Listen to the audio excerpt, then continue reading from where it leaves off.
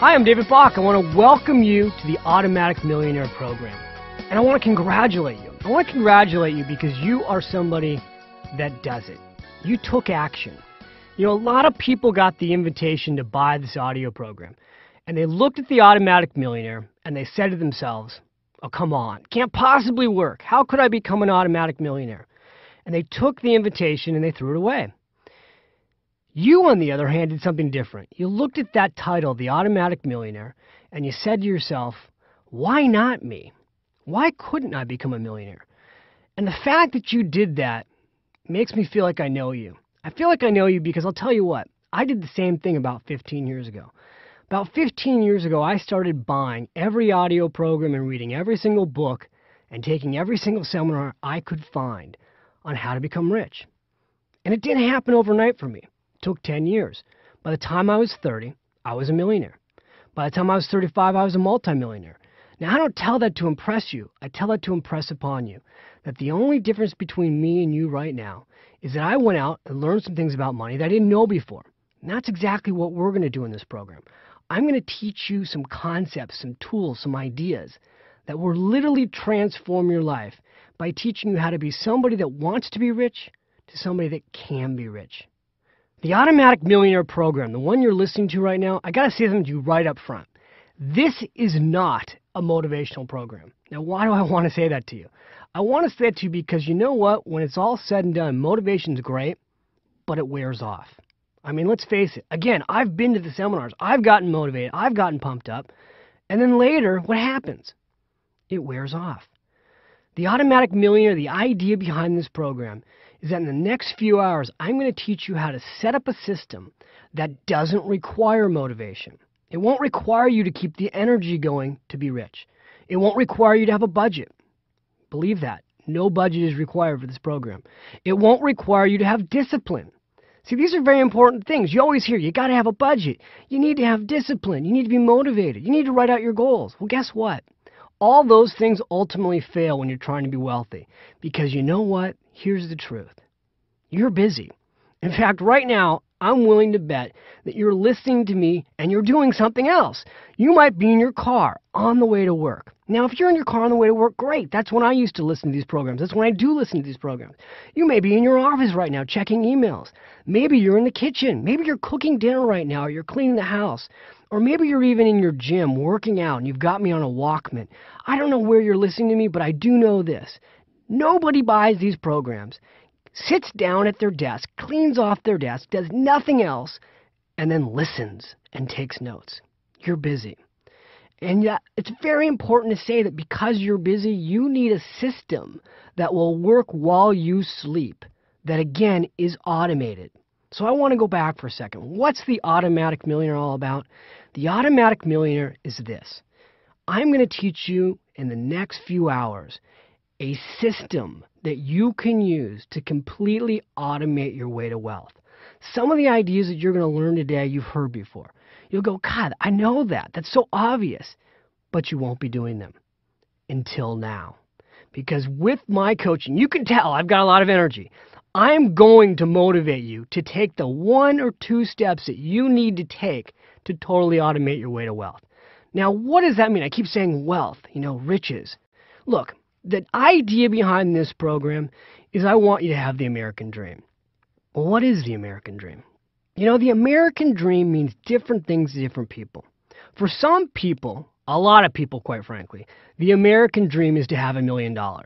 It's not a coincidence that the most popular televisions on show always have $1 million in it. Who wants to marry a millionaire? Who wants to marry Joe Millionaire? Who wants to date a millionaire? Who wants to meet the millionaire's father? Who wants to win $1 million? Everybody in America wants to be a millionaire. In fact, one of the things I just started doing is I just started becoming the money coach to America Online. So I've been spending a lot of time on America Online. So just last week, I'm on America Online, and I see this survey, and the survey pops up on the welcome screen. And it says, what's your best chance of being a millionaire? And they give you a bunch of different options. Win the lottery, inherit it, divorce, marry it, earn it, stock market. You know what the number 1 choice people selected? Win the lottery. At the moment I checked the survey, over 49% of the people who did this survey, at the time I think it was like over 5,000 people had clicked on these buttons, 49% put down that their number one option for becoming a millionaire was to win it. Now, folks, we all know how ridiculous that is. We know that the likelihood that you're going to win millions of dollars by playing the lottery is slim and none. I mean, I do seminars all the time, all over the world, and I always ask the room, how many of you have won the lottery? We're talking, I've been in front of tens of thousands of people, and I've almost never had anybody raise their hand and admit they won the lottery. Now, maybe that's the key thing. Nobody wants to admit it. But what happens a lot of times, I say, okay, how many of you know somebody who won the lottery? And usually about 10% of the room's hands go up. And I always ask the question, well, how many of those people gave you money? The answer is always nobody. Everybody laughs. But here's the thing. If you can't win the money in the lottery, how are you going to get it? How are you going to get the American dream? You're going to create it. So let me ask you, what is that American dream? Again, I haven't really answered the question. Well, the American dream is not necessarily $1 million. I believe that the American dream is this. The American dream is having the freedom to do what you want to do when you want to do it. You know, whenever I sit down with people who are talking about retirement planning, I say, what is your goal? And people always say, I want to do what I want to do when I want to do it. But here's the problem for most Americans. Most Americans, maybe even you, are putting off their life today, looking forward to retirement, age 65, 70. Someday when I retire, I'll go live the American dream. Well, that's a bummer. I mean, who wants to put off your whole life waiting for the American dream? I don't want to. I've found out that you don't have to. You can have the American dream today by putting in place a plan. Now, again, the idea behind the American dream is freedom. But you need to have money to have that freedom. And you can have a really big income and make a whole lot of money and still not have freedom. I'll give you an example. I've got a really good friend of mine. His name's Chris. Chris and I went to college together. When Chris got out of school, he started his own business. And as you know, if you've ever tried to start your own business, it's not easy. So in the beginning, he wasn't making a lot of money. I think his first year, he made $35,000. And he said, God, it's the end of the year, I haven't saved anything. I said, you always have to pay yourself first, which is a concept I'm going to teach you later. And he said, I will eventually. When I get to $75,000 in income, I'm going to start saving money. And every year at the end of the year, we get together for Christmas and we talk about, well, how did your year go? And every year at the end of the year, his company's incomes were going up. So one year he made $35,000. The next year he made $75,000. But guess what? The year he made $75,000, didn't save a dime. Then a year goes by. He's making $150,000. Got a much better lifestyle. Still is not saving a dime. A couple more years go by. Now he's making $250,000. Now think about that. The American dream. The guy's making $250,000 a year. But you know what? Hasn't got anything in savings. He's spending every dime he makes. Last year we got together and he had his best year ever. Last year he made over $500,000. And you know what? He's got a really nice house now and 2 beautiful cars, a Mercedes, a BMW. I think he's actually got a Range Rover too now that I think of it. And we're sitting at his golf club and he says, David, I'm making $500,000 a year. This is way more money than I ever dreamed possible. But you know what? He said, I hate what I'm doing. I hate my job. My business has become my job. I don't enjoy it anymore. And he said, even worse than that, I really hate the fact that every single year, no matter how much more money I make, I'm trapped. In fact, I need to make this kind of income now because no matter what I make, I'm living paycheck to paycheck. And he said, and I'm so frustrated. I said, well, it still comes back to the same basic problem. You haven't put in place a plan to be rich. You're just working harder and harder and harder, doing it, making more and more and more money, and you're always spending it. You're always living paycheck to paycheck. He said, yeah, that's right. That's exactly what I'm doing. I said, I know. I've been talking to you about this for 10 years. I said, people read my books and they take my programs and they act on them, and you don't listen to me. You got me for free. That's the problem. Well, the reason I tell you that story, and it may even be hard for you to relate to, you go, oh my God, please give me a break. If I made more money, I'd be rich.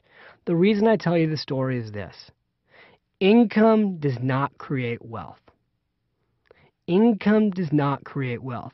You making more money won't make you rich unless you do something with that money for yourself. And again, that's what this program is about. So let me tell you one more story. This is about a good friend of mine named Fred. Now, Fred was one of these guys that always wanted to take the guaranteed route. So he always worked really hard in high school to get really good grades. And then he went off to college. And again, he worked really hard to get really good grades. And he decided at a very young age he was going to be an attorney, because if he became an attorney, he would make more money than most of his friends. So he went off to law school. He got himself a good law degree. And then guess what he did? He got himself a good job at a good law firm, making a good amount of money. In fact, to be honest with you, right out of school, he's making more money than any of us. He had a six-figure income. He got $125,000 his first year out of law school. And he was happy. In fact, he's very proud of himself. He went out and bought a very fancy car. He's one of our first friends to buy a home. And he had a lot of nice clothes. But you know what? Fast forward now 10 years later, he's still making a lot of money. In fact, right now he's making over $250,000 a year. And where he lives, that is extremely high pay. But you know what's really sad? He's in his mid-30s. And he hates his job. He hates being an attorney. He regrets that he's an attorney. Now, logic would tell you to say, oh, well, then go do something else. But you know what? He's trapped. He has decided in his mind, partially because of the way he's handled his finances, he has very little savings, that he needs to continue to make $250,000 a year. And as an attorney right now, he can't think of anything else that he can go and do where he could make the same amount of money to provide for his family. He's got 3 kids, his wife doesn't work, so he's trapped. Now what's sad about this is that here is a guy in his mid-30s, looks like he has the American dream, looks like he's got everything we all want to have, and yet deep down inside, he's really, really unhappy. One of the things I always suggest to him whenever I see him is, you know what? If you deal with your financial life, if you would pay yourself first, if you start saving your money for the future, you could buy your way out of this problem in less than 5 years. We'll see what happens. All right, you might be wondering, well, who is David Bach? Well, first of all, let me give you my quote-unquote credentials. My background is that I worked at Morgan Stanley from 1993 to 2001. When I left Morgan Stanley, I was a senior vice president and a partner of the Bach Group. We managed over $750 million for individual investors during my tenure there. So yes, I've got a lot of practical experience as a financial advisor. In fact, I worked with over 1,000 clients. 100 of those clients were millionaires. So I know what it takes to work with people one-on-one. Since 2001, I've been focusing all my energy on working with more people through financial education. In fact, that's one of the reasons right now I'm here with you communicating through these audio sessions. Maybe you've read my books. Maybe you read Smart Women Finish Rich. Maybe you read Smart Couples Finish Rich. Maybe you read the Finish Rich workbook. We've got over 1 million of these books now out all over the world. In fact, my books are in 7 languages in over 20 countries. Maybe you've gone to one of my seminars. We've had 500,000 people in the last 4 years go to my Finish Rich seminars. Maybe you've been to my website, or maybe you've seen me on AOL, or maybe you saw me on the Today Show, or The View, or The Early Show, or CNBC, or CNN. Or maybe you have no idea who I am and you just thought, the Automatic Millionaire? I want that.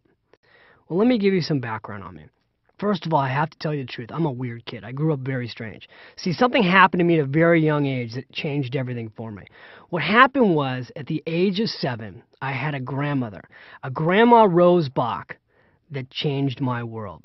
Here's what she did. One day at McDonald's, my favorite restaurant in the whole world, my grandmother looked at me and she said, David, you don't just have to be a kid that eats cheeseburgers and french fries. She said, you could get rich at McDonald's. Now, I looked at my grandmother and I said, Grandma, I think I'm a little too young to work here. And she said, no, David, I've got a bigger plan for you. She said, when we get home, I'm going to teach you how you could own McDonald's. Own McDonald's, Grandma? I'm 7 years old. I'm thinking, boy, is my grandmother rich? Is she buying me a McDonald's? Is there something I don't know here? But I knew my grandmother had something else in mind. And that day, she took out the Wall Street Journal and she proceeded to explain to me that McDonald's was what was called a publicly traded company, that I could buy 1 share of the stock and I could own a piece of McDonald's. I said, Grandma, does that mean when my friends go to McDonald's and they buy cheeseburgers, I'll make some money off of them? She said, you got it. And I was like, wow, this is cool. This is like Monopoly for big boys. She said, well, kind of. Yeah, sort of the same idea, but that's the whole idea. She said, David, whenever you go somewhere, if the company's publicly traded and you buy stock in it, you own the place. So you know what I did that year? I saved my money. I saved my birthday allowance, and I saved the cutting the lawn allowance. At the end of the year, she helped me buy a few shares of stock in McDonald's. Now, here's a true story. Had my parents bought 100 shares of McDonald's back when I did this almost 30 years ago, today those 100 shares would have grown to over $500,000 in McDonald's stock. Pretty smart kid, right? The truth was, I wasn't a sophisticated investor. I just knew I loved cheeseburgers. And my grandmother knew that the time to teach me about money was when I was young. Now, my grandmother Bach was an amazing woman. She's from Milwaukee, Wisconsin. And my grandmother Bach did something that changed the destiny of our family. She decided at the age of 30 that she wanted to be rich. Now, why was that a big deal? It was a big deal because she was poor. My grandfather and my grandmother were poor. They didn't have any money. They were renting a home. They were living paycheck to paycheck. In fact, both of my grandparents worked. My grandmother was working way before most women were working. In fact, my grandmother was a buyer of wigs for a company called Gimbels. You might even remember Gimbels if you're much older. And my grandmother decided at 30 that, you know what, this not having money stuff, this is not fun. The way she told the story is she said she looked at my grandfather and she said, Jack, this is not working. Now, when you're a man and your wife tells you this is not working, this is not a good thing to hear. But my grandfather said, well, what do you mean it's not working? She said, Jack, in case you haven't noticed, we're poor. We don't have any money. And he said, well, what do you want to do about it? And she said, I want to start investing. And what she did is she started taking $1 a week out of her paycheck. She was making $10 a week. She took $1 a week, started paying herself first. She put that money in a coffee can. At the end of the month, she took that money down to a broker's office and she started investing in the stock market. Now, the way the story turns out is that my grandmother became a self-made millionaire. And she taught the rest of the family how to do this. She taught my father how to do this, and he became a self-made millionaire. She taught me how to do this, and I became a self-made millionaire. And the whole family learned from this one woman the principles of building wealth. And now I've been going around the world for the last 5 years teaching other people the principles of building wealth. But for nearly 10 years, from 1993 to 2001, I was a financial advisor, working with clients every day in the trenches, helping some people that were retired make sure that their money would last their lifetime, and helping a whole lot of other people, probably like you, who want to build wealth, starting with nothing, get on a program. I've had clients literally come into my office and start with nothing. We've gotten clients to start saving $25 a month, and we've put them on a program. I've also had clients come into my office with over $10 million. Many of those clients I did not spend 8 hours a year with. Why do I point that out to you? What you've got is 25,000 hours of my knowledge of working with clients. And in fact, I worked with over 1,000 clients one-on-one. But I've also taught, again, tens of thousands of people all over the world about money. And you've got me right here in your little audio program for 8 hours. But the best part is you can play these over and over again. I hope what you'll think about when you think about this program and you think about me is that you'll consider me, David Bach, your personal financial coach. That's the role I want to play with you. I want to be your personal financial coach that is going to take you on a plan to live the life you want to live. Give you that American dream of freedom, whatever that freedom means to you. Help you achieve financial security so that you don't have to worry about money. The biggest thing that holds us back from living the life we want to live is we wake up every day with financial pressure. We wake up and we don't know, how am I going to pay the bills? How am I going to pay for the kids' school? Where am I going to get the money to cover the mortgage or the rent? What am I going to do every day when I wake up? I got to go make money, spend money, make money, spend money. It's a vicious rat trap. It's a circle. It's like the hamster in the hamster cage. It goes around and around and around and never makes progress. We want to get you off of that. So I'm a big believer in the power of questions. I want to start by asking you 6 questions. 6 questions. You don't have to take out a pad of paper. I just want you to think about these questions for a second. Now, here's the miracle or the magic, if you will, of these questions.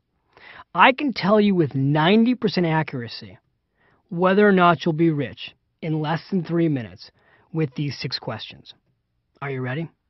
Let's go into them right now. The first question is, do you pay yourself first?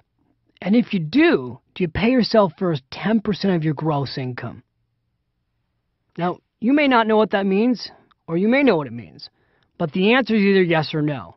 You either do pay yourself first, or you don't.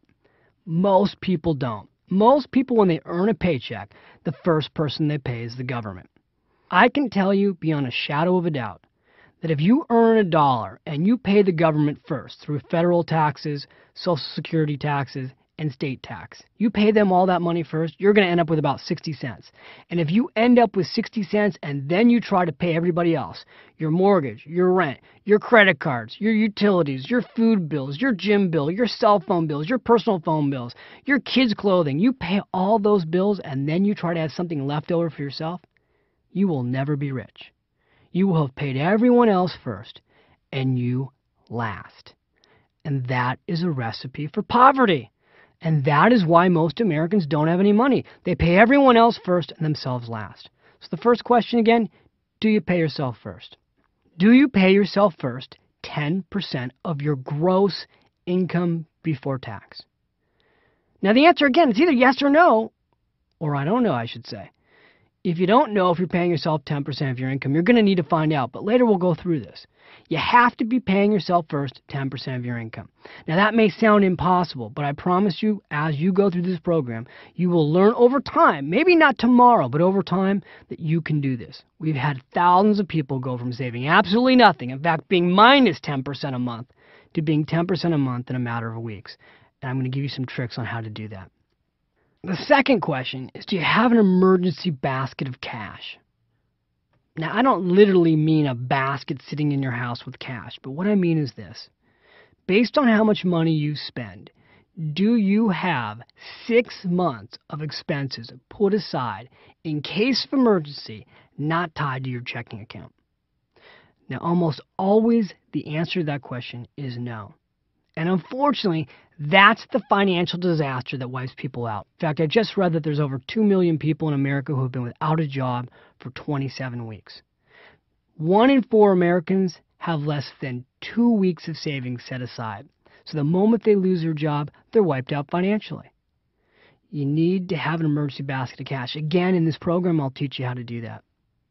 The third question is, do you know what your latte factor is? Now, I've become famous for the latte factor. You might have heard about this. Now, that's latte factor. You know those lattes that you get at Starbucks? The latte factor is a simple idea that we all spend small amounts of money on little things. Millions of people every day wake up and go to Starbucks and get a nice fancy grande latte. And that little latte costs over $3.50. And then they get a muffin and it's $1.50 and they're out the door for $5. Now, maybe you're going, that's ridiculous. I would never spend $5 at Starbucks. Well, it's not about Starbucks. The latte factor is a metaphor, which I will teach you later in this program about. The latte factor is a simple, powerful, life-changing idea that we've all got small amounts of money that we're wasting on little things. Could be a cup of coffee at Starbucks, could be cigarettes, could be bottled water. But it's a radical principle. In fact, People magazine did a feature story on me, and it said, a latte spurned is a fortune earned. I went on The View with Barbara Walters and I talked about this principle. It's the most popular thing I've ever taught because it's so simple to use. And later in this program, I'm going to teach you how to find your latte factor and redirect that wealth to literally, if you wanted to, make you hundreds of thousands of dollars, if not millions, in extra savings during your lifetime. The fourth question is, do you own your own home? See, if you're a renter right now, you have almost no statistical possibility whatsoever of being rich. Now, how do I know that? Because a recent study showed that the average renter in America has a net worth of less than $4,000. Now, what about homeowners? The average homeowner has an average net worth of nearly $140,000. Now, think about that for a second. That's almost 40 times greater than a renter. So here's what I can tell you. If you're listening to this program right now and you're a renter, the only person who's getting rich is your landlord. So if you want to be rich, you have to be a homeowner. Almost 40% of Americans rent. If you want to be a homeowner, you will learn in this program the secret to being a homeowner.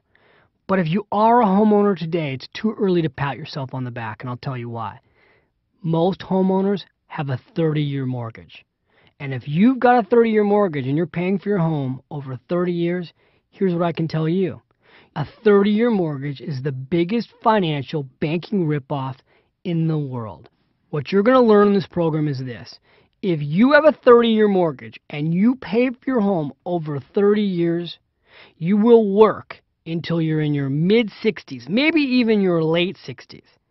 Now, if that doesn't sound good to you, then you're going to want to keep listening to this program because you're going to find out that there's a much better, a smarter way to pay your mortgage that can literally put you in a position to pay that home off in less than 20 years.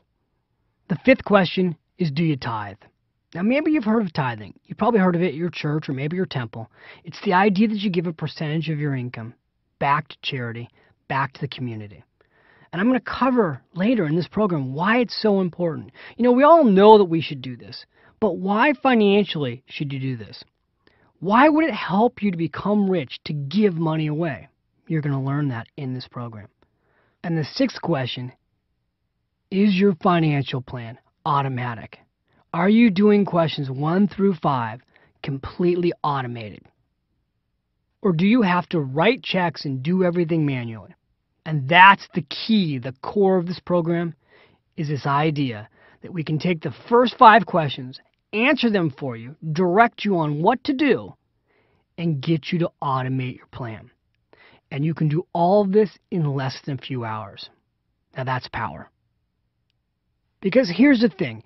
If all the first 5 questions I talked about, paying yourself first, 10% of your gross income, having an emergency basket of cash, buying a home, finding your latte factor, if you have to have a budget to do all those things, if you need discipline to do all those things, if you need motivation to do all those things, I can promise you it won't work.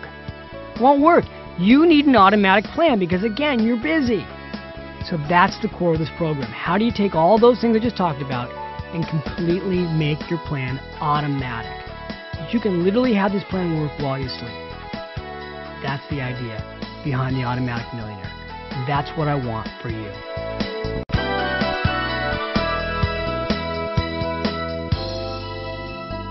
I want to talk to you for a second about the title, The Automatic Millionaire, because maybe when you got this, you thought, well, gosh, is this a get-rich-quick scheme? Because we've been exposed to so many of those things. You know, this is the way to find the hot stock. You need our software, and then you can do this. Or maybe you think, well, I'm going to need to run my own business to be an automatic millionaire. You're not going to need to. The one I like the best is that infomercial that's been airing for like 20 years, which tells you that you can place tiny little ads while sitting on your couch and people will just mail you in checks. That is not what this program is about. In fact, I just got a quote from Bill O'Reilly. You probably know Bill O'Reilly from the O'Reilly Factor. And Bill O'Reilly, if ever there's been a skeptic about anything that's about spin, it's Bill O'Reilly. Bill O'Reilly gave me a quote for this approach. There's no spin here. So let me go through why there's no spin here. The Automatic Millionaire is not about getting rich overnight.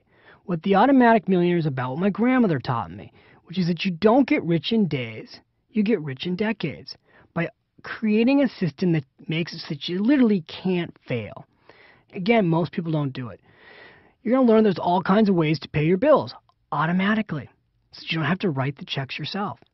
You're going to learn that today with technology, you can literally, in less than 1 hour, so that you can completely automate every aspect of your financial life. So that literally, if you were in a great situation where you could take a month off, which you probably can't even fathom right now, but if you went on vacation for a month, you went to Europe on vacation, you wouldn't have to even think about your finances because your bills would be paid automatically, your savings plan would be handled automatically, your mortgage plan would be handled automatically. You'd have everything automated and you wouldn't have to think about it.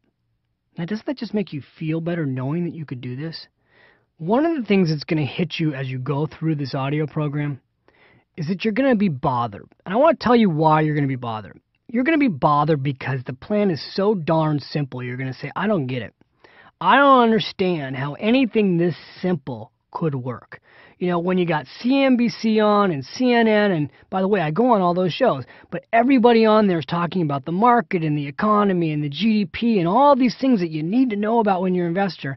And yet here you're talking about, David, having a financial plan that's totally automatic in less than an hour. How can that be? There's all these technical books out there right now. Technical analysis of this investment, technical analysis of that investment, and there's 8,000 mutual funds, and there's 11,000 stocks, and how can it be this simple? Well, it can be this simple. The reality is there's a big business in making it complicated. There isn't a big business in making it simple. I don't know why that is. I don't know why more people are not out there sharing a simple message, but they're not. The stuff I'm going to teach you today, I have to tell you the truth, you should know everything I'm about to teach you. Should have been taught in school.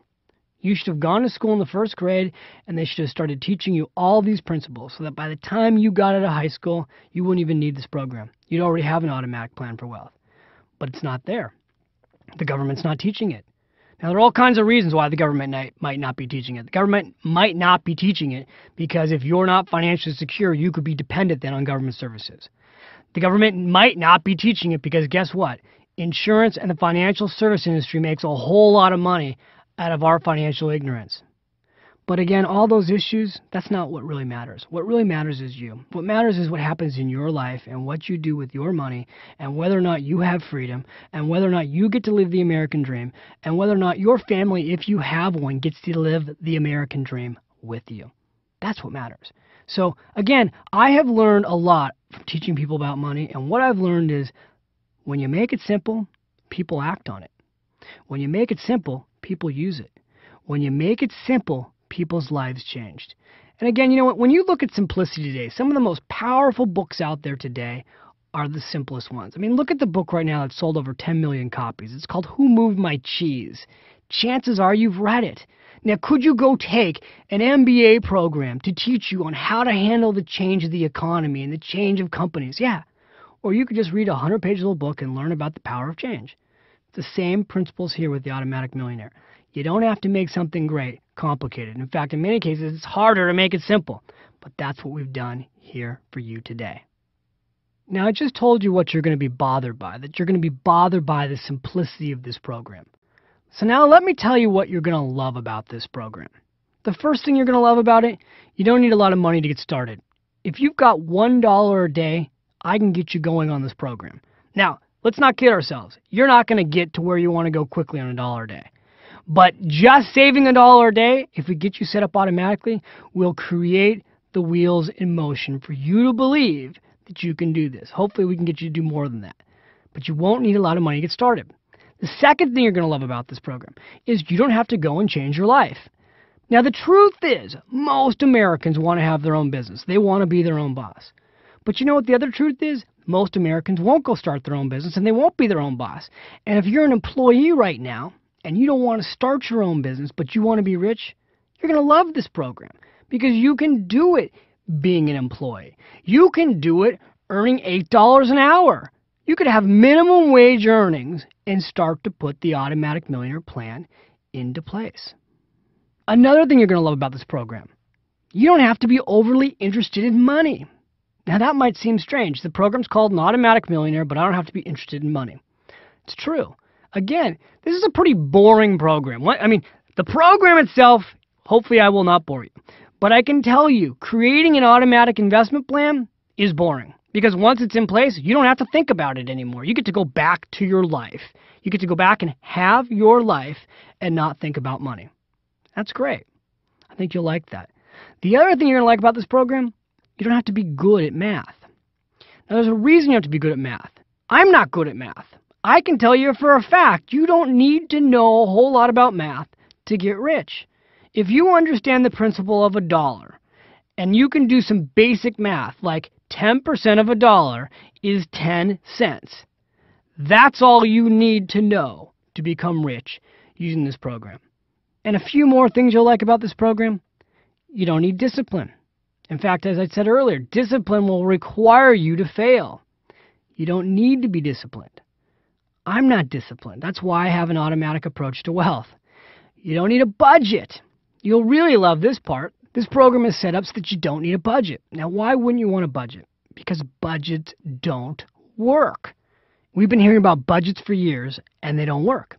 If they worked, we'd all be on them, we'd all be using them, and we'd all be rich. They don't work. And you won't need one once you set up your automatic plan. And the last thing, and again, I say this to you in all sincerity, you don't need to be a landlord to get rich. You do need to be your own landlord. You do absolutely need to own your own home. and you do want to pay that home off early, but you don't have to go in the rental business of real estate to get rich. There are people that are getting rich every single day that don't have tenants in rental property. And you know what? Here's the truth. It always sounds great to say you should go out and buy real estate with no money down, and other people will pay for your real estate, and you'll have positive cash flow, and you'll live happily ever after. What people don't tell you is that is really tough. It's really tough to buy real estate with no money down, and it's really tough to find tenants that will pay enough rent for you to have positive cash flow. So this program doesn't require you to do that. You want to go do that, fine, but this program won't require you to become a landlord and buy real estate with no money down and have tenants. You won't have to worry about any of that stuff. Again, you'll be able to go on vacation and not think about your money because your plan will be automatic.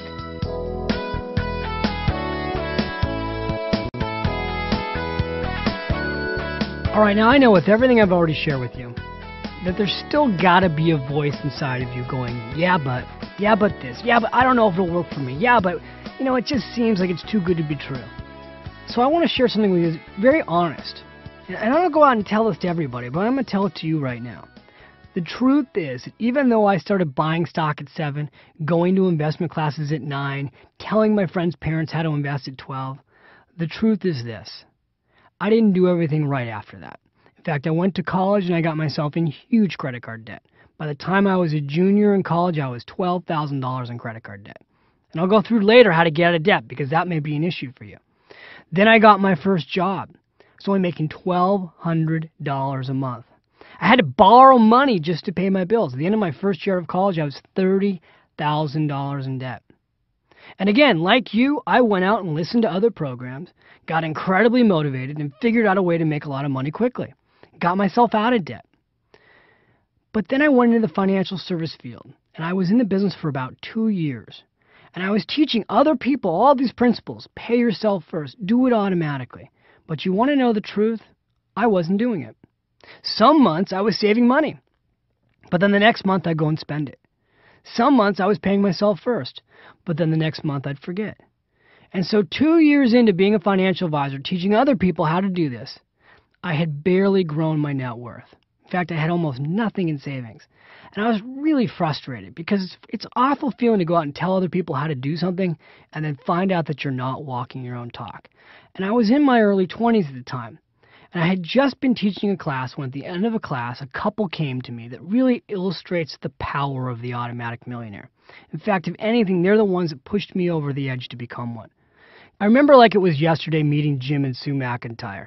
This couple came up to me at the end of a 4-week class that I was teaching at a local adult school and said, David, we want to come into your office and we want to talk to you about retiring. Now, I had met Jim earlier in the class, and one of the things Jim had told me is that he'd never made more than $50,000 a year. He told me he was very conservative with his money, and I also knew that Jim was 52 years old. So one of the things I started thinking was there's just no possible way that this couple can retire in their early 50s, unless maybe they inherited some money or something. I was doing the classic rookie maneuver, they say. I was judging a book by its cover. But I said, yeah, come on into my office. Let's sit down. Let's see what your situation is. So about a week later, Jim and Sue come into my office. Now, let me just first of all describe to you Jim, so at least you'll understand why I was such a rookie judging a book by its cover, okay? Jim comes into my office. The guy is wearing one of those short-sleeve dress shirts, the ones that you just think to yourself, why do people wear those? Okay, maybe that's a little bad to say, but he's wearing one of those short-sleeve dress shirts with a T-shirt sticking out underneath it. He's got himself a little pocket protector with a whole bunch of pens in it. Again, he just doesn't look like somebody who's going to be a millionaire. Oops, I already gave it away. Now his wife, on the other hand, she's also dressed a little bit funky. She's got some pretty serious blonde highlights. They just didn't look rich. But I was in for a shock, and I was in for a lesson that would change my life. So we sit down together, and I say, well, so tell me about your situation. And they start telling me, oh, isn't it great? Jim's going to retire. He's 52 years old. We're so excited. He's not going to need to work anymore. And I go, whoa, wait a minute, guys. What makes you think you have enough money to retire? Now, again, at this point, I didn't know they were millionaires. So they said, well, why? You don't think we have enough money to retire? We don't look like people who would be rich enough to retire? And I said, well, Jim, wait, you told me you're 52. You told me you never made more than $50,000 a year. You certainly don't look like a multimillionaire. Did you inherit any money? He laughed. He said, inherit any money? Of course not. Didn't inherit a dime. He proceeds to take out his net worth statement, and he shows it to me. So the first thing that Jim showed me was his tax returns. Now here's the amazing thing about his tax returns. The year before he came into my office, ready for how much money he earned? He lied. He earned a little bit more than $50,000 a year. He earned $53,946. And I guess it's because he combined his income with Sue's income. So, again, not a whole lot of money that he was making, but not so bad either. About your average American family. Certainly not enough money to be rich, right? Wrong. He proceeds to take out his brokerage statements. Here's what he shows me. First of all, his 401k plan at work. $610,000. But wait, there's more. Sue takes out her retirement accounts. She's got $72,000 in retirement accounts. Then they take out their brokerage statements. $160,000 in municipal bonds. And then they take out their bank and savings accounts. $62,500. Wow. That's a lot of money. But wait, there's more. Now they show me their real estate holdings. They own the home they live in. Free and clear. It's worth $450,000. But wait, there's more. They have a second home, a rental property. It's worth $325,000. Free and clear, no mortgage. Did you just do the math there? That's $775,000 worth of real estate with no mortgage. Combined, they've also got 3 cars and a boat, and they have no debt. So collectively, they've got a net worth approaching $2 million. Now, as if this isn't enough, they've also got a stream of income coming in the form of interest and dividends from their investments. Between rental income and municipal bonds, they've got $26,000 a year in income coming in. Now, this is what's really killing me at this point. Now I'm going, wait a minute. Not only is their plan to retire at 52 realistic, but it's amazing. Now, one more thing about the McIntyres that's totally amazing is that they had 2 kids. It's easy to go, oh, well, they didn't have kids. It's easy to get rich if you don't have kids. They had 2 kids. They probably still have those 2 kids. And they sent those 2 kids off to college, and they paid for their college education with no student loans. And an important thing that the McIntyres did, and I'm going to share with you later why you should do this too, if you've got kids, they taught their daughter and their son how to do this at a young age. Because what's the fun of getting rich if you don't transfer that knowledge, not just the money, but the knowledge to the next generation? Now, I have to say something to you at this point. As a financial advisor, I don't normally get impressed with people's wealth. I'd seen a lot of people who are as wealthy as the McIntyres before they came into my office. But what amazed me about the McIntyres was, again, was not so much their wealth, but they didn't look like people who would be rich. I mean, again, he never made over $53,946 in a year. And here he is sitting in my office in his early 50s, 52. He's got almost a $2 million net worth. So now at this point, I'm hooked. I'm a new financial advisor. I'm supposed to know all this stuff, but I'm not practicing it. And I sit back in my chair, and I look at them, and I said something I'll never forget. Would you mind sharing with me how you did this? They said, David, you got to be kidding me. You've been teaching us a class for 4 weeks. I said, I know I've been teaching a class, but I'm amazed. I go, honestly, I don't see people like you every day. I mean, yeah, I've seen people come in here with money. But you know what? You've come in here with a lot of money. You've never had a high income. And yet you're almost worth $2 million. I need to know how you did what you did. Because, here I am making, quite honestly, more money than you. And I got to tell you, I'm finding it tough to save. Would you guys sit down and share with me how you did this? And Sue looked at Jim, and they said, yeah, of course. Absolutely. How much time have you got? I said, well, how much time would it take? And they said, it wouldn't even take an hour. And the truth was they sat down in 20 minutes and laid out for me exactly how they did what they did. And the amazing thing is that they did everything that I'm going to share with you in this program. They paid themselves first. Didn't start off paying themselves first, but they paid themselves first. They automated their plan. They bought a home. They paid that home off early. They set up everything in their system so it was totally automated, so they didn't have to budget or write checks or think about saving. In fact, they got rid of their budget. Very, very important. But they created an automatic plan to be wealthy so they could not fail. Now, here's the kicker in their story. I asked them, how did you learn about this? And they said they learned from their parents. Now, they lived in a community called San Leandro, California. And I got to tell you, these were such nice people, but they were such average Americans. Like those people you hear about, the millionaire next door. But they weren't people who scrimped. They had lived a totally full life. The guy had a boat, 3 cars. I mean, this is a guy who's enjoying his life. And he lived on a block where he said, David, you know what? I got to tell you something. The street I live on, most of my friends have all been doing the same thing too. In fact, this is what we would talk about on the Sunday barbecue, was how we were all doing these things so we could all retire early in our 50s when our kids were out of our house and hang out together. And he said, I'm really not that special. Sue and I have just been doing, what you teach people to do, only we really did it. We lived it. We lived these concepts you teach. And he said everybody else in our street is living them too. But that story profoundly changed my life. Because when I walked out of the conference room, I went back into my office. I sat in my office and I stared at the wall for 2 hours. I'll never forget this. My dad comes in and he goes, what are you doing? I go, I've just had the most amazing life-changing experience. I said, it's going to totally change my life. And within a week, I had completely transformed my financial life to doing everything that I lay out in this program for you. And it worked. And now I'm going to take you through, in the remainder of these audio sessions, how to do what the McIntyres did. How to become that millionaire next door that lives a fun life. You don't have to scrimp, save, but automate your way to wealth. Wouldn't it be great to not have to think about your money?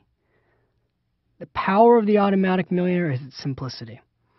Just take that voice, that yeah, but voice that you're hearing right now in your head, and shut that little voice up. Put it off in a box somewhere. Maybe stick it in a closet, if you will. And give yourself the next few hours of having an open mind and allowing these ideas to sink into your soul so that you'll take some action immediately to become the automatic. All right, well, we've come to the end of the first session, and what I'm going to do right now is introduce you to a concept I call Automatic Millionaire Action Steps. Each audio you've got is going to end with specific action steps that you can take. Now, why is it important to take action steps? You can listen to me, and if all you do with these audio programs is listen to me, you'll still make changes in your life. You will, because subconsciously the stuff will sink into your brain, it'll get into your soul, and before you know it, you'll be doing things differently financially. But if you start taking specific, measurable actions following each audio session, you're going to make progress towards being an automatic millionaire faster. So if you're somebody who's what I call a quick start, you really want to get going quickly, then all you need to do at the end of each audio is follow the action steps, and you'll get to where you want to go faster. All right? Makes sense, right? So let's talk about the first action step. Here's what you're going to do right now. Very, very simple. I want you to take out the workbook that was included with this audio program. If you don't have a workbook, if you're in your office, go, I don't have the workbook. What am I going to do? What a nightmare. I knew I should have brought the workbook. Don't worry about it. All right? Just take out a pad of paper. Here's what you're going to do. All you need to do today is the following. I want you to do 2 things. 1, I want you to commit to yourself when you will listen to the second audio. All right? Really important. It could be tomorrow. It could be next week. You have to make a commitment to yourself. I want you to write it down. What day I'm going to listen to the second session of this audio program. Now, in a perfect world, I'd like to see you put this in your calendar. I'd like you to literally make an appointment with yourself to listen to session number 2. And let me tell you why this is so important. You would be stunned on how many people buy these programs, open them up, listen to the first audio, and never get to the second audio. In fact, it would be depressing for me to actually know those statistics, but we don't care about the statistics. We care about you. I want you to get to the second audio, okay? So go to your Palm Pilot, go to your calendar, whatever you use, and make a date with yourself to do session 2. The second thing I want you to do is this. I want you to take a look at this question. and I want you to answer it for yourself truthfully. Here's a key thing to know financially. All progress begins with telling the truth. So tell yourself the truth right now. I call this the Finish Rich Clarity question. Over the next year, what one thing would have to happen for you to feel you've made great financial progress? Over the next year, what one thing would have to happen for you to feel you've made great financial progress? Now, in your workbook, there's a whole page there that you can fill out to give yourself that answer. Again, if you don't have your workbook, don't sweat it. Just take out a pad of paper and write it down somewhere that you won't lose it. I want you to be really specific. If you're right now $6,252 in credit card debt and your number one dream is to get out of credit card debt, then let's write that down. Put down in there, you know what? For me to feel I've made great progress, I want to completely pay off the Visa credit card. Maybe you really want to buy your first home. You know what? Write that down. For me to feel like I've made great progress, I want to buy my first home. Whatever it is that's really important to you, I just want you to focus on one thing. The power of focus can change your life. And when you write it down, it starts to become real. You can see, am I making progress as I go throughout this year? And another thing is, I want to hear from you. So at the end of this year, after you've done this, later on this program, I'm going to give you my email because I want to hear from you. How did you do on your number one goal for the year financially? We hear from people all over the world every single day, their success stories. And I want you to be one of those success stories. All right, so we're done for the day. Congratulations. Go make that date with yourself for session 2, and I'll be back with you when you return. Thanks.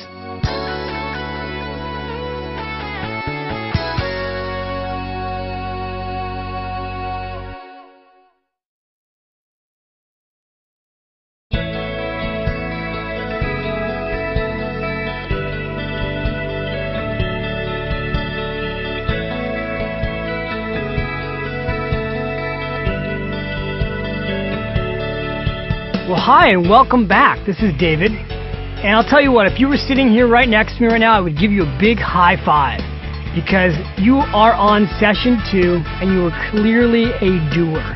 You are not a watcher. You are not a wannabe. You are a doer. And I'm just really proud of you that you came back, that you made a commitment to yourself to follow through. And we're going to have a great session right now. Session 2 is probably my favorite session because it is the latte factor. The latte factor is an incredibly powerful metaphor that can change your life.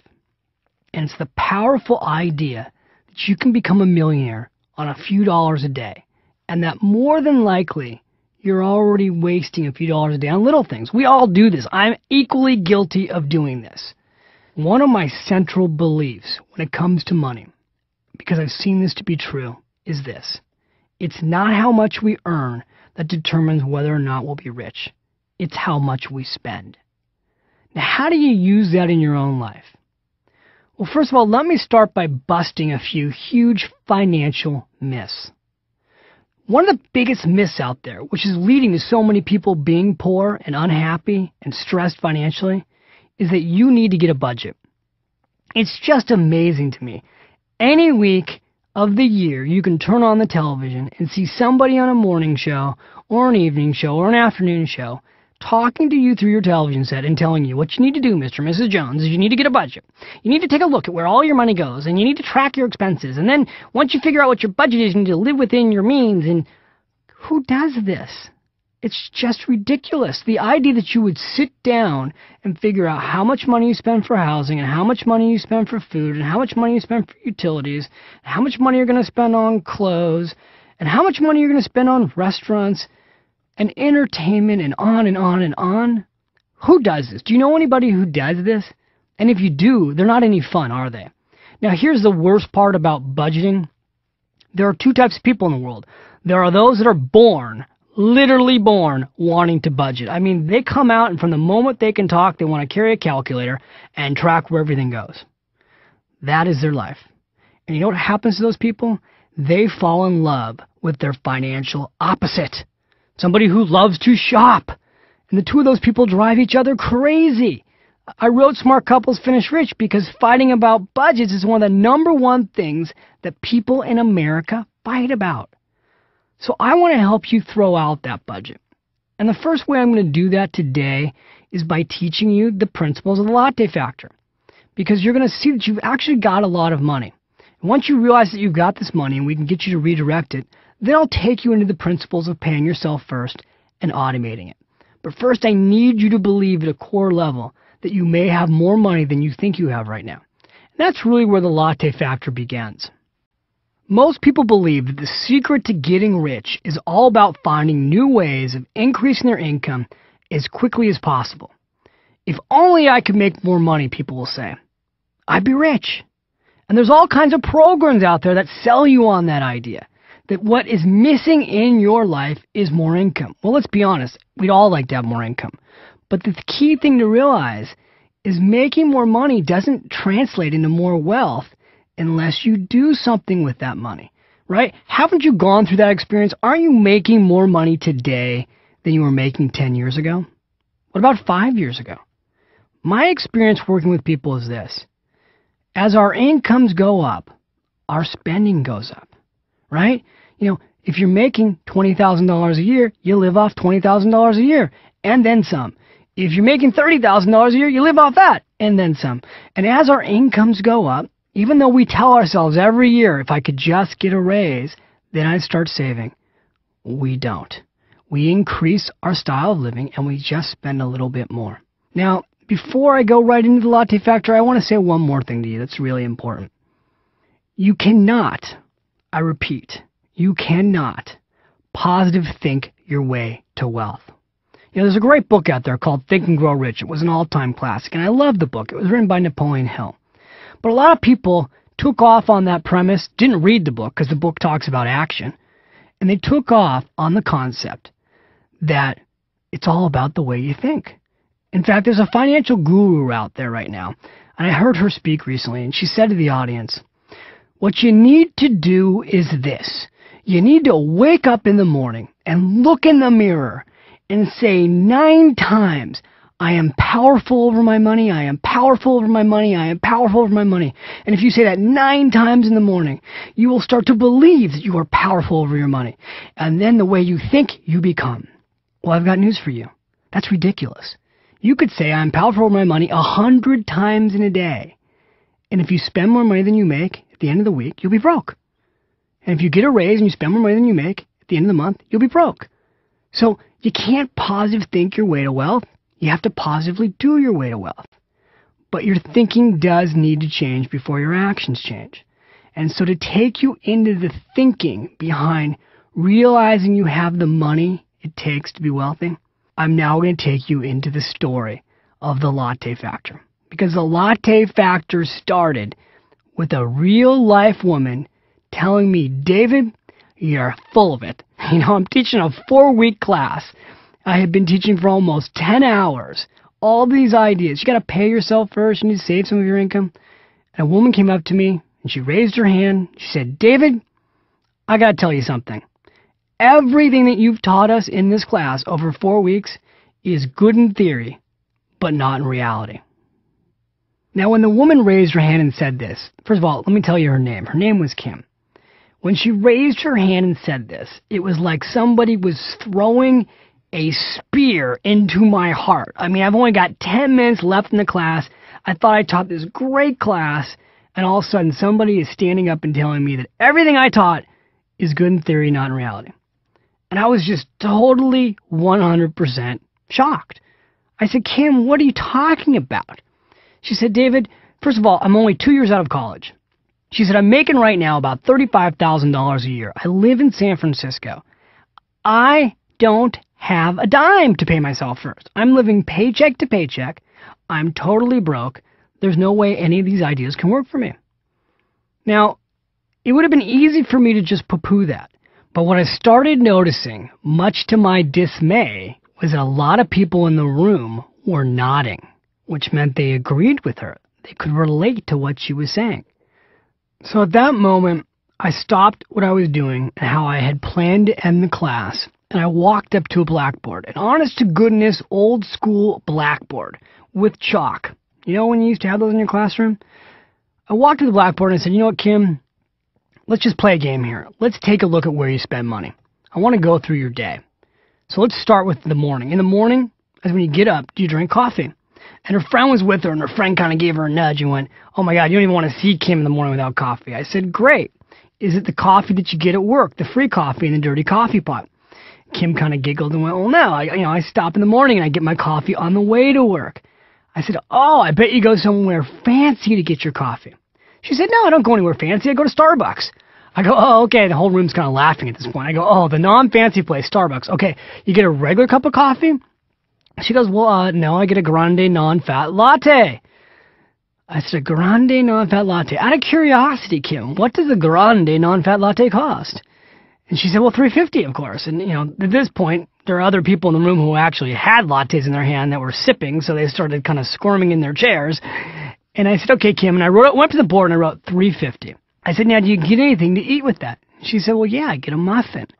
I said, okay, well, what's the muffin cost? And she said, $1.50. So I went to the blackboard and I wrote $1.50. At that point, somebody said, $1.50 for a muffin? How can a muffin cost $1.50? Kim said, well, it's fat-free.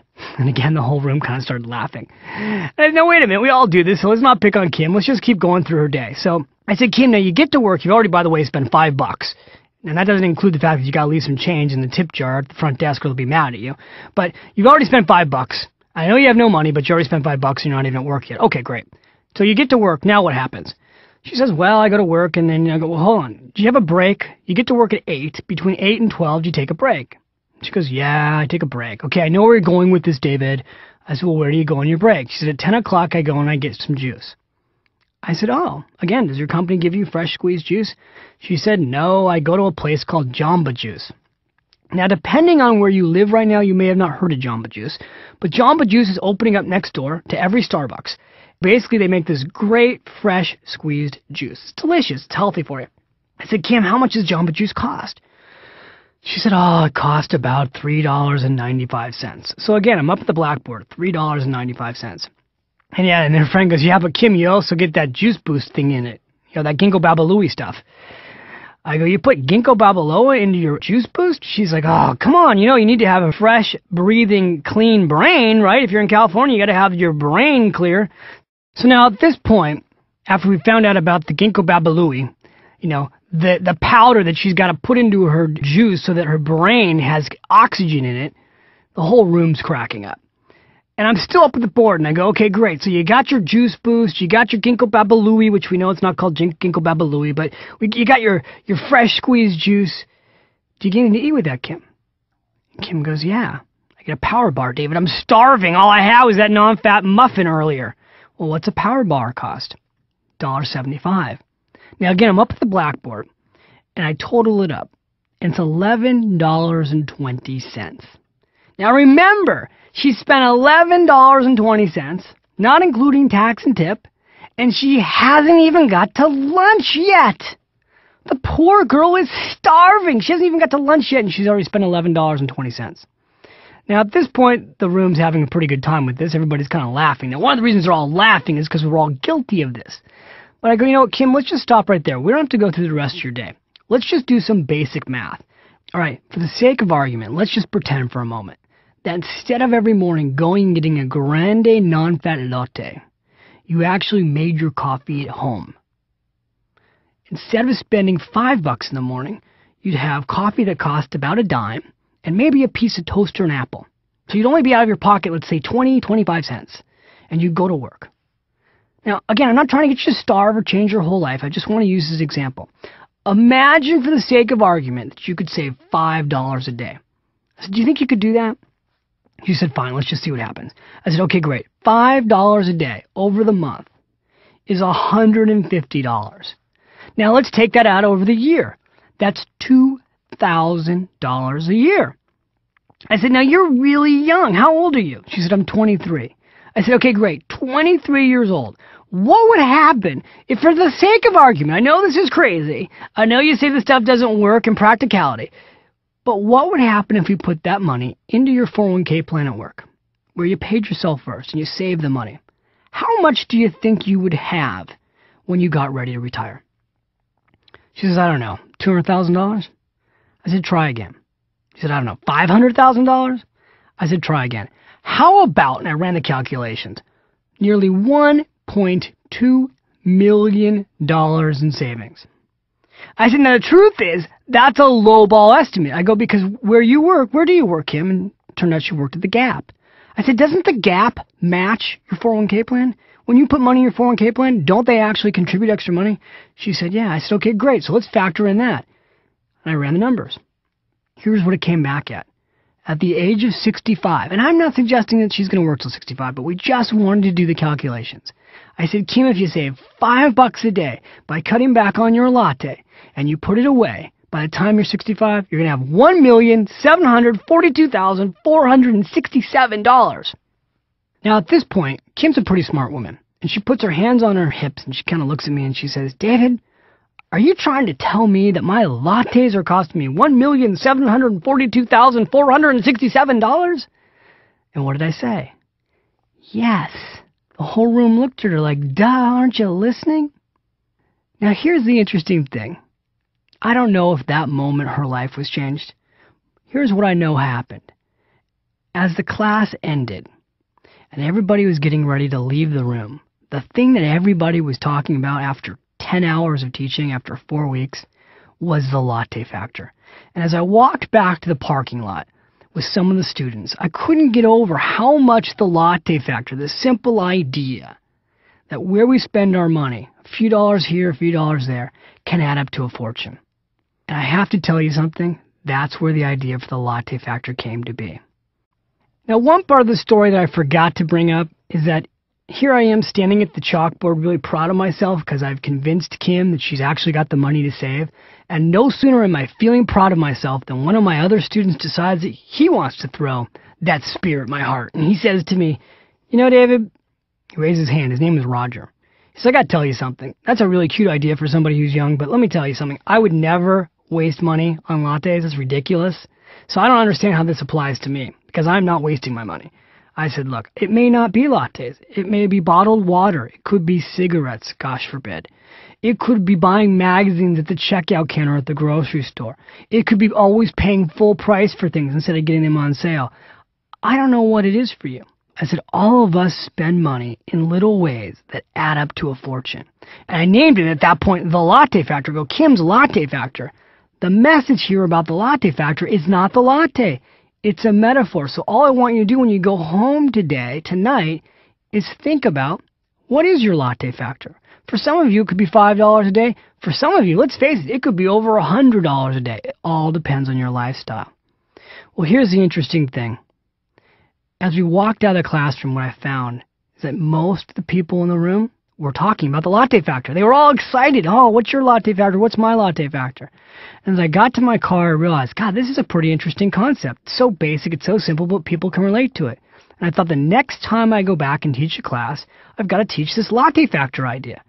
Well, it's been almost 10 years, and now I've been teaching it all around the world, and it's taken off. As I told you earlier, it's been everywhere. But the idea of the latte factor, again, it's the metaphor. It's taking a look at how we spend money in small ways that can literally add up to a fortune. And I want to give you some of that math, what I call the latte factor math. Because when you really think this through, it's shocking. So let's just try this on for size for a second. And you'll find a little chart in your workbook that highlights this so that you can kind of look at it visually. But right now, wherever you are, I just want you to listen to this for a second. I want you to think about this.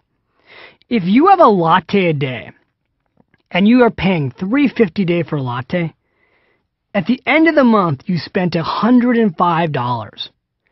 At the end of the year, you spent on a latte a day $1,260.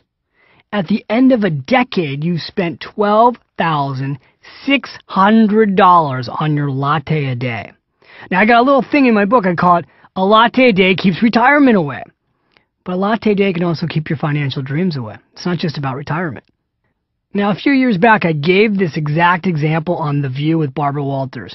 And I said, if you do this over 3 decades, you could almost have spent nearly $40,000 on lattes.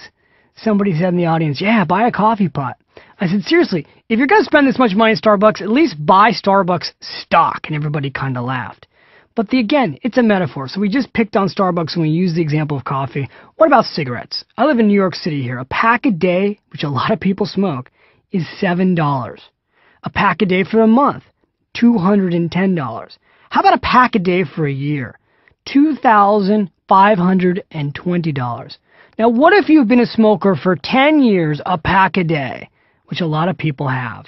That's $25,200 during a decade. Man, that's a lot of money. God forbid what it's doing to your health, right? Now, there's so many examples like this. I mean, the newest one has got to be bottled water. Everybody drinks bottled water. Can you imagine 30 years ago when somebody came up with the business plan for bottled water? Hey, I've got this great idea. We'll take water and we'll put it in a bottle and we'll sell it. Water's free! Why would anybody buy water?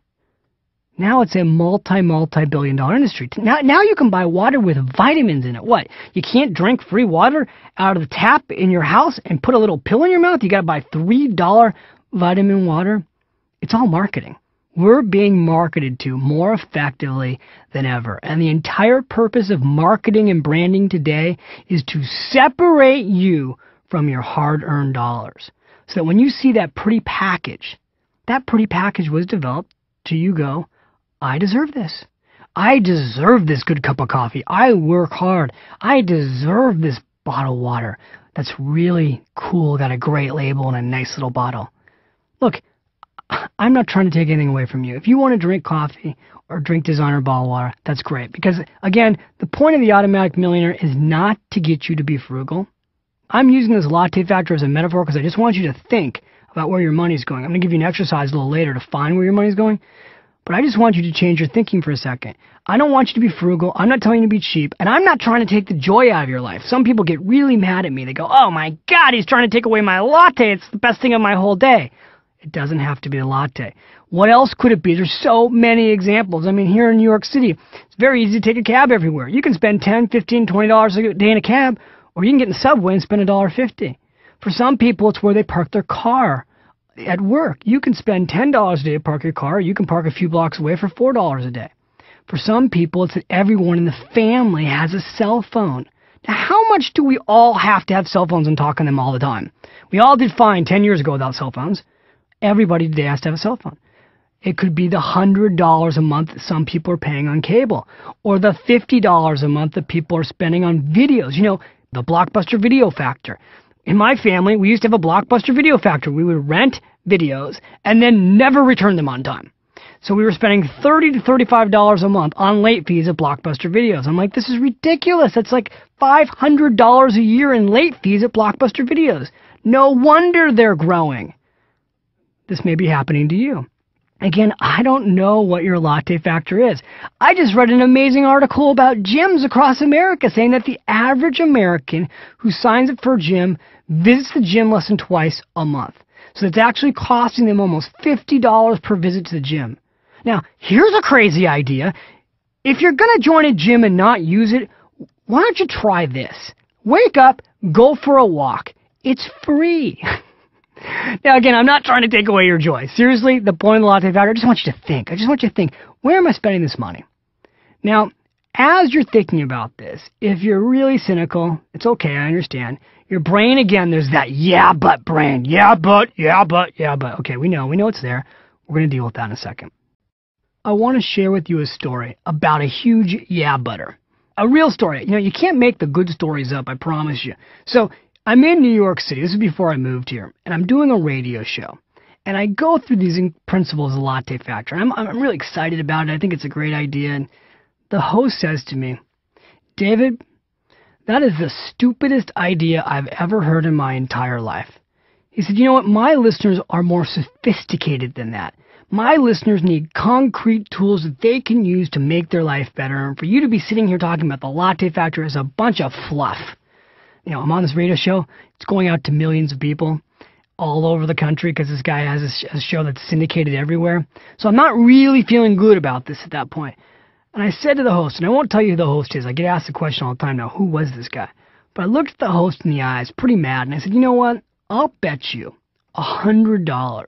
I'll write you a check right now for $100 that if for 1 week you tracked your expenses and found out what your latte factor was, it would change your life. He says to me, David, again, I got to tell you, that's the dumbest idea I've ever heard in my life, but I'll try it. I said, great. At the end of the week, have me on your show and let me know what happens. So a week goes by, and I'm, of course, waiting by the phone, want to hear what happened. Do I hear from him? No. So I pick up the phone, and I call him. He says, yeah, I was kind of expecting your call. I said, you were? Well, what happened? Did you try it? He said, yeah, okay, here's what happened. He said, the true story is that I did track my expenses. And he said, you know what I found out? This week in New York City, I spent over $500 eating out. Now, you're listening to this audio right now, depending on where you live. You go, $500 a week eating out? That's insanity. But anybody who's in New York City, a lot of people can relate to this. It's very easy to spend $500. If you eat out breakfast, lunch, and dinner in a major cosmopolitan city, you can do that. But the point is, he said to me, you know what, David? I realized that's $2,000 a month I'm spending eating out. He said, so during the year, I'm spending over $20,000 eating out. He said, now here's the sad part of this story. He says, I've been working at this radio station for over 10 years, making over 6 figures. He said, 9 years ago, I shut off saving in my 401k plan because I was living paycheck to paycheck and I didn't feel like I had enough money to save. And he says, today I have less than $20,000 in savings. I said, well, great. What'd you do about that? He said, I went back and signed up for my 401k plan this week. So I said, it did work, right? It totally got you to change the way you think about your money and take action. When am I coming back on your show? Needless to say, I was never back on that show again. So the message is, look, his is an extreme example, but the message is this. I don't know what your latte factor is. In this guy's case, he was eating out a lot. But we've all got it. We're all spending money somewhere. And the sooner we find that little thing that we can redirect, that's how we start to build real wealth. Now, I want to give you a little bit more latte factor math because I talked about how spending the money adds up. I want to talk to you for a second about how saving the money adds up. And again, you'll find this in your workbook, but just listen, because I know if you're in your car or you're doing something else, you're not going to stop what you're doing and take out the workbook. So just listen to me for a second and try this math out. If you saved $10 a day, that's $300 a month. If you put that in an investment account and you let it grow, and it earned 10% a year, which I know right now may seem absolutely impossible, but the reality is the stock market has averaged over 10% a year for over 50 years. Let's just use that example for a second. You save $10 a day, $300 a month at a 10% return. In 10 years, you'd have $61,000. In 30 years, you'd have $678,146.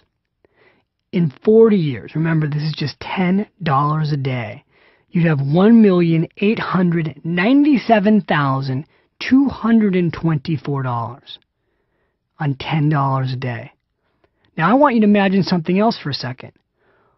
What if you were married and you got your partner to do this? What if the two of you saved $10 a day? So $20 a day. That's $600 a month. Let's go through the same math. In 10 years, you'd have $122,907 in savings. In 30 years, $1,356,293. How about in 40 years?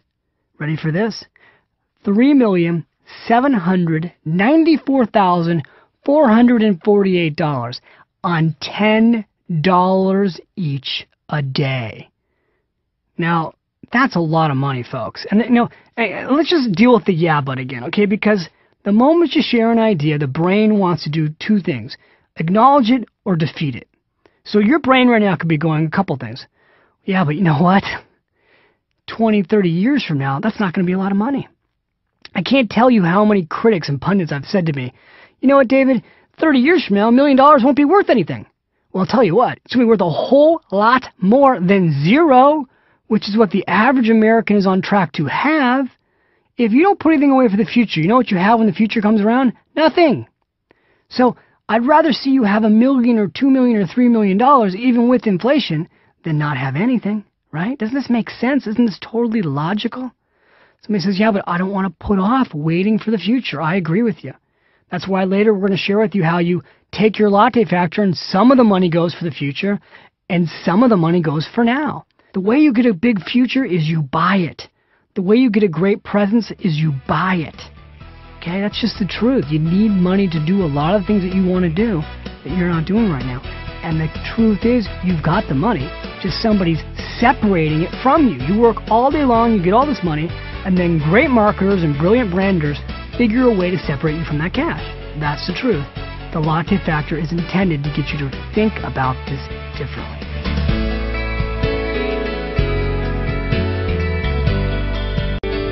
All right, so we've come to the end of this session, but your challenge now is just beginning. Here's what I want you to do. Here's your Automatic Millionaire action step. And again, this is so easy to do that you might not do it. I want to repeat that. It's so easy to do that you might not do it. Well, when I say you might not do it, I don't mean you. Other people might not do it. You're going to do it. You're going to do it, right? So here's what I want you to do. I want you to turn to the workbook, and you're going to find under session 2 what I call the Latte Factor Challenge. Now, what is the Latte Factor Challenge? It's the simple idea that we want to find your latte factor. So starting tomorrow, this is what you do. From the moment you wake up until you go to sleep, I want you to track your expenses for 1 day. Everywhere you spend money. Now, I talk about this all the time and people get really confused. So here's some of the questions I've got you may be asking. I've had people say, David, does that include cash? Yes, of course it includes cash. What about checks? Yes. What about credit cards? Yes, it's everything you do during the day to spend money you're going to put down on this Latte Factor Challenge form. At the end of the day, I want you to take a look at where did the money go. And I want you to ask yourself honestly, what did you spend money on that was something you could cut back on? Something you'd be willing to redirect that wealth to build your dream basket, to build your security basket, to build your retirement basket, something you could give up or redirect. Don't think of it as giving up. Redirecting that cash flow of yours to help you use this program as we continue to go through it. Because let's face it, you can't get rich with air. You're going to need some money. And we need you to find your latte factor in order for you to have the money to do it. You'll find a second form in there called Latte Factor Math. What I want you to do is once you've found your latte factor, I want you to calculate what this would be worth to you over 10, 20, 30, and 40 years. And then there's actually a calculator. You can go to my website at finishrich.com, click into the calculator section, and there's a latte factor calculator. And you can actually calculate based on your numbers how much money you would have. You can choose the rate of return. If you think 10% is too high, you can do a lower rate of return. And it'll come back and tell you over what period of time how much money you can have by finding your latte factor and investing it. And that's beautiful because that's going to lead us into the next session, which is all about paying yourself first. I just have to say the reason I put the latte factor here before pay yourself first is I wanted to change your thinking. I wanted to change your thinking so that in the next session, it'll be easier for you to change your action. Again, you need to positively think your way to wealth and positively do your way to wealth. Thinking without action doesn't work. Now we're going to combine the two. So congratulations. This has been a great session. You've done a fantastic job. Easy principle, fun concept. Share it with people you love. If you've got kids, get your kids to try this. If you've got a spouse, get your spouse to try this. You've got my permission. Xerox off that workbook page.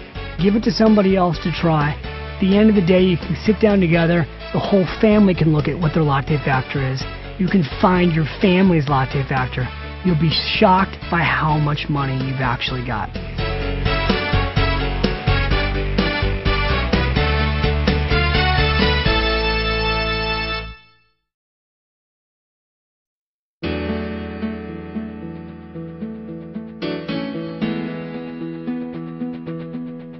Hi, this is David. Welcome to session 3. This is the session where we're going to talk about the critical concept of pay yourself first. But before we go into this concept, I want to know something. Did you go find your latte factor? What was it? How much were you spending? I am totally curious. I wish you were here in this room with me because I would love to know what happened. If you've got a family, did you get your wife to do it or your husband to do it? Or your boyfriend to do it for that matter? Maybe you got your mom or your dad to do it. I hope you're helping other people find their latte factors. And I hope the biggest thing that came from finding your latte factor, or maybe it was just thinking about your latte factor, I hope the biggest thing that came is that you saw the possibility that you actually do make enough money to be rich if you just start saving a few dollars a day that you might be spending on something you really don't need. I hope that happened for you. And if it hasn't happened yet, don't worry. Keep going through this program. This stuff is going to sink into your system, into your brain, through osmosis, and begin to work. I promise you. So what we're going to do right now, you guys go, he's crazy. What's he talking about? What we're going to do right now is look at pay yourself first. Now, this concept, the idea that you should pay yourself first, I touched upon it in the first session, but I am going to drill the message home now. Because I know chances are you've heard of pay yourself first. I mean, every time I go into a room and I do seminars, I just did a seminar recently, we had 5,000 people in the room. I said, how many of you have heard of the idea of pay yourself first? And you know what? 5,000 people's hands went up. I said, really? A lot of people have heard of pay yourself first, but let me ask you some questions. Number one, do you really know what it means? Number two, do you know how much you should pay yourself first? Number three, do you know where you should put that money? And number four, is your plan automatic? And as I started asking those questions, the hands started dropping. Before I knew it, there were very few hands in the room that were up. So first, let me say something to you about pay yourself first. I want to go back over this message. It's really important. I want you to ask yourself a question. Why would you wake up in the morning, leave your family, not do what you want to do with your day, go to work all day long, upwards of 8, 9, 10 hours a day, commute back home, get up and do it all over again? Why would you do that 5 days a week, 4 weeks out of the month, 12 months out of the year? Why would you do all of that to earn money and not pay yourself first? Doesn't make any sense. But I want you to know something. Most Americans don't pay themselves first. Most Americans, again, when they earn a paycheck, the first person they pay is the government. See, the government takes money out of your paycheck automatically. The government goes and they suck out what's called federal withholding tax, right? You know about this. Depending on your income level, it can be anywhere from 15 to over 30%. Then the state, depending on the state you live in, they come and they suck money out. It can be as upwards of 11% if you live in New York City. Then Social Security comes and they suck money out, and it's upwards of 7%. If you're not in your car, you can take $1 out, stare at the dollar right now, and I want you to imagine, or you could actually do this physically. It would upset the Treasury, but you could do this physically for dramatization here. I want you to imagine that you cut off 40% of that dollar, so that all you were left with is 60 cents. Now, so most people, again, they paid the government first. Now they go and they start paying everybody else. The first payment people make is always their mortgage or their rent. Then they pay the utilities. Then they pay the food bills. Then they pay things like credit cards. And everything else you can think of, HBO and the phone and the cell phone and the gym, all that stuff we've talked about. The insurance for the car, the insurance for the house, the insurance for the jewelry, life insurance they got. They pay everybody else first. They get to the end of the month, and guess what's left? Nothing. Nothing is left. You worked all month long and nothing is left. And you keep hoping. People hope, oh God, I hope. I hope as I get to the end of the year, I'll have something left so I can put it away for savings. And what happens? In the real world, here's what happens. We get to the end of the year, and it's Christmas time. It's the holiday season. It's Hanukkah. It's Thanksgiving. We spend more money in the last 6 weeks of the year than in any other time of the year. That's why you hear all the news about the retail season. That's when people go spend their money, right when they're hoping to have something left over to save, so that everybody else gets paid first. And if anything's left over by a miracle, which is what it would take, a miracle, then they pay themselves first. Well, folks, this is all backwards. This is what I call pay everyone else first and you last, and that system stinks. And if you have that system right now and you don't have money, that's why. The odds are set up against you. It's too tough for you to get rich if you're paying everybody else first.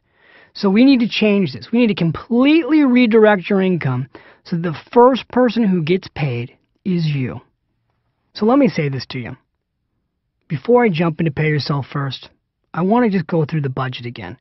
Because the reason people try and have a budget is that they do this whole thing where they're not paying themselves first, they're paying everybody else first, they're paying themselves last, And they think to themselves, you know what, the only way I'm ever going to find money to pay myself first is to budget. And again, I don't want you to have a budget. The whole point of finding the latte factor was not to get you to have a budget. It was simply to get you to realize you had some money. I don't want you to have a budget. What I want you to do is pay yourself first automatically. See, if we take the money automatically out of your paycheck and we get you to pay yourself first, and you just spend what's left over, you won't need a budget. You won't need to budget to save because the first thing you do every dollar you earn is save. But before I go into percentages, how much you should save, where you should put the money, how you do all of this, I want to stop for a second. Not physically stop. You can keep doing what you're doing. But I want to stop for a moment, and I want to give you one more thought. One more thought that you need to process in your head to really grasp this concept. So here's what I want you to do. I want you to think. You don't have to write anything out. I just want you to think. How much money do you earn an hour? Now, if you take a look at how much money you earn an hour, let's say it's $10 an hour. How much money did you earn this week? Let's say it's $400 during the week. Of that money, how many dollars did you pay yourself first with? Now, I can tell you for a fact, if you're not using a retirement account, a pre-tax retirement account, a 401k plan, a deductible IRA, if you're self-employed, a self-employed retirement account, if you didn't use one of those accounts this week, you didn't pay yourself first a dollar. The average American saves less than 22 minutes a week of their income. Did you get that? Less than 22 minutes a week of their income. Now, how did I get that number? It's based on the average amount of money that the average American saves percentage-wise. The average American saves less than 2% of their income. In fact, a year ago, we had a negative savings rate. Now, again, why would you work all week long and not have some of the time in your day go to you? So here's what I want you to psychologically think about. I believe that the first hour of every day that you work should be going to you. And now I'm going to share with you how you do that. But I just want you to think about that. Why not have the first hour of income that you earn every day go to you? So that by the time you've been at work for 1 hour, you at least know that you paid yourself first. The rest of the day can be for everybody else.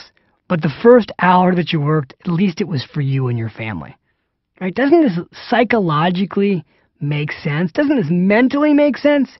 I hope it does. Now, I know, again, there's that yeah butter inside of you that's going, you know what, pay yourself first, heard it, was looking for a new idea, give me something else. And you might even want to fast forward through this audio. Don't do that. Because I want you to look at, right now, we're going to look at how do other people try to get rich. If you're not going to pay yourself first, how else would you get rich? So let me go through the other ways that Americans try to get rich. Let me go through what I think are the top 6 approaches. When you boil it down, there are basically 6 routes to wealth in this country.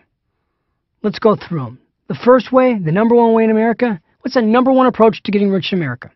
You can win it. Yeah, I talked about it earlier, the lottery. Sure. Go out and buy lottery tickets and be the one of the few that ends up with money. Now you might go, that's ridiculous. Of course I know that's not a real approach. Yet did you know over $500 billion have gone into lottery tickets since the early 70s when the lottery was started in the United States of America? Think about that for a second. Imagine if that money had actually been put away for the future. There'd be trillions of dollars in savings today for Americans. But the first approach is to win it. The second approach, marry it. Yeah, wouldn't it be great to marry rich? You know, I heard Dr. Phil recently say on Oprah that when you marry for money, you pay for it for the rest of your life. You know, it's not that easy to marry for money. First of all, how's that working for you so far? You might be laughing right now. Yeah, it's not easy to marry for money, and if you do, you might pay for it for the rest of your life. Listen to Dr. Phil. So that takes us to step number 3. I wouldn't try to marry it. The third step is inherit it. Now, honestly, inheritance is actually a real approach to wealth in this country because we're going to see more wealth transfer in this country in the next 15 years than we've ever seen in the history of humankind. Reportedly, there's $15 trillion in wealth transferring from one generation to the next generation. So if you've got some wealth, if you were born under a money tree, well, good. That's a good thing for you. But let me just say this. If you go home during the holidays and you see your parents and you say, hey, how you feeling? They say, great. And you're depressed by this? This is a little sick. All right, so inheritance may come to you and that may be nice, but that's not a retirement plan. That's not your American dream. Yeah, I hope my parents die and leave me some money. That's not what you want to be counting on. The fourth approach in America to getting rich, you can sue for it. Hey, why work? Let's just go out and sue for it. Sock it to them.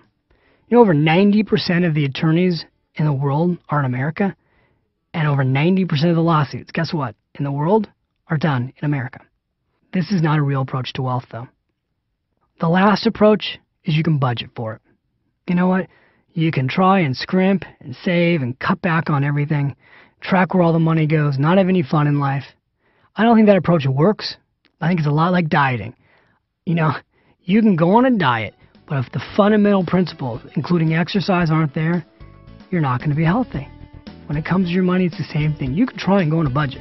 The chances are very slim that you'll stick to it. I know every time I meet somebody who tells me that they budget, when you really come down to it, they really don't. They tried budgeting for a few months and they gave up.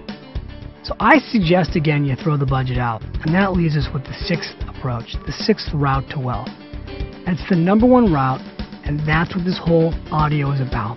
This audio session right now is about the sixth route, and that is pay yourself first.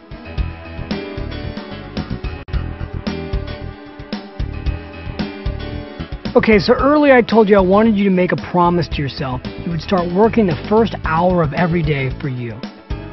Now I want to answer the actual numerical question. What percentage of your income should you pay yourself first? Is there a magic bullet? Is there a magic number? I mean, this is what people ask me all the time. Okay, how much do I need to pay myself first? So I'm going to give you the formula. You don't have to agree with it, but I'm going to share it with you. And the formula of paying yourself first is this. I know everybody's different. I'm just going to give you the generic formula.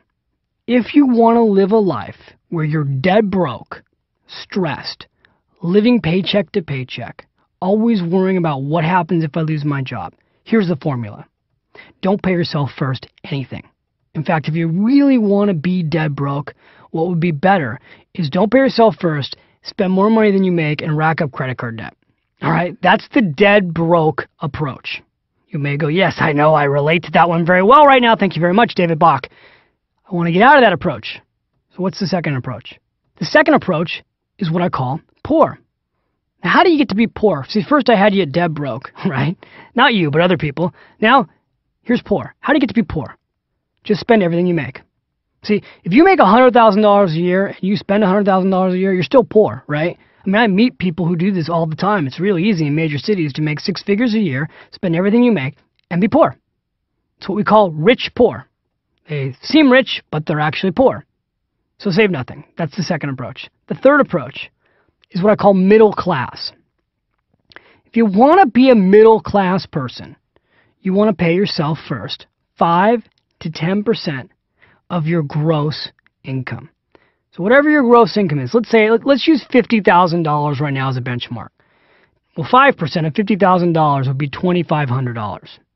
10% of $50,000 would be $5,000. Now that's sounding like a lot of money, but I'm going to share with you later how to break it down so that you'll realize it's not a lot of money. But remember, we're only at middle class here. How about upper middle class? If you want to be upper middle class, you want to pay yourself first 10 to 15% of your gross income. If you want to be rich, you want to pay yourself first 15 to 20% of your income. Remember, this is gross income. If you want to be super rich fast, you want to pay yourself first at least 20% of your gross income. All right, so I just shared with you the formula. That formula took you from dead broke to poor to middle class to upper middle class to rich enough to retire early. And here's what's interesting about that formula. It's not a fluke. You know, when you look at that formula, you look at some people are poor, some people are dead broke. I want you to think about the people you know. Some people you know are dead broke. Some people you know are poor. You know people who are middle class, you know people who are rich, and you may know people who are rich enough to retire early. A lot of times people think, oh, it was just a coincidence, they got lucky. Most people don't end up wealthy through luck. They created their luck. You've got a formula now that you can use. You may not like the formula. In fact, I want to address that right now. A lot of people, when they hear this formula, they actually get mad.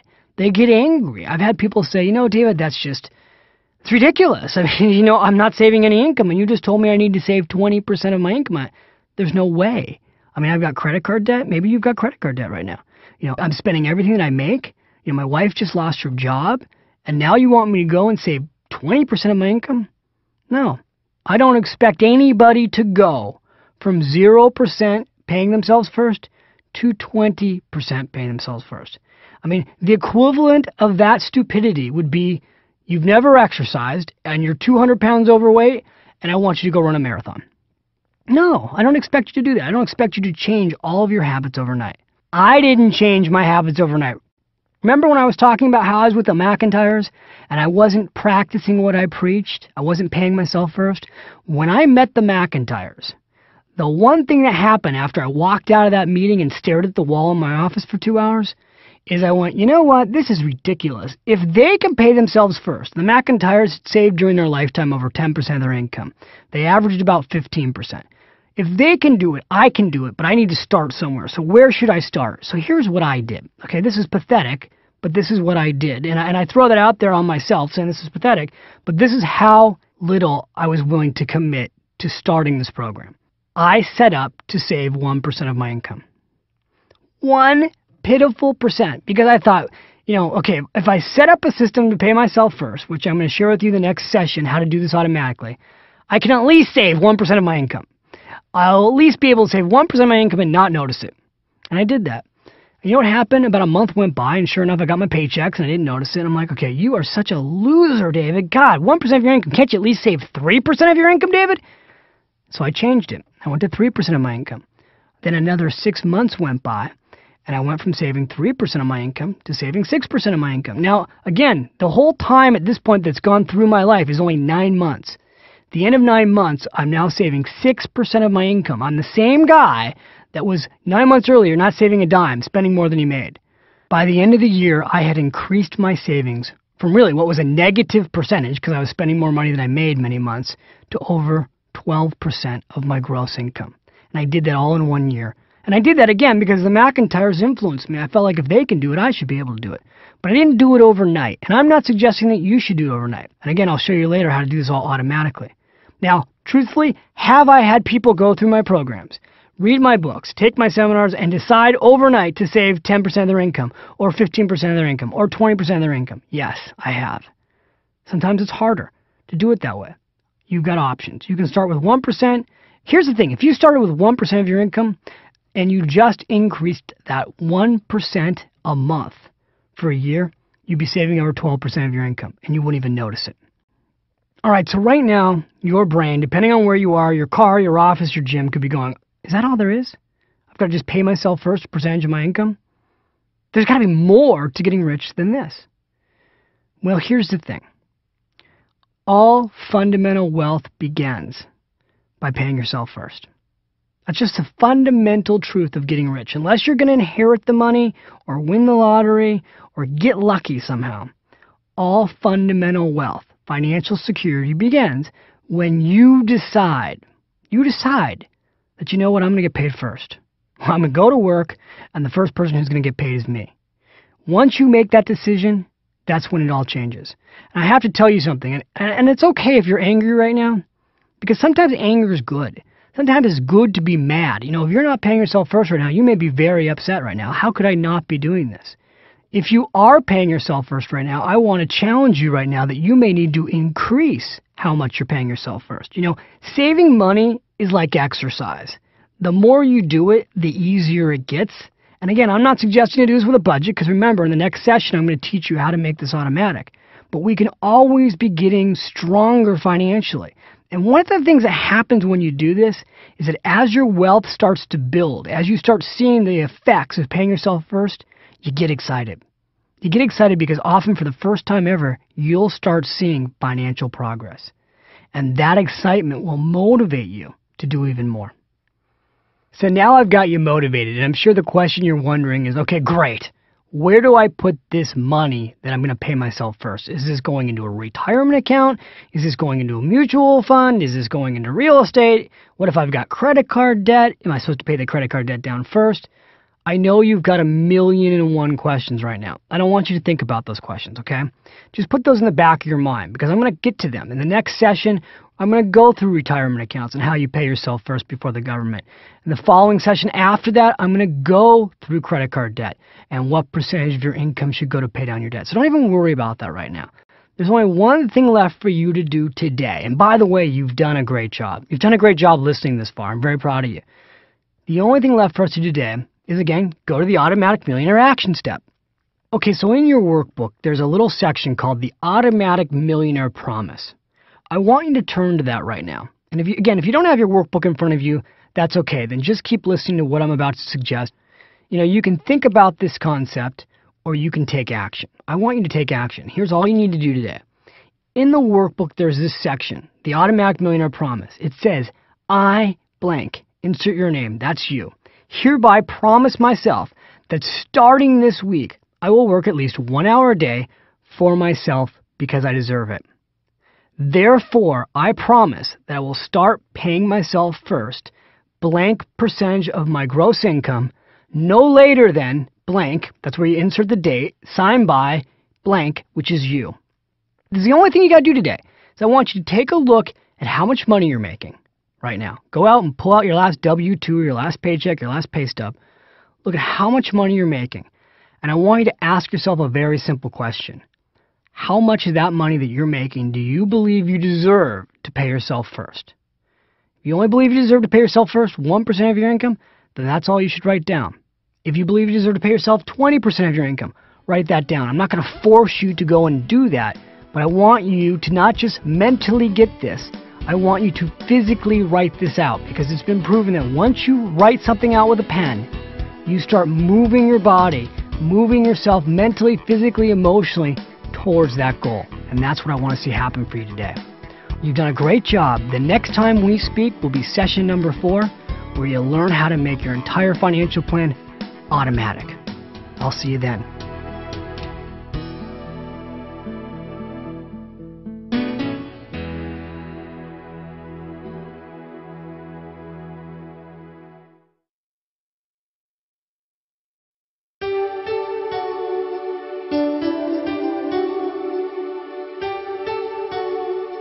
Hi, well, welcome back. This is session number 4. This is David. You're at the Automatic Millionaire program, and I want to say to you, congratulations. You are at the halfway mark, which is really well done. I don't know how many days you've done this in, but here's what I know about you. Again, I said this to you in session 3, but I just want to commend you now in session 4.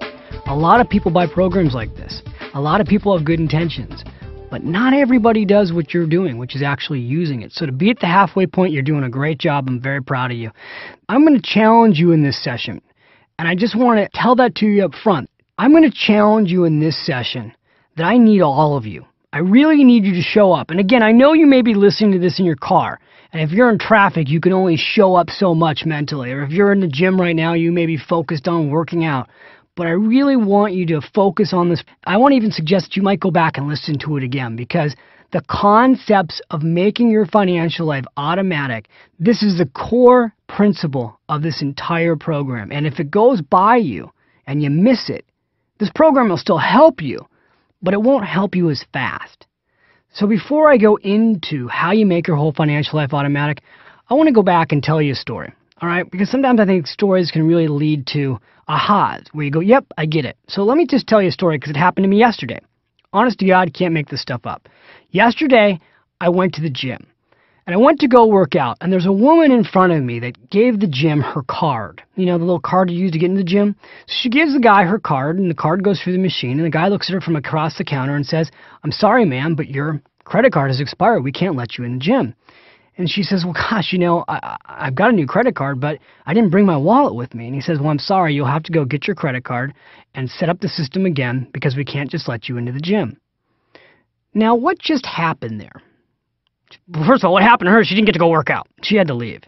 But what just happened there is that this major company that has thousands and thousands of members figured out a long time ago that unless they get their members' credit cards where they're automatically being paid every month on a certain date, they figured out that their members won't pay them or they won't pay them on time. So they figured out that the only way they could run their business was to automate the process of getting their customers, you and I, to pay them directly, automatically, from their credit card. Now think about that for a moment. We're talking about Fortune 500 companies today doing this. In fact, in most cases, when you go out today and you sign up for a service, they're asking you for your credit card number or your checking account number because these companies know that the fastest way for them to get paid is to be paid automatically. It's for them to be paid first instead of you. By the way, how did these companies learn this? How did they learn that they should get paid first automatically? Well, they took a page right out of the government's playbook. See, the government, the good old US of A, didn't used to get paid first. It used to be that you go to work, you'd make money, and then you had to pay estimated taxes. But something happened. Some miraculous thing happened. You know what that was? Believe it or not, people weren't paying the government on time. So somebody in Congress and the Senate got together and they said, you know what, guys? We can't run the government on the hopeful expectation that Americans will budget. Now, granted, the government can't run on a budget, but they said, we can't hope that Americans will budget and then pay us. We've got to suck the money out of their paychecks automatically and get paid first. So when did they do that? Well, believe it or not, it wasn't that long ago. They started doing it in 1943. And you know what? They haven't had a problem getting paid since. Then the states started doing it. They haven't had a problem getting paid ever since either. So now, pull back for a second, wherever you are. Just mentally think about this. The government figured out how to get you to automatically pay them first. Corporate America has figured out how to get you to automatically pay themselves first. Why in the world wouldn't you use the exact same technology that they're using to pay yourself first before you pay them? Why wouldn't you use that technology? It's not difficult to use. What do you need? You need a phone and a pen. So that's what this session is about. All I'm talking about in this session is doing exactly what the government is already doing to your paycheck and exactly what the gym wants you to do with your paycheck. And that is get paid first automatically. So let's get to it. Okay, so repeat after me. I want you to say this to yourself. I, insert your name, deserve to be paid first. And unless you are paying yourself first automatically, it's not going to work. You just have to trust me on this. Unless you pay yourself first automatically, the likelihood that you will do it long term is next to nil. Having worked with clients as a financial advisor for many years, I can tell you that when you present this idea that all you need is a phone and a pen and the ability to make one decision, and then you can automate your financial plan, there are always people that want to short-circuit the system. I can't tell you how many times I've sat across the table from my clients and had them say, David, you don't owe me. I'm so disciplined. I'll write you the check every 2 weeks. I can pay myself first without automating it. Well, you know what? Here's what I had happen in a 9-year career. In 9 years, I only had one client pay themselves first manually, meaning that they wrote the checks and they mailed them in for more than 3 months in my entire career. The average person did it for less than 2 months and stopped. Now, everybody else who set it up automatically, in most cases it ran for years, if not indefinitely. It's still running because once they set it up, they set it and they forget it. And that's the key thing here. So now I want to go back to Jim and Sue McIntyre. Remember our couple, the famous Automatic Millionaires? I want to share with you what they did because they're such a great example. And again, they were the motivating factor that led me to want to do this. Now, when the McIntyres started, the first thing Jim did was he signed up to use his 401k plan. I'm going to explain what that means in a little bit and talk to you about how you can do this too. But in their case, they used a 401k plan, and originally all Jim did was sign up to save 3% of his gross income off the top. So when he got his first paycheck, after he had started saving, he barely noticed it. Then he gradually increased it. In fact, what he told me is he bumped it up to 5% about 6 months later. And then another year went by, and he gradually increased it again from 5% to 7%. He said it took him 4 years to get to 10%. And a few years after that, they decided to go even further, and they increased to 15%. Now, the reason I share that with you is it's important to say, yeah, you know what? They became very wealthy. But they didn't go from saving nothing and being in credit card debt to saving 15% of their income. They did it over time. And you might want to use that same approach also so that it doesn't feel like a big deal for you to go and do this. Now again, I don't want to beat this to death, but after they left my office, the decision that I made that changed my financial destiny is that I went back to my benefits person, and I'll explain this in a second, and I signed up for my 401k plan. Originally, I wasn't even using it. All I did was sign up to save 1% of my income. I was in my early 20s. Over time, I realized this is really not a big deal, and I increased it to 3% of my income. And then later on, I made a phone call and I increased it to 10% of my income. And a year later, I bumped it up to 15% of my income. Now today, my wife, Michelle, and I, we make it a goal to pay ourselves first 20% of our income off the top. And I have to tell you, the key again is that because the money is being taken away from us automatically and we don't see it, we live below our means. Now, I'm not sharing this story with you to brag. Really, this is not about what I'm doing. The reason I'm sharing this story with you is to illustrate the point that if you're thinking right now in your mind, there's no way I can go from saving nothing to 20% of your income, you're right, you might not be able to. I certainly didn't do that. The idea is you can do this gradually over time. The first thing we want to do is get you to pay yourself first to build what I call a secure future. Somebody once said to me, David, you know how you get a secure financial future? I said, how? They said, you buy it. And that's what we're going to look at right now. How do you automate your way to having a secure financial future? So are you ready? Let's go.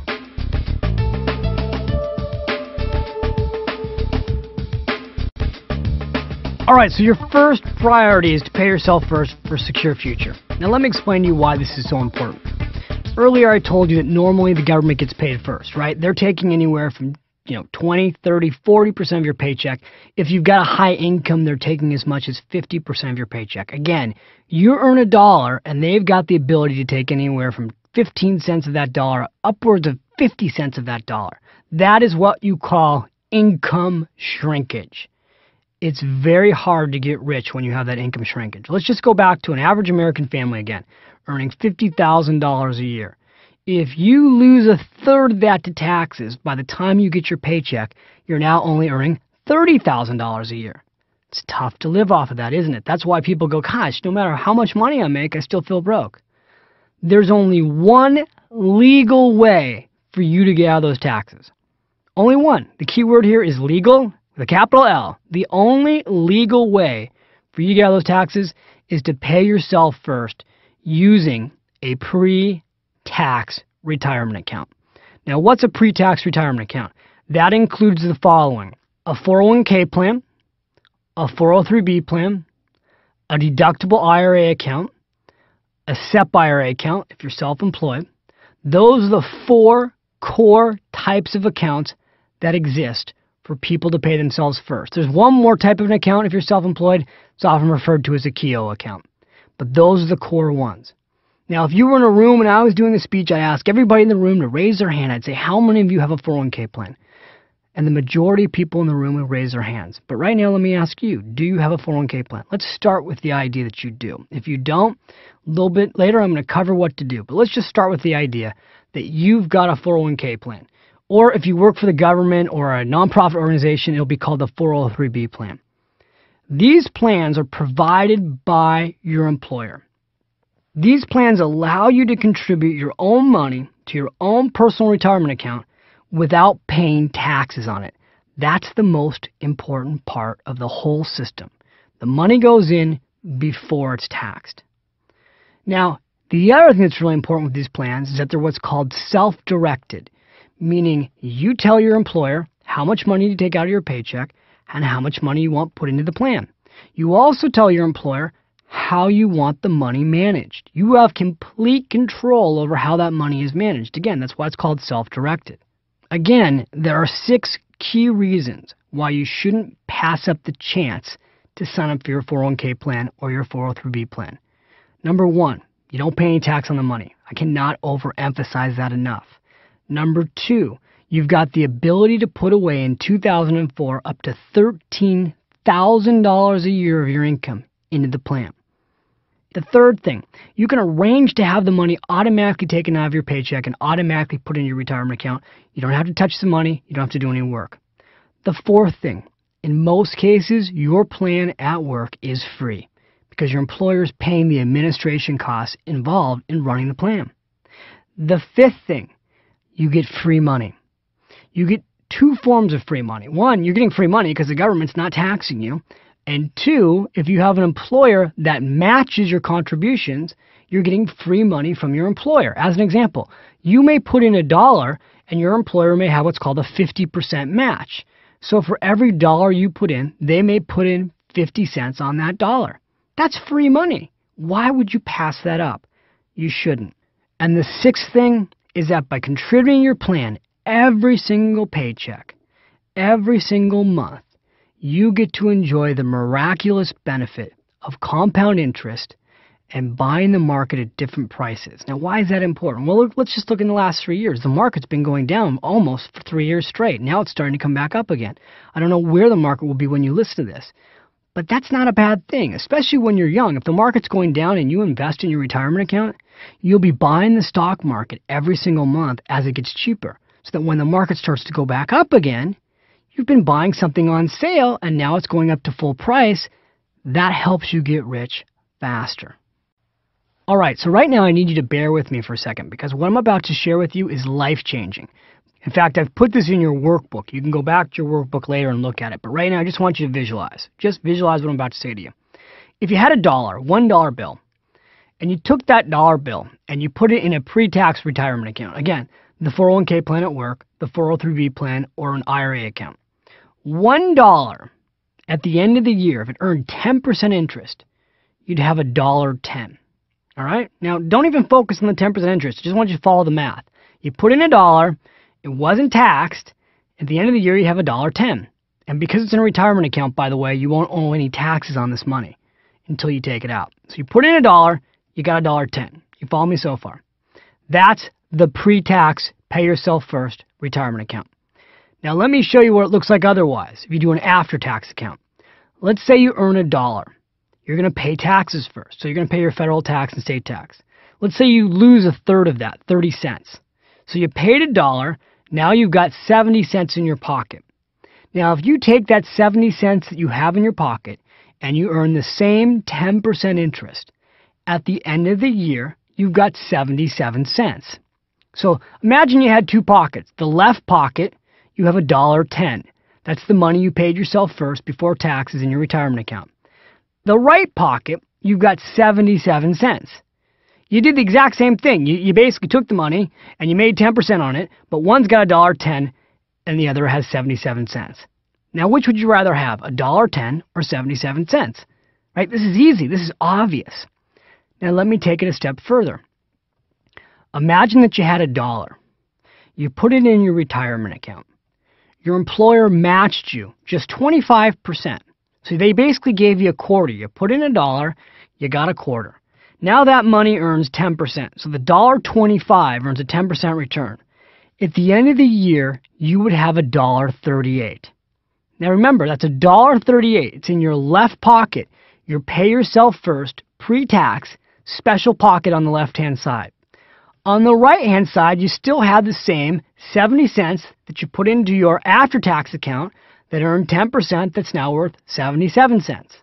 So now you take your hands out of your pocket, and in the left hand, you've got $1.38. In the right hand, you've got 77 cents. Now I ask you, which would you rather have at the end of the year, $1.38 or 77 cents? Now, this is so obvious. Whenever I do this on a chalkboard, the whole room goes, oh, duh, I want to have $1.38. No question, right? It's almost twice the amount of money than you have in the after-tax pocket, the 77 cents. So the question is always, well, why wouldn't everybody use their pre-tax retirement account? If it's so obvious that you can have so much more money at the end of the year, why wouldn't everyone use their 401k plan or their 403b plan or their IRA account? It's so obvious, it doesn't make sense that anybody wouldn't use it. Well, let me tell you all the reasons that people make the wrong decision and they don't use it. Let me go through them because we got to get that out on the table. There's a lot of reasons that people will tell you not to use your retirement account. I want to get those on the table now. Number one reason I hear, well, my employer doesn't match. What difference does it make? Again, go back to the example where your employer doesn't put any money in. You invest $1, you have $1.10 at the end of the year, or you invest 70 cents after tax and you have 77 cents. We've already agreed that $1.10 is better than 77 cents. All right, so that's a dumb argument. Don't even listen to that one. The second argument is this. Well, the investments inside our company plan stink. I hear that all the time. Well, it's not doing well. Our investment plan is not doing well. I don't want to use it. All right, first of all, if the stock market goes down, chances are that your money that you put inside your plan is going to go down if you invest in the stock market. But a key thing when you invest in a 401k plan at work, you're given a host of options. You can put your money in a money market account. You can put your money in bond funds. You have stock funds. Geez, if all you did was put some of your money, let's say half of it into bonds and half of it into an index fund, chances are you do very well over a long period of time. You'd probably earn 6, 7, 8, 9% because that's what things have earned historically. Another thing that you should know inside your 401k plan is that most retirement plans today offer what is called a lifestyle fund, which is something I'm going to go through in a little bit. Lifestyle funds are professionally managed funds based on when you plan to retire. So let's say right now you're young. Let's say you're in your 30s and you want to retire 30 years from now. Well, today companies are offering plans that have a due date, coming due 2030, for example.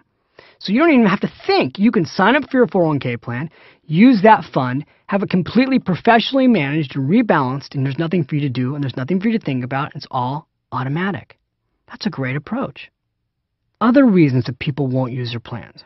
Once I make the decision, there's nothing I can do about it. It's not true. Most companies today will allow you to change how much you contribute to your plan every 90 days. Some companies will actually allow you to do it every paycheck. But in most cases, it's every 90 days. So that once you make a decision, if you're not happy with how much money you're having taken out of your paycheck, if you don't feel like you have enough money at the end of the month, you can go back and have them change it. Now, in my experience, most people who set it up never go back and change it. They leave it alone. Another reason people say, well, geez, I don't want to put any money in my plan because I can't ever get to it. Okay, that's not true either. Most plans today allow you to borrow out of your plan. Now, I'm not suggesting you do this. I actually think borrowing money out of your 401k plan is a mistake. But it is an available option. In most cases, you can borrow up to $50,000 of your money out of your plan. And provided you pay that plan back, there's no taxes involved. The last example I want to give you, because it's probably the most common one I hear, is, well, when you take the money out, you're going to have to pay taxes anyway, so I might as well just pay the tax up front and get it over with. All right, folks, that's just nonsense! Ridiculous! Absolutely not true! Let me give you an example. Imagine that you had a $100,000 pile of money. All right, you with me? $100,000 pile of money. And you put it in your 401k plan, and you let it grow at 10% a year. You never added another dollar to the plan. In 30 years at 10% interest, you'd have $1,744,940. Okay? That's the pre-tax plan where the money grows tax deferred. Now let's use a second example. You have $100,000 and you invest that, instead of being in a tax deferred account, in a taxable account. How much would you have at the end of 30 years? Well, in this example, if you're in a 35% tax bracket, the answer is you'd have $661,437. So you get to the end of 30 years, and in one pocket you've got $661,000, and in the other pocket you've got $1,744,000 and some change. Now, that's a huge critical mass difference, right? The pre-tax retirement account has over $1,083,503 in additional value. That is huge. Now somebody says, yeah, but when you go to take that money out, you got to pay tax on it. When you pull money out, because the pile is so much bigger, if you just pull out a year, 10% of the money, even after you pay taxes, you're going to end up having $113,422 a year in income versus the taxable account, which would have $66,143 in income. So now, I know I just threw a bunch of numbers at you. Here's the bottom line. A taxable account can never catch up to a pre-tax account. It's virtually impossible. You're starting too far behind. The only way you can catch up is if you're in an unbelievably low tax bracket. And the chances are, if you're listening to this program, I'd be willing to bet that you're not in a low tax bracket. In fact, I'd be willing to bet that your taxes are probably at least 30% of your income, which is why you'll always come out ahead with a pre-tax retirement account. Okay, so again, I think at this point now, you get it. You get the idea. You got to pay yourself first. So let's just go through now, how do you do it? All right, let's start with your 401k plan, or it could be, again, your 403b plan. Whatever you have available to you at work, you want to sign up for the plan. All right, now this is so darn obvious. But again, I know how it works in the real world. In the real world, you get a job. And what happens is you get to your desk, and there's a lot of stuff on your desk. And then one day, a nice little woman comes across the office, maybe a man, and they hand you this stack of stuff. It could be 3 inches thick. It's called your sign-up plan. And you look at this stack of information and you go, oh, I don't even want to deal with that right now. And you put it off to the side of your desk. And then what happens is a few weeks later, you get a memo that says, you know what? Enrollment closes on Friday and it's Thursday. What do? Well, what do most people do? A lot of people take that information and they set it aside and they never get back to it. That's why they don't sign up for the plan. Other people go and they sign up for their plan and they turn to the person next to them. I call this cubicle copying. And they say, well, what did you do? The person says, oh, well, I checked off the box that says 4%.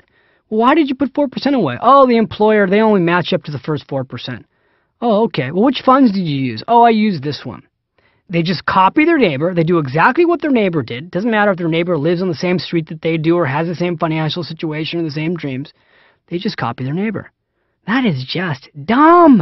All right, now that's just dumb. Now, how do I know that people do this in the real world? Because I live in the real world just like you. And I teach seminars and I talk about this and people crack up. We all do things like this. So I don't want you to. I want you to take that paperwork. If you've already signed up, I want you to go back and get the paperwork. I want you to look at, number one, what percentage of your income are you putting away? Now, again, I went through a while back the percentages that you should consider. I'm going to suggest to you right now that whatever you're doing, your goal should be at least 10% of your income. Ideally, what you want to really do is what's called max out your retirement account. And again, in 2004, the maximum you can put away if you're under the age of 50 is $13,000 a year. Now, I know for some of you are going, there's no way I can save $13,000 a year. But the goal here, let's at least get you to save 10% of your income pre-tax. Now, again, if you can't start at that amount, start at something, but consider the idea that every 90 days you'll revisit it and increase it. Now, let me give you a couple secrets. A lot of times your plan gives you a few options. You can either choose a percentage of your income or you can choose a dollar amount. Always choose a percentage, and here's why. As time goes on, you're going to get raises. If you get raises and you have a percentage, the amount of money you put into your plan will automatically increase. If you choose a dollar amount, when you get a raise, you won't be automatically putting more money away. It's very, very important. Now, another thing that's very, very important is to know that every year the tax laws are changing. Make sure you revisit that, because every year if you want to put more money away, you may need to go back into your benefits department and fill out paperwork again and change the contribution rate. Now, a lot of companies today have made this so easy you can either do it online with a password. Some companies will even allow you to do this over the phone through an 800 number. So again, they're making it easier and easier for you to automate your way to wealth, but you have to do the fundamental decision, the critical decision of signing up and using it. Okay, now, again, I know if you're listening to this program and you don't have a 401k plan, you're probably ready to scream. Don't scream. I promise I'm going to get to what you can do next. But one more example, and then I'm going to get to the other plans. I want to give you one last example, a story, if you will, that really illustrates the power of paying yourself first and putting the maximum away. All right, are you ready? Here it goes, because this is a true story. I used to teach retirement planning seminars. This is back in my days at Morgan Stanley. When I was at Morgan Stanley, we would go into companies and we would do what are called IRA rollover seminars. And we usually were brought into companies to do this when they were having a downsizing. They weren't calling them downsizings back then. They were calling them right sizings. But whatever the case was, a lot of people in their early 50s were being forced out of these companies in the Bay Area, and they were bringing us in to do the seminars. So at one company, which was PG&E, I was doing a rollover seminar. And two women came into my office after that seminar. One of the women was named Marilyn, and the other was named Louise. They came in together. They were best friends. Marilyn sits down with me first, and she says, well, I didn't do a very good job, Dave. I'm not proud of my situation. I said, well, what's the problem? And she proceeds to open up her 401k plan and show it to me. I said, well, you got $250,000 here. That's great. She said, yeah, but it's not that great. She says, I haven't been saving as much as I could have over the years. She said, I've saved about 4% of my income. She said, I always planned to increase it, but I never did. She said, I thought I would get around to it, but I was married, and then we had children, and then we had to send the children to college. And she said, now I've got $250,000. Do you think I can retire? Well, the honest answer was, at age 51, which is what she was, no, she couldn't retire. She had to go back to work. She said, wait till you see Louise's account. She said, Louise was much smarter than I was. Well, Louise walked into the office after her. And now, at this point, Louise has a pretty big grin on her face. Now, she opens up her statement, and in her statement is almost $1 million. She had a little over $900,000 in savings. She says, yeah, I did pretty good, didn't I? I said, you sure did. She said, we went through her situation. She says, do you think I could retire? I said, yeah, absolutely. There's no question you can retire. And she actually ended up retiring at 52. Now, here's the interesting thing about their story. These two women who had been best friends for 30 years started work at PG&E on the first week together. They started working together the same week. They worked in different areas of the company but had very similar incomes, and they lived in the same exact neighborhood. How is it possible that Louise could end up with almost $1 million at age 52, and Marilyn, at the age of 51, has to go and work for at least another 10 years, and she'll actually never even catch up with Louise? How's that possible? Well, it's very, very simple. Here's what happened. When Louise went to sign up for her 401k plan, before she signed up for her plan, this is the amazing part of the story. She was very young, and her husband had dinner with her parents. And they were discussing with her parents what they should do. And her parents, who were really Depression-era kids, said, you know what? If you don't save now when you're young, you'll probably never save. They said the truth is you can't afford not to do this. See, Louise was thinking to themselves, there's no way we can afford to do this. They had just had a child. They had just bought a home. But her parents said something that rang in their ears and stayed with them on the drive home from dinner. And that was this. Again, you can't afford not to do this. Now, again, going back to Marilyn didn't get that advice. So Louise goes, puts the full amount into the plan that she can, which was 15%. Marilyn, her and her husband said, well, let's put away 4%, and what we'll do eventually is we'll put a little bit more away. And over time, we'll increase it, which I know I've talked to you about doing. But the challenge was they never went back and increased it. A lot of times we do these things with good intention, but then we never get around to fixing it because we're so busy, and life sort of just takes over. Fast forward that story 30 years. Louise retired. Has loved retirement. She works for a community center. She does different things to get involved with her grandchildren. Marilyn's gone back to work. She's actually had 3 different jobs now because she's older. She's working at companies. She's the first one that keeps getting downsized. It's been a challenging time for her. And the interesting thing, again, when you go back to these two ladies who were very good friends, they didn't lead very different lifestyles. The fact that Louise was taking more of her paycheck, it's not like she wasn't leading a great life.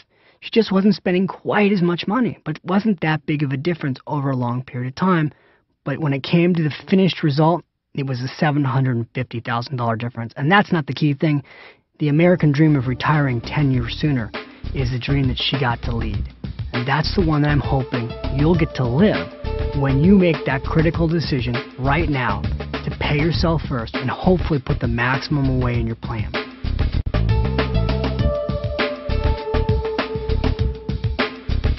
Okay, so I promised you that if you didn't have a retirement account at work, and I know a lot of people don't, if you didn't have one, what do you do? Well, let's start off with the simplest thing you can go and do. You can open what is called a deductible IRA account, individual retirement account. Where would you open these? You can open them at a bank, brokerage firm. You can even open them today online. In fact, in the workbook, I'm going to give you a long list of companies that you can go to. I'm going to give you the phone numbers, the websites, everywhere you can go to open up an IRA account to make the process really easy for you. What I want to do right now is just explain to you what an IRA account is and what it is not. Very important, okay? So the IRA account, you pay yourself first. How much money can you put in an IRA account? The answer right now is $3,000. If you're over the age of 50, you can put more away. You can put $3,500. Now again, depending on the year you listen to this, the numbers may have increased or changed, so check in your workbook. But for right now, it's $3,000. You can put that money away pre-tax. Here's the key to an IRA account. In order for it to work, you've got to make the plan, again, automatic. See, the 401k plan was easy because your employer did all the work for you. With an IRA account, you have to go be proactive. When you walk into a bank or brokerage firm, this is exactly what you tell them. You say, I want to open up an IRA account, I want a deductible IRA account, and I want to set up what is called a systematic investment plan. Now, what that means is that you'll be putting money into it automatically whenever you get paid. And they'll ask you two questions. How do you want to do that, Mr. and Mrs. Jones? The answer could be one of the following. I want you to take the money out of my paycheck. They'll ask you for a specific form that you need to get from your employer to do what is called payroll deduction.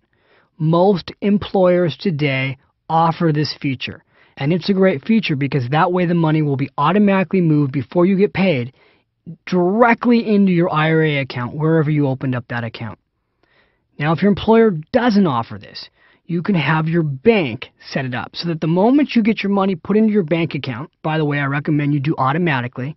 You do what is called automatic paycheck deposit. That's where your employer will automatically deposit your paycheck into your bank account. Let's say you get paid automatically if you do this right on the 15th. You can basically tell your bank that on the 16th, the next day, you want them to transfer money from your checking account directly into your IRA account. Now, the whole key here is the automation process. Now, let me tell you something. Years ago, this would have been very, very complicated, but today, it's not complicated at all. Today, literally, in less than 10 minutes, any bank or brokerage firm can give you the paperwork, have you sign something, and you can be done with it. That's all you need. You need a pen and your name. That's it. They take care of everything else for you. Now, why is it so important to do this automatically? Well, you know already.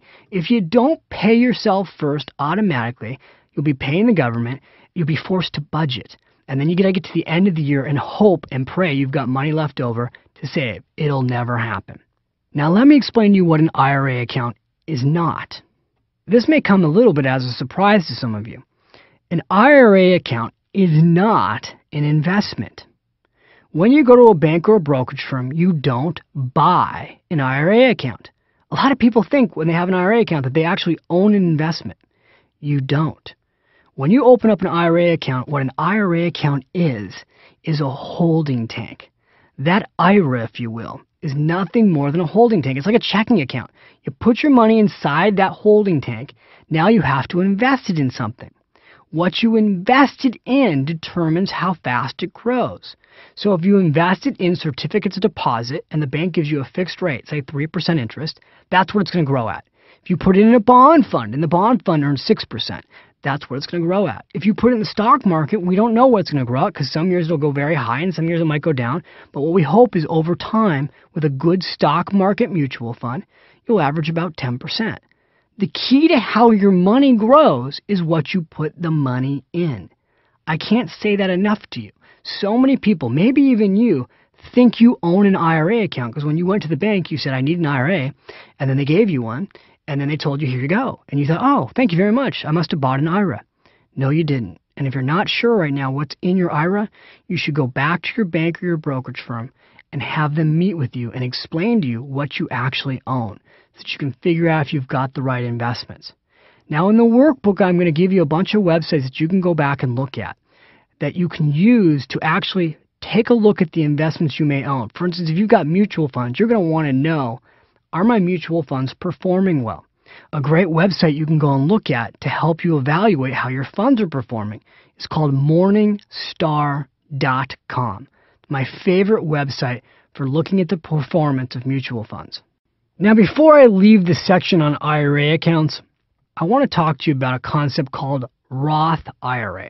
That's R-O-T-H IRA. You've probably heard of this before. It's a new retirement account. Now, here's how it's different. When you put money into a deductible retirement account, again, the money goes in pre-tax. You understand that now. And it grows tax-free. And when you go to take the money out after the age of 59 and a half, you're going to have to pay ordinary income on that growth. And I explained to you earlier why that can still work out to be okay. With a Roth IRA, though, it's a little different. The money doesn't go in pre-tax, so you're going to lose whatever your taxes are first, and then you're going to save in a Roth IRA. You can put the same dollar amount away, but here's the key thing. Money in a Roth IRA grows tax-free. You have to leave it in for 5 years minimum. After the age of 59 and a half, the magic retirement year, I don't know why they came up with it, but that's what they picked. After 59 and a half, you can start pulling money out of your Roth IRA without any taxes. So it's a totally tax-free retirement account when you go to take it out. Now, a lot of proponents right now are preferring and recommending the Roth IRA over the deductible IRA, especially for young people. And, this is a really tough issue to tackle because there's all kinds of mathematical formulas to help you determine which is better. I'm going to give you one website you can go to. You can go to www.rothira.com. Once again, that's rothira.com, rothira.com. And on that website, you'll find a bunch of calculators and a bunch of articles that really help you decide what you should use, a deductible IRA or a Roth IRA. I'll tell you my personal opinion. I think you should use the deductible IRA, and here's why. In order for you to save $3,000 in a regular deductible IRA, you only need to save $3,000. And the reason you only need to save $3,000 is because you're not paying any taxes on that money. So that money's all going in pre-tax. It's not costing you anything to put it in there, and that makes it easier. In order for you to save $3,000 in a Roth IRA, you actually have to earn at least $4,000 to put that $3,000 in. Because remember, you've got to pay taxes. So if you earn $4,000 and you lose 25% of it to taxes, which the truth is you'll lose more, but let's just use that number. You make $4,000, $1,000 goes to taxes, now $3,000 goes in your Roth IRA. It's about 30% harder for you to put the same dollar amount in the Roth IRA than the deductible IRA. So here's the thing. If you can get yourself to save and max out your Roth IRA and you feel like you can handle that, then that's a great way to go because the money will come out later tax-free. But if you're worried about how much money you're going to save and you feel like it's hard for you to do, then look at the deductible IRA because it's easier for you. I hope that helped. When you think of paying yourself first, I have to say something to you again that I don't want it to slip by, and it is this. This is not about you just putting money away so you can someday retire. I'm not suggesting that the whole reason to save is that you can get to be 65 and then go fishing, because we all know that there are a lot of people who retire and then literally drop dead a year later. So I'm not suggesting that what you should do is not enjoy your life, work for 30 years, 40 years, 50 years, then retire and have fun. That is not the principle of pay yourself first. The principle of pay yourself first, which we're going to continue to go through throughout the rest of these sessions, is that some of your income is going for the future, your retirement accounts. Some of your income is going to go away for now, your security, your dreams. Some of your income is going to go away for your home. Maybe you'll be paying yourself first right now with the sole reason being you want to quit your job and go start your own business. Maybe you do want to retire young. Maybe you're listening to this program right now and you're in your early 20s and you're thinking, you know what? I would love to be an automatic millionaire by the age of 40 and just absolutely be done working so I could enjoy my life early at a young age. And I'm willing to sacrifice for 15 or 20 years to retire early. Well, then that could be an option for you. The key behind paying yourself first goes back to the beginning of the first session that we did, which is the American dream. What I want you to do is realize this. Every single day of the week that you wake up and go to work, you are in essence trading your time for income. And the faster you pay yourself first, the faster you stop trading your time for income. Because you start to build a pile of cash, which becomes your financial security. And let's face it, when you've got financial security, you have money that allows you the freedom to do what you want to do when you want to do it. And that's my dream for you. All right, so the last retirement account for us to look at today is the SEP IRA. This stands for Self-Employed Pension Plan. It's the self-employed retirement account for people like you who may be entrepreneurs. Or if you're listening to this program and you're an employee right now, but you started a business on the side, you can also use a SEP IRA. Now, here's the thing. I'm all for being an entrepreneur. I think it's great. There's no question that if you have your own business, you've got potentially a better chance to get rich than if you're an employee. But there's a lot of reasons why you have potentially a better chance to get rich. The number one is this. The government allows self-employed people to get rich faster than employees. It's truly amazing. The new tax laws allow you, when you're self-employed, to put up to $40,000 a year away pre-tax. Now compare that to an employee. Again, an employee only gets to put away $13,000 a year right now, and a self-employed person gets to put away up to $40,000 a year. That, my friends, is how self-employed people get rich quicker than employees. But the key thing here is you got to use your plans. So here's what you do. If you're self-employed, you walk into a bank or a brokerage firm, or again, you can do this online, and you sign up for a SEP IRA. They're going to allow you to put up to 25% of your gross income up to $40,000 a year away. You just got to think that through for a second. That is just unbelievable. Now, what's really sad is most people who are self-employed, again, maybe you're self-employed, are not doing this. A recent study said that 75% of self-employed people do not have retirement accounts, have not set up SEP IRAs. Now, why would people do this to themselves? The number one reason that I've heard is this. If you're running your own business, it's possible that you're so busy running your own business that you haven't had time to deal with your finances. Well, let me tell you something. That's a huge mistake. The entire point of being an entrepreneur, other than the freedom to be your own boss, is the ability to build your wealth. It's the ability to buy your freedom. If you're not taking care of yourself first, again, you're an employer. Now you have your own business. You may have employees working for you. If you're not paying yourself first, what's the point?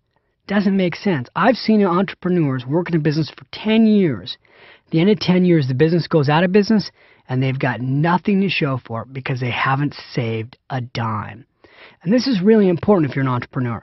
When you build a retirement account, if your business goes out of business, and we all know that this happens, you are protected against bankruptcy. In other words, that money that you put into your pension plan will not be hit by your creditors.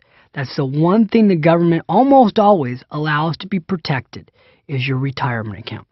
So again, if you are self-employed, you want to go open a SEP IRA, and in the workbook you'll find a list of places you can go. I've also included a little information on the brand new 401k profit sharing plans for self-employed people. You can check that out also in your workbook. All right, we're getting close to wrapping up this session, and I just want to say again, job well done. I know there was a lot of meat in this session, and this is not always easy stuff to listen to. But here's the thing. I just want to get to one last principle. And again, you'll find this in your workbook. It's called the investment pyramid. Now, the key to the investment pyramid is this. I've shared with you in the workbook a model that you can use based on your age on where to put the money. So if you're in your teens to 30-something, you'll find in your workbook what's called an asset allocation. Basically, a breakdown of where you should put your money. How much money should go into cash, bonds, mutual funds. You'll find that in your workbook. You'll also find between the age of 30 to 50. I call that the making money years. How to break that down. 50 to mid-60s, the pre-retirement years. How to break that down. And the 60s on up, the retirement years, where you should invest your money. And I've got a very simple system in the workbook that you can use to make that clear. Now, the last question you may have is this. Is there any other way to make this automatic? If I don't have a company that will do this for me, if my employer doesn't have payroll deduction, are there any other easy ways to entirely automate my finances? And the answer is yes. The easiest way that I know to automate your entire life financially, from using your IRA account to what we're going to talk about in the next session, your security account, your dream account, buying a home. The easiest thing that I know that you can do to make all your finances automatic is use what is called online bill pay. Now, there are 3 major companies today that do what is called online bill pay. One is a company called PayTrust. It's www.paytrust.com. Another is statusfactory.com. And the third is quicken.com. Again, in your workbook, you'll see all 3 of these companies laid out for you. What online bill pay does is this. Your bills or anything you want are presented online. And you can set up your system to automatically direct money from your checking account to anywhere you want it to go, whenever you want it to go, automatically. So let's say that, on the 15th of every month, you want your investment accounts to be automatically funded. You want a mutual fund account to be automatically funded. You want your house to be paid for automatically. All of that can be done at an online bill payment company. Now, the cost to do this right now is running a little bit less than $10 a month. Many banks today are also offering this exact same service. And some banks, maybe your bank, are even starting to offer it for free. Now, you can try using your bank. There's nothing wrong with that, especially if it's free. But I personally prefer online bill pay companies because if you get unhappy with your bank, let's say you're using Citibank and for whatever reason you're not happy with them or you decide to move your account to Wells Fargo. If you're paying all your bills through Citibank, you've got to get all those bills moved to the next bank that you go to. When you have online bill payment, let's say you're using PayTrust, all you do is you go into your website, you click a few buttons, you redirect which bank you're using, and you're done. You don't have to change anything. So I'm a big proponent. Now, you may be going, oh my God, David, that's too much technology for me. That's fine. If it's too much technology for you, don't do that right now. Just do the payroll deduction that's automated or have the money automatically moved from your paycheck directly into your retirement account and worry about the bill payment process later. All right, you've arrived at the end of the session. Congratulations, you did it. We're now at the Automatic Millionaire action steps. So here's what you want to do. Again, go to the workbook and you're going to see the following things. I just want you to basically have a checklist for yourself. Number one, I want you to make sure that you are signed up for your plan at work if your employer offers one.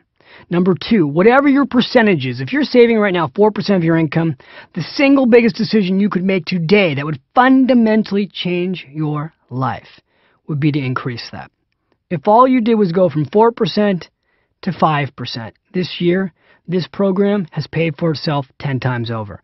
If I can get you to go from 4% to say 10%, this program has paid for itself 100 times over. Your entire financial life will be changed the moment you make that decision. So again, sign up for your plan. The second, increase the percentage from whatever point you're at right now. Now the third thing, if you don't have a plan at work, again, you got to go get one.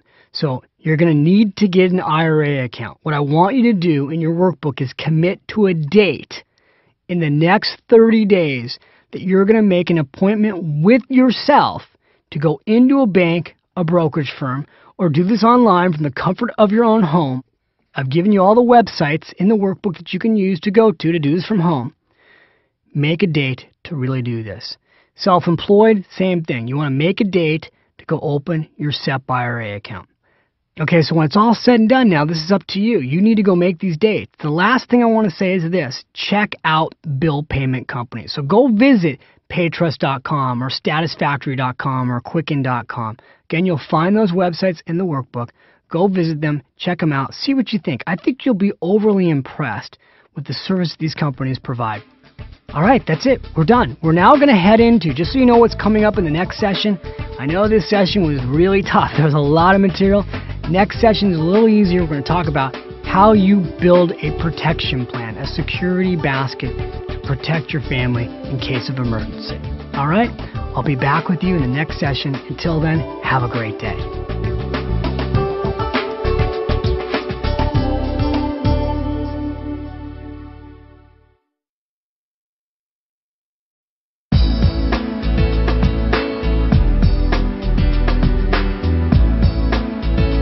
Hi, this is David. I want to welcome you back to the Automatic Millionaire. Congratulations, this is session 5. You're doing fantastic. Today is all about automating for a rainy day. I've been talking throughout this program about building your emergency basket, and that's what we're going to go through today. So I just want to say to you right up front that this is probably the least sexy part of this program. I mean, a good example would be, let's say you went out and bought a Jaguar. Imagine the Automatic Millionaire program is your Jaguar. And you go into a dealer and you get your beautiful, convertible, white. You got gorgeous leathered seats. And you're all ready to get in that car. And you've been so excited. This is a car you've been wanting to buy for years. And they hand you the keys. And before you take off, they want to explain to you the intricacies of the seatbelt and the airbag.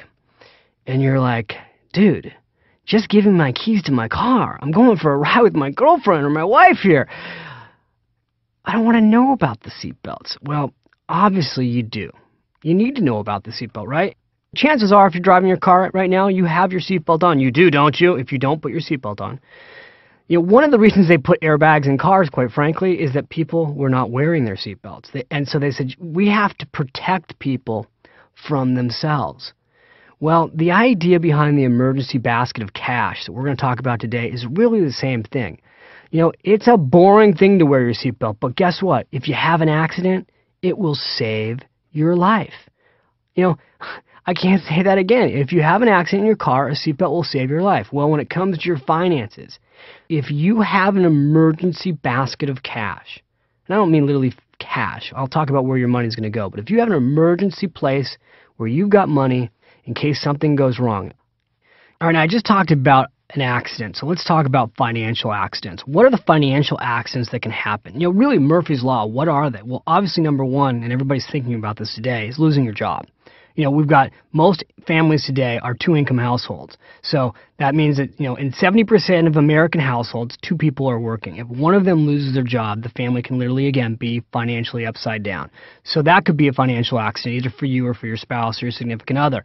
Another accident is disability. 1 in 8 Americans are actually disabled and unable to work for a certain period of time during their lifetime.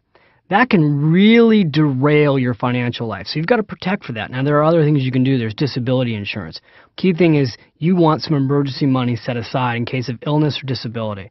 The third accident can be something that you have no control over also, which is someone in your family can become ill, whether that's a parent or a sibling or your kids. You may need some money in case of that. I know people who have had their dogs, their pets get ill. Boy, the cost of taking care of your animals right now, your dog gets sick. I have a friend of mine that just had to spend $1,500 taking care of their dog at the veterinarian. So these are unexpected expenses. What else can go wrong? You know, you can get in a car accident, need to get it fixed. You've also got the appliance factor. I mean, let's face it, things always break in threes. The dishwasher goes, the refrigerator goes, and then the washing machine goes. And it always happens in threes. What else is there that you can be concerned with? Isn't this great? I'm giving you all these things to be concerned with. Well, just think about it. What could it possibly be? There are always things that are going wrong. Again, they're financial accidents. That's why you prepare for them. If you don't have some emergency money set aside, you can be turned upside down financially in weeks. I said earlier in this program that there's a new statistic out that 1 in 4 Americans are only one paycheck away from being unable to pay their rent or their mortgage. Now, that's just incredible. Now, when you go further out, they say the average American is only 6 weeks away from defaulting on their mortgage if they have a home. Now, how could that be? Well, the answer is that the average American family reportedly has less than 1 month of expenses in savings. It's really terrible. Another recent study was with the baby boomers. AARP did a survey of their baby boomer clients, and what they found is that 75% of the baby boomers that they surveyed had less than $25,000 in savings outside of their home, completely, including their retirement accounts. So again, what we're seeing all over America is that people just don't have enough money put aside in case of emergency. And that's what I want to help you fix today. My grandmother used to say to me, David, when the going gets tough, cash is king. You know, whenever you talk to people from the Depression era, the reason the Depression era had such an impact on so many Americans is that, first of all, that was way before they had credit cards. You know, so if you didn't have cash, you didn't have the ability to eat. You didn't have the ability to stay in your home. And millions of people literally were without food and lost their housing. They were evicted. And so that whole generation became very consumed with always having money and always having that money safe. You know, today, credit is everywhere. I mean, amazingly enough today, I'm going to talk about how to buy a home in the next session. But amazingly enough today, you can actually go out and buy a home with no money down. You can furnish that home with no money down. I mean, you can go out and buy all the furniture, the stereo equipment. You can put a car in the driveway. And in most cases, if you had a good credit record, you could do it with no money down. You could borrow all of it. And you could have no money even in an emergency pile. This is, though, how families end up bankrupt, because all of a sudden they've got all this debt, and they get all this debt when everything's going perfect, when they're both working and they've got money coming in and they can make their minimum monthly payments, and then boom, one of them loses their job, and all of a sudden, financially, they're upside down. So I think I've made the point by now that's really important. Again, I know this is not a sexy idea here, but I want you to stay with me and listen to this program because it's really going to protect you. Okay, so now that we've talked about the importance of doing this, there's really two key issues today that we're going to go through. Number one, how much should you put aside in this emergency basket? And two, where should you put the money? Okay, so let's go through the first part. How much money should you put away in an emergency basket? Well, ideally, in a perfect world, I said earlier that I'd like to see you have 6 months of expenses set aside, separate from your checking account in case of emergency. So let's just use an example here. Let's say that you're spending $3,000 a month. Not what you're earning, what you're spending. Let's say you're spending $3,000 a month. In a perfect world, again, why not make the world perfect for ourselves here, right? In a perfect world, if you came into my office and you met with me one-on-one as your personal financial coach, which I am today, I would want you to have 6 months of emergency money set aside. So we'd take $3,000 times 6, and what would we get? We'd get $18,000 set aside somewhere safe. Now, a lot of times when I tell people this, they just go, I don't even have $1,000 liquid right now, and you just told me I need to have $18,000 saved. It sounds impossible. So I'm going to go back to how you're going to do this, okay? Just like you paid yourself first using your retirement account, we want you to pay yourself first into a security account. And again, before I go into where to put this money, I just want you to get the concept. So let's use dollar amounts. Let's say, for an example, that you're earning $4,000 a month. All right, now, realistically, if you did everything I suggested that you should do, and you put 10% of that money into your 401k plan at work, that means that right now, off the top, $400 of the $4,000 is actually going away for the future. So you're actually really going to get a $3,600 paycheck before taxes. How much of that money do I think you should put into your emergency basket? I'm going to throw it back at you. How fast do you want to get your emergency basket filled? Whatever it is, let's just use dollar amounts. Could be $100 a month, could be $200 a month, could be $300 a month, could be more. Whatever dollar amount you decide you want to focus on, the key is it's got to be automatically taken from your paycheck and directed into one of the investments I'm going to go through in a little bit here. The whole key is automation. Whatever you decide, whether it's $100, $200, it could be as little as $50 a month. You decide that. It's up to you how fast you want to build your emergency basket. Some people decide that this is their number one priority, that they really do want that feeling that they're going to have from having the security of knowing they've got an emergency basket of cash. But you decide. I usually recommend to my clients at least 2% of their income should be going directly out of their paycheck into their emergency basket of cash. Now, there's 3 ways you can do this to make it automatic. Number one, you can go back to your company, talk to your benefits people, and do payroll deduction. So you'll actually have them take money directly out of your paycheck and put it wherever you direct them to go. That's number one. Number two, you can get your bank to do this for you. And they have systems at your bank where they can automatically move your money from your checking account into wherever you decide to put it into your emergency account. The third way you can do it again is through online bill payment, where you've got money being moved from your online bill payment company from your checking account directly into, again, your security account. So that's the process. Now what I want to do is go through, well, where would you put this emergency money? And this is the key thing. The biggest single mistake that I see people make with their emergency money is they're putting it in the same place that they write checks out of. Now, if you have a checking account or a savings account at the bank, and that's where you're putting your emergency money, why is that a problem? It's a problem because you'll spend it. I mean, let's just be realistic. When you see that money in your checking account, what happens to it? It gets spent. So, in my household, with my wife and I, we've got our security account in a different brokerage account. It's not even attached to where my checking account is, because I want to know that there's like a firewall between myself, my spending, and where that money is. Now, a lot of times my wife, Michelle, will say, we got a lot of money in that security account. You sure we can't touch it? And, no, honey, that's the golden goose. We don't want to touch the golden goose. We want to keep the golden goose nice and protected in case of an emergency. Now, I'm quasi-paranoid, so I actually personally keep over 24 months of expenses set aside in my emergency account. That makes it so I can sleep well at night. I know people that are totally comfortable having 1 month of expenses. Again, my goal for you, however, is 6 months.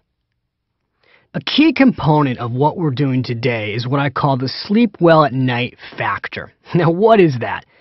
Really very simple. What keeps you up at night? One of the things that keeps people up at night is worrying about money. So I think it's really important to completely put that aside. The way you put that aside, the way you're able to get a good night's rest, the way you're able to not go through your day worrying about what's happening financially, is that you have an emergency basket of cash, which is what this whole session is about. The critical thing with this money that you've got is that your emergency basket of cash is not going to get you rich. Okay, this is not about getting the highest rate of return possible. This is simply about having money somewhere very safe that you don't touch in case of emergency. What that will do for you is take the pressure off. There's that saying, boy, I feel like somebody took a load of weight off my shoulders. That's what having emergency money set aside does for you. You may be in a job that you wish you could walk away from. Having a lot of money set aside in an emergency basket of cash gives you that freedom. You may want to know that if your spouse loses their job, you're not going to be out on the streets. That's what an emergency basket of cash does for you. You may want to know, geez, if I got sick and couldn't go to work, I'm okay. I can pay my mortgage. That's what an emergency basket of cash does for you. The common thing, though, that all of this does is it allows you to feel better about your life. It gives you freedom, takes the pressure off your shoulders, and goes back to that. You can sleep well at night, the sleep well at night factor. Now let's take a look at where you put the money. All right, now before I give you the exact place to put your money, let me talk about where not to put your money.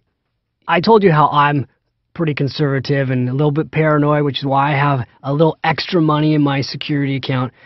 But I've seen really extreme examples of paranoia. So let me tell you one of them because it's pretty funny. I was teaching a seminar and I was talking about this idea that you really need to have some emergency money. Again, I'm back in Lafayette, California, teaching this class at an adult education school. And a guy in the front row raises his hand and he says, David, I've got a lot of money saved in an emergency account. I've got $60,000 saved in case of emergency. What do you think about that? I said, well, how much are you spending a month? He said, well, I'm spending about $2,000 a month. I said, well, then you've got a lot of money saved in case of emergency. Why do you have so much money saved? He said, well, my wife's really worried about UFOs. I said, UFOs. Now, at this point, the room starts cracking up. I go, no, what, are you serious? He goes, yeah, well, a lot of things could go wrong. I mean, you could have a nuclear war. You never know about aliens. He says, so that's why we keep our money in our backyard. I go, excuse me? I mean, I was completely shocked. You have $60,000 in your backyard? He's like, yeah, I buried it. It's in savings bonds and cash.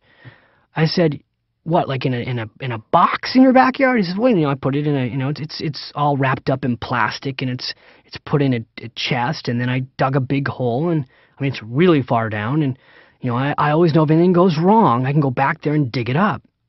I mean, at this point, you gotta understand, I'm almost speechless, and somebody in the back of the room says, hey, I've just got one question. He goes, what's that? Where do you live? Now, at this point, the room is cracking up, and I go, listen, $60,000 is a lot of money to have for security. But if it's helping you to sleep well at night, what I call the sleep well at night factor, then that's great. I don't think you should have it in your backyard. I think having money buried in your backyard is a really dumb idea. Because first of all, it's not earning any interest. If you have cash sitting in your backyard, you're earning no interest on it. So you'd be much better off to put it somewhere like a bank, at least in certificates of deposit. And anyway, I went through where he could put the money.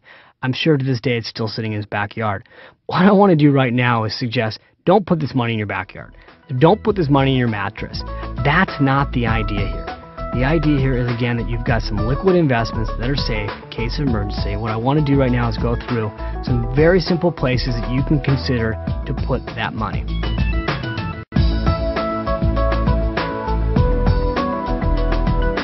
Okay, so now it's time to go shop for a rate of interest for your security money. We need to find a place for you to put your money where you'll get a good rate of interest. Now, I have to tell you the truth. If I was doing this audio back in 2000 or 1999 or 1998, this would be a lot more exciting. It would be more exciting because I could talk to you about money market accounts that were paying 5, 6, 7% interest, totally safe, completely liquid. Now that's pretty exciting to me. Today I can't do that. Today most money market accounts are paying 1%. Now I know I haven't even told you what a money market account is yet. Don't worry, I'm going to get to that. When you listen to this program, I don't know when it'll be. So the point here is I don't want to give you outdated material. I want to teach you where to go to find the rates whenever you're listening to this program. So here's where you go to find rates on different money market accounts. And then again, I promise you I'll explain to you what a money market account is. You can go get a Wall Street Journal or USA Today, and you will find in the business section a list of money market accounts. You'll find a list of savings accounts. You'll even find a list of certificates of deposit, bank CDs. And they'll give you phone numbers on what the rate is of the different banks, what the rate is of different money market accounts, and where to call. Another place you can go is online. Now, my favorite website that you can go to is my favorite website. It's mine. Go to www.finishrich.com and click into the resource area where I have a link with all the different money market accounts. So if you go in there, you go finishrich.com, go into the resource center, click into money market accounts, and then I've put a whole bunch of links to where to go to find money market accounts. I'll also give you another website I love. It's bankrate.com. www.bankrate.com. That's bankrate.com. And again, they list all the rates all over the country, depending on state, depending on what you're looking for, money market accounts, savings accounts, certificates of deposit. You can also look in your local paper. If you pull out your local paper in the business section, you'll find a listing of money market accounts and certificates of deposit. And again, they'll have the phone number in there, so it's very easy. But you want to be proactive on this. Don't just go to your local bank and say, what do you have available? You really should shop for this, just like you would shop for a refrigerator or a car.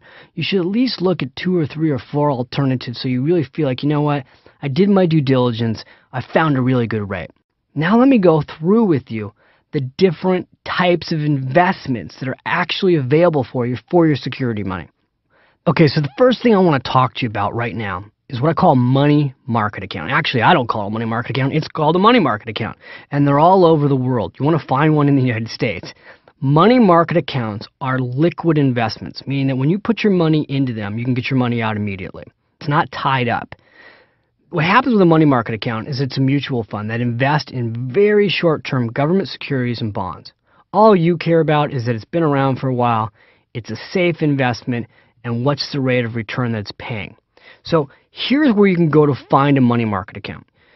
All right, first of all, you can go to any brokerage firm. When I say brokerage firms, I'm talking Merrill Lynch, Morgan Stanley, Payne Weber, Charles Schwab, Fidelity, E-Trade.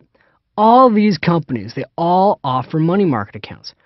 In your workbook, I listed all the brokerage firms that are offering these money market accounts, went through where to go, and I specifically have given you in your workbook companies that offer money market accounts with no minimum. As an example, if you're just getting started, there's a company called ING Direct. You can go online to this company and open a money market account right now with no minimum investment.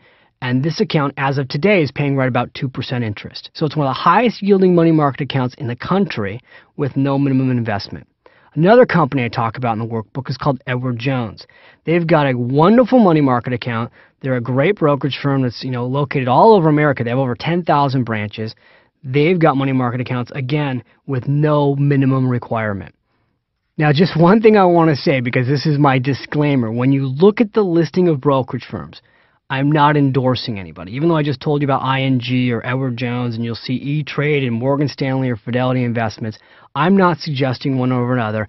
Don't email me and ask me where you should put your money. That's a decision you're going to need to make, but I'm giving you all the tools and the resources to go and do your own search, okay? Now let me let you in on a little secret. Some of these brokerage firms have higher minimums. You may need $2,000 to open the money market account. Some actually are as high as $10,000. As I speak to you right now, Charles Schwab has a minimum of $10,000. The interesting thing that you need to know is a little secret. Some of these brokerage firms will waive the minimum if you set up an automatic investment plan. So again, I told you earlier, the whole key to funding this plan is to make it automatic, where you're sending in $50, $100, $200 a month directly from your paycheck right into the investment account. And again, the company that you set up the money market account can give you the paperwork to do this. They can help you with this whole process. It can be done in less than 10 minutes. All you need to do is tell them, I want to set up a systematic investment plan. Now, if you walk into a brokerage firm and they tell you, well, we've got a $5,000 minimum, the question you want to ask whoever you're speaking with is this: if I set up a systematic investment plan, will you waive your minimum? What you'll find out is in many cases the answer will be yes. As long as you're putting in money automatically, $50, $100 a month, they'll waive the account minimum. That's a way to sneak in under that balance requirement. Okay? All right, so I've talked about money market accounts. Now I want to talk about certificates of deposit. They're called CDs, and they're bank certificates of deposit. Basically, you walk into a bank, and a bank will give you a guaranteed rate for a specific period of time, and they'll insure that rate. So in other words, as long as you put in less than $100,000, you don't ever have to worry about the bank going out of business. You're going to get your money back. With a bank CD, they'll offer you 6-month rates, they'll offer you 12-month rates, they'll offer you 18-month rates, they'll offer you 2-year rates, and on and on and on, all the way out to 10 years. When you go into a bank, find out the following things. Number one, what's the rate? What's the time horizon? Meaning, how long do you have to tie the money up? And if you needed to sell that CD early, what's the penalty fee? Very important that you ask what that penalty fee is, because if they're offering you, for an example, 3% for 2 years, and you went and had to sell that within 12 months, and you found out that the penalty is 3%, you've given them your money basically for free. So always ask, what's the penalty fee? Bank CDs are a great place to put your money if you know you don't need to get it in case of emergency quickly. The problem with a bank CD is that, again, you're tying it up for a specific period of time. Okay, the next thing I want to share with you is how the government can help you build your security account. Now, the government has an incredible website. You want to go to this website today, okay? www.treasurydirect.gov. Again, you'll find the website listed in the workbook. Here's why I love this website. The government has made it easy for you to set up your security account and make it completely automatic. The government, again, they get it. They get this idea that the best way to invest is automatically. So you can literally go online and in a matter of minutes, with as little as $50, set up an automatic investment plan with the government. Here's your options on where you can put your money on this website. Option number one is what's called an inflation bond, an I bond. I bonds stand for inflation bonds. Let me tell you what this is. I love these bonds. Boy, isn't that weird? How weird of a guy am I? I love these bonds. No, I really do like these bonds. First of all, an I bond allows you to invest with as little as $50. The maximum that you can buy right now a year is $30,000. The interest is added monthly. Now, you'll see on the website a little technical thing that says I bonds are sold at face value. What that means is if you buy $100 worth of I bonds, it costs you $100. The interest is earned over a 30-year period of time. You can sell your I bonds after 1 year. So in other words, you go out, you put $100 in this bond, you can leave it with the government now for 30 years and it'll pay you interest. The kicker with the I bonds is that whatever the rate is, let's say, for example, right now, today the rate is 4.66%. It's a fantastic rate. If inflation goes up, these I bonds adjust. So they'll increase the rate they're going to pay you. The whole concept behind these I bonds is that they're protecting you in case of inflation by increasing the rate the government pays you. Now, this is really interesting. We haven't seen inflation in quite some time. But as I sit here in the studio, that's the big concern about whether or not inflation is going to kick in. If you have an I bond, and inflation kicks in, you're sitting there smiling because guess what? Your security money will earn you more interest. So again, real simple, check out these I bonds. You can set up a systematic investment plan with as little as $50 a month. All right? Now, your second choice on this website is what's called an E-bond. And these E-bonds, it's actually double E, EE bonds. These are a lot like the old savings bonds you used to get when you were a kid from your grandparents. Today, they're calling these bonds Patriot bonds. They brought the Patriot bonds back after 9/11. So after 9/11, the government reissued these bonds. They're now called Patriot bonds. The rate on the Patriot bonds is not as high as the I bonds. But here's the deal with the Patriot bonds. Again, interest is added monthly and it's compounded semi-annually. Patriot bonds are not sold at face value. So in other words, like before with the I bonds, if you put in $100, you got $100 worth of bonds. With Patriot bonds, you're actually buying them at a discount to par value. Now, I know these all sound like technical terms, but in layman's terms, if you go out and you buy $100 worth of Patriot bonds, you'll actually pay $50. And when they come due, you'll get the full amount back. So if you put in $50, when they come due, you'll get $100. Now, again, with the Patriot bonds, these bonds are good for up to 30 years. One more thing to know about the Patriot bonds is the Patriot bonds are basically tied to the Treasury rate, and they pay 90% of whatever a 5-year Treasury is paying when you buy them. So the website's great because they really explain this in layman's terms. They show you exactly how to set it all up automatically. What they've got on this website is what's called Easy Saver. So click into that Easy Saver button and they explain to you how you can use a credit card or use a checking account. I believe they even take payroll deduction, and they will automate everything for you in minutes. You can go onto this website and literally in minutes set up your entire security account and be done with it. It's fantastic.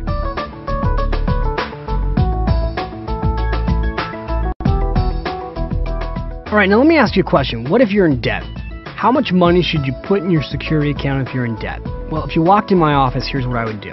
Even if your debt was as high as 20%, well, first of all, I wouldn't want your debt to be as high as 20%. If you had a credit card paying 20% interest, I would immediately do something to help you get that rate lower, down to 0% if possible, which I'm going to cover in 2 sessions later, how to handle your credit card debt. But here's what I would do. I would want you, and this is what I want you to do, I would want you to at least get 1 month of emergency money in savings. Then I'd want you to start focusing on paying down your debt. I think it's important to have at least a month of your expenses in a security account. So even if you've got credit card debt, I want you to get a month of expenses in your security account. I don't want you to stop paying your credit cards, but I don't want you to be losing sleep over the fact that you're not paying off your debt. I want you to get a month of expenses put aside, then we'll start tackling your credit card debt. And we're going to tackle your credit card debt 2 sessions from now. So don't worry, we're going to get to that. All right, so we've come to the end of this session, right? It wasn't that long of a session. I know it wasn't the most exciting session, but again, very, very important that you do this. So here's your Automatic Millionaire action step today. I've got 4 specific things I want you to do today. They're small things, they're easy things, but let's go take a look at them. All I want you to do today is this. I want you to go check out that website. Go to www.treasurydirect.gov. You don't have to sign up for the plan. I just want you to go on there and see what's available. The second thing I want you to do, go get a USA Today. Go get the Wall Street Journal. Look in the newspaper where they list the bank CDs and the money market accounts. Make yourself familiar with what is available out there. And the third thing I want you to do is I want you to go to bankrate.com and also see what's available on that website. Okay, so those are 3 specific things. The last thing I want you to do, I want you to really think about right now, what are your monthly expenses? What is it costing you monthly to live? Give yourself an estimate on that. And then I want you to compare that to how much money do you have in emergency savings. So if you know it's costing you $3,000 a month to live, and you've got $1,500 already right now in an emergency account, I want you to make a decision today. What's your goal? You don't have to get there overnight, but what's your goal? Do you want 1 month of expenses saved? Do you want 3 months of expenses saved? Do you want to go with the David Bach formula and have 6 months of expenses put aside? Decide that today. In your workbook, we've got a little commitment exercise there for you. You can write down, I want to have this much money in emergency savings by this specific date. You make the commitment to yourself. Again, you're playing the game called the Automatic Millionaire. This is your game. You decide what your timetable is, what your deadline is, and then you go to work. All right? Enjoy your day. I'll be back with you in session 6. Session 6 rocks, ladies and gentlemen. Session 6, we're going to go through, by the way, how do you buy your dream home and how do you pay that home off early? Okay, so I can't wait to be back with you. Have a great day. I'll see you in session 6.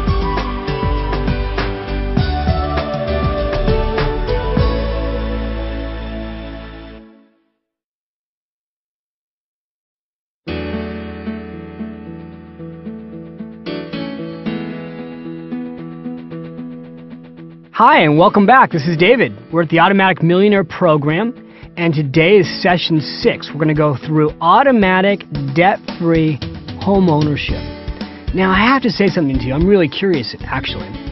Are you listening to this program in order, or did you just skip ahead and throw this audio in? If you did, if you skipped ahead, that's fine. It tells me that you're really interested in either owning a home or owning a home free and clear of debt. Either one is great, and if you've been listening to this program in order, well, that's fine too. Congratulations, because you're at session 6. We're really cranking through this program. I'm proud of you. Again, good job. Now, let me talk to you again. I said this in session 1, really important, and that is this. The likelihood of you being rich as a renter is virtually zero. It's nil. It's none. Statistically, renters in America do not become millionaires. In session 1, I talked about a statistic from the government that said the average renter in America has a net worth of less than $4,000. Homeowners, on the other hand, average net worth is $140,000. Now that is a massive difference. We're looking at what? 30 times greater net worth if you're a homeowner. So the message here is critical. You must, not should, not would, not could, you must own a home. You know, you always hear about buying real estate with no money down, becoming a landlord. The greatest tenant in the world, you know who that is? You. You're the greatest tenant in the world. You know why? When you buy a home, you're going to take care of it. The pride of home ownership is amazing. In fact, you hear about foreclosures on homes, and there are foreclosures on homes, but what you don't hear about is how few homes are foreclosed on. In fact, less than 2% of the homes in America a year are foreclosed on. And that is because people will do just about anything they need to do to not lose the house they live in. So I cannot stress upon you enough that one of the first things you should be saving for, one of the most important purchases that you can make, is not what stock to buy. It's not what mutual fund to invest in. You need to go buy a home. Now, I just recently went on a show with the John Walsh Show. You may know John Walsh. He's on TV all the time, and he has his own show now. And I did a show about 8 months ago on couples and money. We had 3 young couples, and I was with a couple from Florida. And in fact, I just got an email from them, so it's really a nice success story. This couple was in Florida. They had 2 incomes, not married yet, but they're earning about $75,000 a year. They were renting. He had just bought a brand new motorcycle. They had 2 cars, and they had no savings, and they were living like rock stars, you know, living la vida loca down in Miami. They're having a lot of fun. They're young. They're enjoying their life. And they said, you know, David, what should we do? And as a part of the money makeover, I said to them, the number one thing you need to do is buy a home down in Florida. If you're going to stay in Florida, you need to buy a home. I don't care if you're even going to be there just a few years. You need to buy a piece of the American dream. You need to get some real estate. They said, oh, God, that just seems like it's so impossible. I said, it's not. I'm going to walk you through the same steps that I took them through. And I took them through these steps literally in less than a half an hour. And I'm going to do the same thing with you. It's been 8 months. They have already put a down payment on a brand new townhouse. And they're going to be moving into that townhouse in less than 90 days. So they were not even motivated when we talked about this, and they've already done it. They've done it in less than a year. So if they can do it, I know you can do it. Because I've had so many stories of people who thought, I can't buy a home. There's no possible way. How would I do it? Well, I'm going to lay that out for you today, how you would do that. Now, if you're going, David, big deal, I already own a home. Get to the point. I'm going to cover in this session, if you own a home, how to turn that home not only into a great asset for you, but also get yourself out of debt with that home. How to be smarter with your mortgage, because most people have a 30-year mortgage, and that 30-year mortgage should not be paid over 30 years. Now, one last thing I want to talk about is you hear people say, you know, your house is not an asset. Your house is a liability. Well, yes and no. Here's the thing. When people tell you your house is not an asset because you're never going to sell it, well, that's not really true. People sell their homes all the time. In fact, as a financial advisor, what I will tell you is, in my experience, people's homes are actually the greatest asset, the greatest amount of equity that they have when they retire. So, you know, I can just tell you what I've seen in the real world, having literally sat before thousands of people one-on-one and looked at their net worth statements. In most cases, people build more equity, more asset value in their home than any other single investment over their lifetime, including their retirement accounts, because most people don't pay themselves first the way you've learned how to do. So I got to tell you, your home is a great asset. The sooner you buy one, the better off I think you're going to be. And with that, I want to go through why homes are such great investments for you to consider. So let me go through 6 reasons why homes make great investments. Number 1, it's forced savings. Again, I talked about how people rarely lose their home in foreclosure. When you buy a home, you're forced to pay that mortgage, because basically you buy the home, the bank has that mortgage, you have to pay for that. You will figure out a way to pay for it. Now, in a little bit, I'll show you how to accelerate your mortgage plan. When you do that, it's just one more way to force yourself to save more money. Again, most people find out that over time, the greatest form of financial security they have is in the equity that they've built up in their home. The second thing is leverage. The power of real estate is truly about the power of leverage. You know, if there's one reason that real estate has made so many Americans rich, it's leverage. See, I'll give you an example. If you go out and you buy a $250,000 home and the bank asks you to put 20% down, that means you'll be putting $50,000 into that investment. You'll be taking a $200,000 mortgage from the bank. Now, let's say that the home goes from $250,000 in value to $300,000. That means that your investment, your home, just went up in value $50,000, right? Well, what was your return on investment? You put $50,000 down. The house has gone from $250,000 to $300,000, so it's gone up in value $50,000. In essence, you just had 100% return on your money. Now, what we've seen recently in the real estate market is even better than that. We've seen people go out and buy a home for $250,000, which may sound like a lot depending on where you live, or it may sound like very little depending on where you live. But let's use that example. We've seen people go out and buy a $250,000 home, and 5 years later, the value of that home doubled. So it went from $250,000 to $500,000. Now, whatever the person put down, let's go back to the $50,000 example. They may have only invested $50,000. They've now got a $250,000 profit. That's a 500% return on their money in 5 years. And that happened at the same time that the stock market went down. Now, I'm not suggesting you should put all your money in real estate. I do believe in the stock market. But I think it's very important, again, that the first person you go out and become a landlord for is yourself.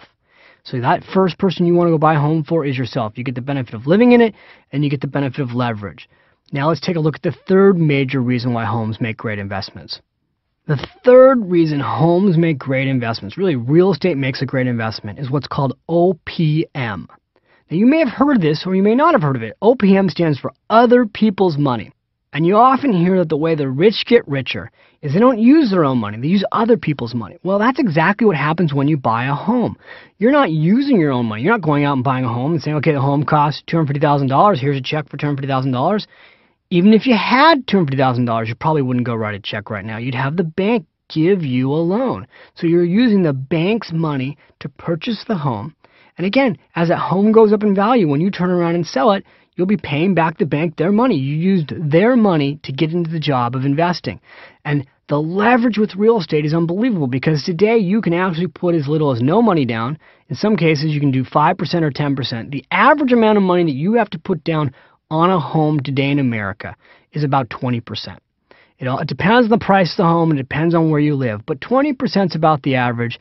There's no question you can actually get into a home with less than 20% down, which I'm going to cover here in a little bit. The fourth tremendous thing about real estate is the tax breaks.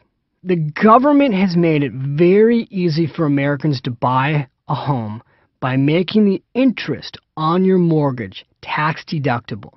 Now, the interest on your mortgage is tax deductible on the first $1 million of money that you borrow. It's very important to say that in case you're going out and buying one of these giant McMansions and borrowing more than $1 million. But for most people, that won't happen. So the interest is deductible on the first $1 million. That is truly a tremendous break.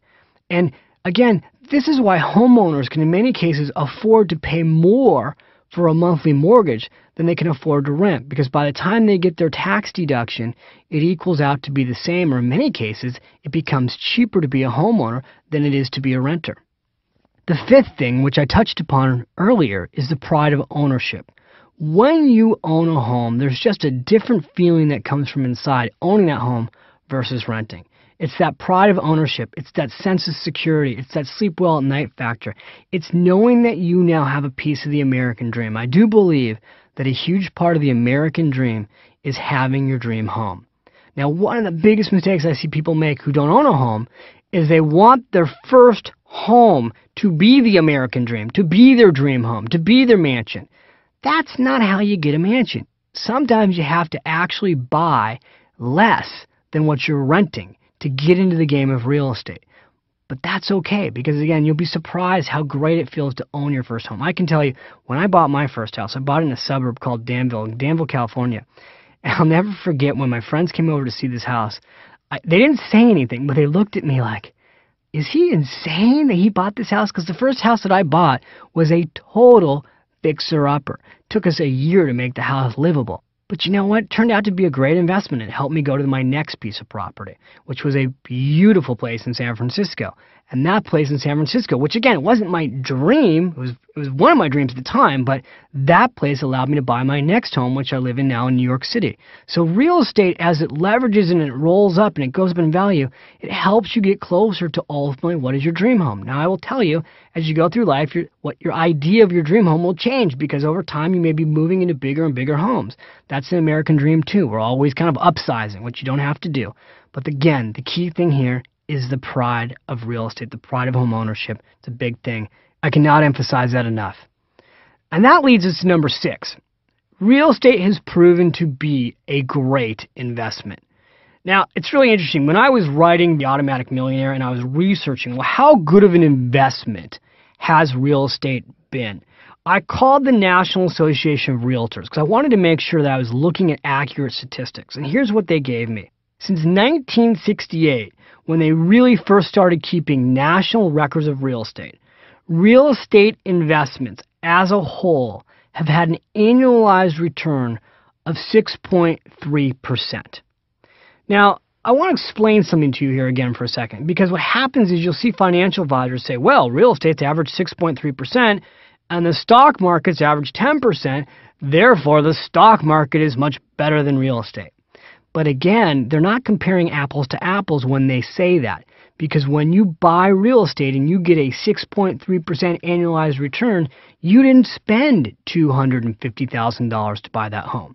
So if a $250,000 home goes up in value by 6% a year, maybe you only put down $30,000 to buy it. Your real rate of return is substantially higher than that 6% return that I just talked about. So that's very important to understand, because that goes back to everything I just talked about. You're using other people's money, you're getting leverage. Your real rate of return on real estate, you will find over time, is much higher. Now, let me just answer a question which has to be on your mind because it's in all the media, and that is, what about the real estate bubble? I mean, the truth is real estate has been unbelievable the last 5, 6, 7 years. I mean, it's just truly remarkable. In certain areas of our country, we've seen real estate annualize out at a 15% increase per year. I've got a friend of mine that just bought a second home 9 months ago, and the home value has already gone up by 20%. Now, these are clearly the boom times in real estate.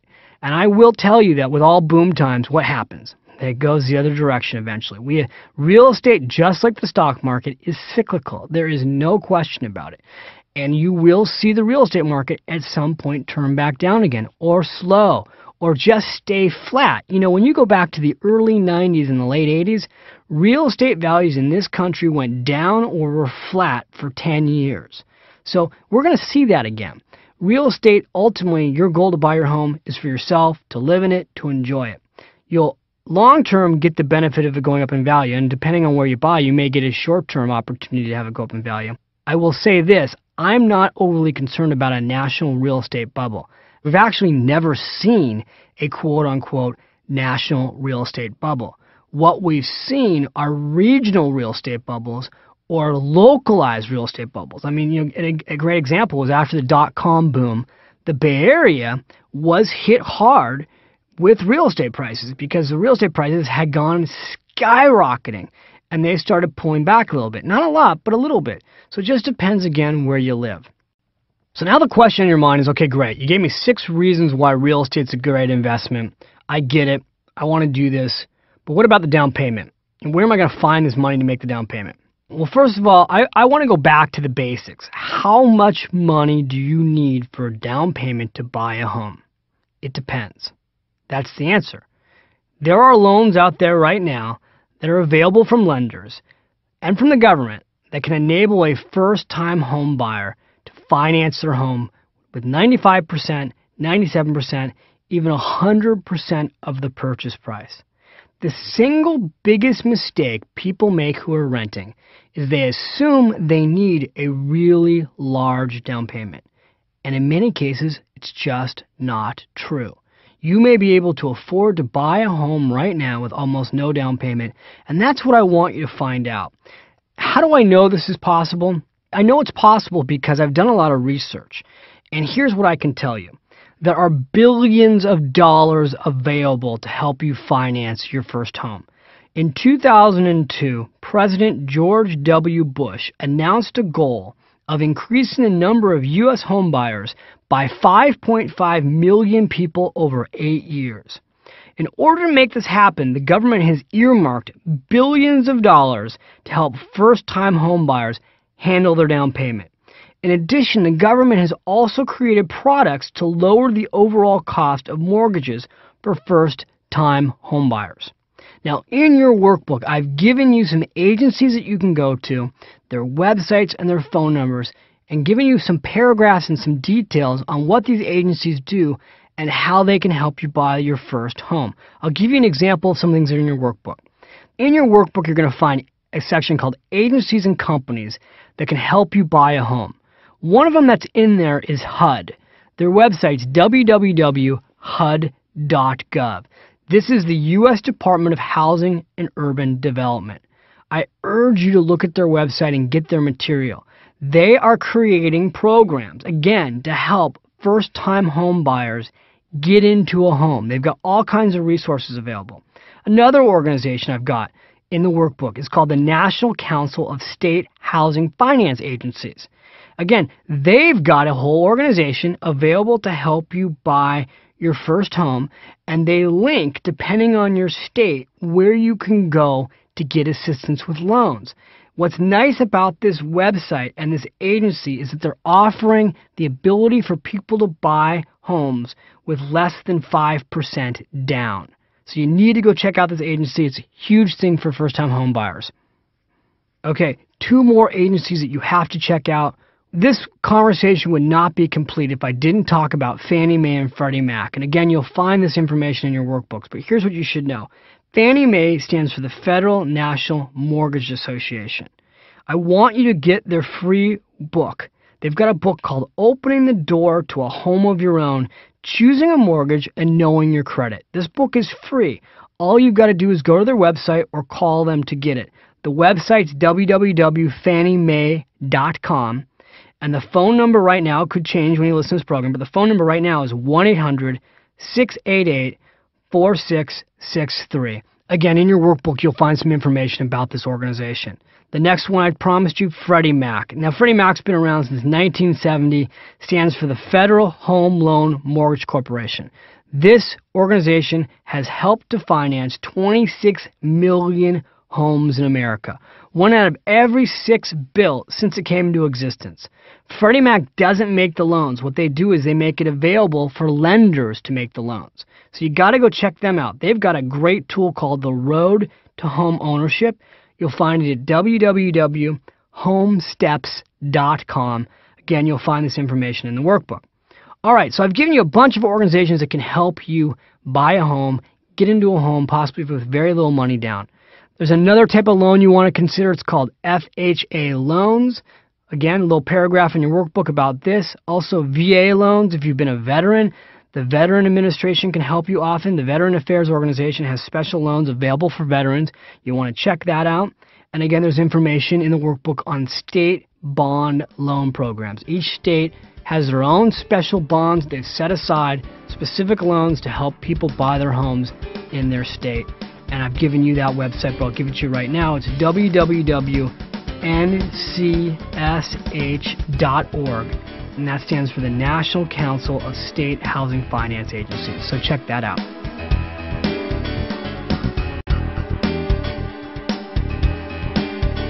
All right, so we've talked about the loans. I want to talk to you now about if you're a renter, because it's really important to say this. If you're renting right now, there's a really good chance that the rent you're spending, basically the rent you're paying to your landlord that's making your landlord rich, it's very possible that the exact same amount of rent could help you buy a home.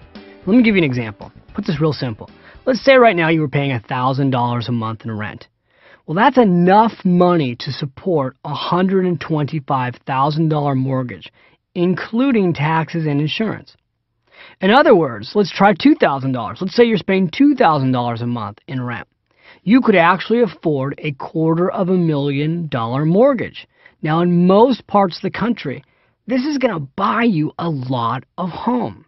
Now, why would a renter not buy a home? Let me give you an example here. I live in New York City. New York City is a classic example. It's very expensive to buy a place in New York City. And so there are hundreds of thousands, actually millions of people in New York that have gotten stuck in the rent trap. And I'll give you an example how this happens. I was just doing a speech up here in New York City, and I had a lot of people in the room, and about 75% of them were renters. And I talked about this issue because this is really, I was telling them the story of the Automatic Millionaire, the McIntyres, and how it's so critical to buy a home. And people were really getting frustrated. And one woman looked at me and she said, David, for what I'm paying right now for a 2-bedroom place in New York City, she said, I'm spending about $3,500 a month. She said, if I was to go out and get a mortgage, I could not buy a 2-bedroom condominium for that same amount of money. She said, I could only afford to buy a 1-bedroom condominium. I said, okay, yeah, your point is? She said, well, my point is I can't live in a 1-bedroom. I said, so how long have you lived in the 2-bedroom? She says, well, I've lived in it about 5 years. How long have you lived in New York City? Well, I've been in New York City 9 years. So in 9 years right now, I want you to figure out how much money you've spent on rent. So we started doing the math. Now, just use her example. She was spending over $3,000 a month on rent. So that is, by the time the year gets done, just use a round number, 3,000 times 12. She's at $36,000 a year in rent. Not $1 of that is making her wealthier. Now, let's just use that number and take that out over nearly 10 years. 36,000 times 10 years. This woman has spent nearly $400,000 on rent. Not one dime went into her pocket. And I'm looking at her and I'm going through this and I go, doesn't that make you sick? I go, couldn't you live with one less bedroom so that you could buy a place and start building equity? She starts thinking about it, and she almost starts kind of melting. She's like, yeah, I guess you got a point. And I told this woman, I go, I want to share a true story with you. I go, I've got a best friend that moved to New York City 3 years ago. Now, I'm going to change his name so that he won't get upset. He might not want his personal story out there. I'm going to call him Bobby. Bobby's been a best friend of mine since the 3rd grade, so he's going to know who he is when he listens to my audio. But Bobby came to New York City 3 years ago, and he was looking at renting. And I said to him, whatever you do, don't rent. I go, even if you're only in New York for a couple years, you'd be better off to buy. So Bobby calls me back, and he says, David, I've looked at 1-bedroom apartments. I can't remember exactly what it cost. I think it was about $1,500 to $2,000 for a 1-bedroom apartment at the time. He said, I can't afford to buy a 1-bedroom apartment in New York City. It's out of my price range. He said, but I can afford to buy a studio. He said, now, the studios are really small. He said, I'm looking at a studio right now. It's a little less than 500 square feet. And I can't believe how much it's going to cost. It's going to cost $175,000. But I could own it. I can get in with less than 10% down, so you only need $17,000. He says, I can get in, I can do the mortgage, I can make the mortgage payments. It's smaller than I want. What do you think? And I said to Bobby, do it. You'll be glad you did. Now I wish I had bought one with him when he did this. That $175,000 studio, remember, this is only 3 years ago. Today is worth over $350,000. Now, again, go back to that math I talked about earlier. He's had an investment go from $175,000 to over $350,000. It's almost increased by $100,000 in value, and he only put $17,000 down. Now, he's not the least bit upset today that he's living in a studio. In fact, he's been saying, geez, I might actually sell it and buy a one-bedroom. But you know what? It's great. I got a really low overhead right now. I'm actually used to living in a studio. He's not married. He doesn't have kids. The moral here, and when I shared this story with this woman, she was almost in tears. I said, the moral here, sometimes you have to buy a little less than you can rent to get into the game of ownership and building wealth. The fastest way to build wealth in America is to become your own landlord. That's how you get rich. You got to buy a home. All right, how much home can you afford? The FHA has a rule of thumb, and here's what it is. They recommend that people can afford to spend 29% of their gross income on housing expenses and as much as 41% if they have no debt. Now, I have to tell you personally, I think 41% seems a little bit high. But a great estimate, or a very simple rule of thumb, is that I think no more than a third of your gross income should be going to housing costs. And even though the FHA looks at gross income, I usually look at net, because we live in a net world. In other words, your gross income is irrelevant. I mean, if you're making $3,000 a month, but you're getting $2,000 after taxes, that's what you've got available to spend. And if you use the FHA's rule of thumb that you could spend a third of your gross income on a house, you'd spend $1,000 on your mortgage and you'd be left with $1,000 to pay for all of your expenses and everything else afterwards. So I think a good rule of thumb is more like a third of your net. That's the number I would use. It's pretty conservative, but I think it's a good rule of thumb. But again, I would compare it to your rent. I think you look at, well, what are you renting right now? Figure you might need to spend an extra 10, 20% to buy. You make that leap, you go in, you buy a place, and you figure out other areas to cut back in your life. For instance, finding your latte factor and going, you know what, I can give up my latte factor, whatever that was for you, in order to own a home so I can start getting rich. One last thing about how much you can afford to buy. There's no question that when it comes time to buy a home, depends on where you live, ego definitely gets involved. Keeping up with the Joneses gets involved. There's this new thing in America they're calling them McMansions. I mean, America's all about bigger and better and bigger and better. And today people are buying bigger homes than ever.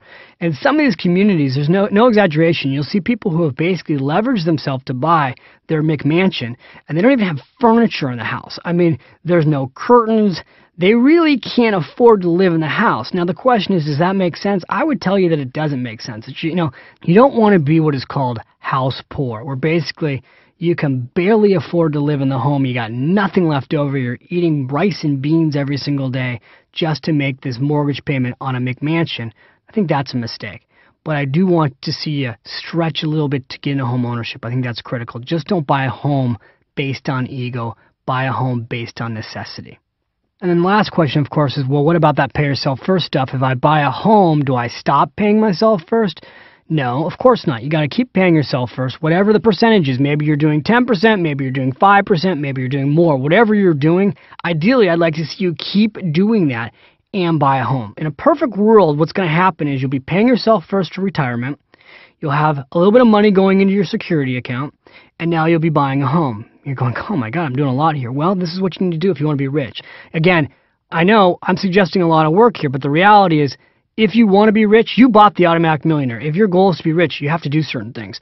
This is not one of those programs where you can become, overnight wealthy by placing tiny little ads in newspapers for almost free and hope that checks will show up in your mailbox. This is the no-nonsense, real deal approach to wealth. I'm giving you the roadmap. All you got to do now is go use it.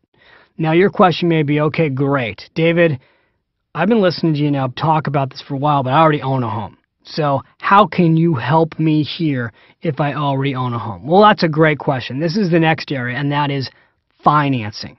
When you go to buy a home, you're going to have to get a mortgage.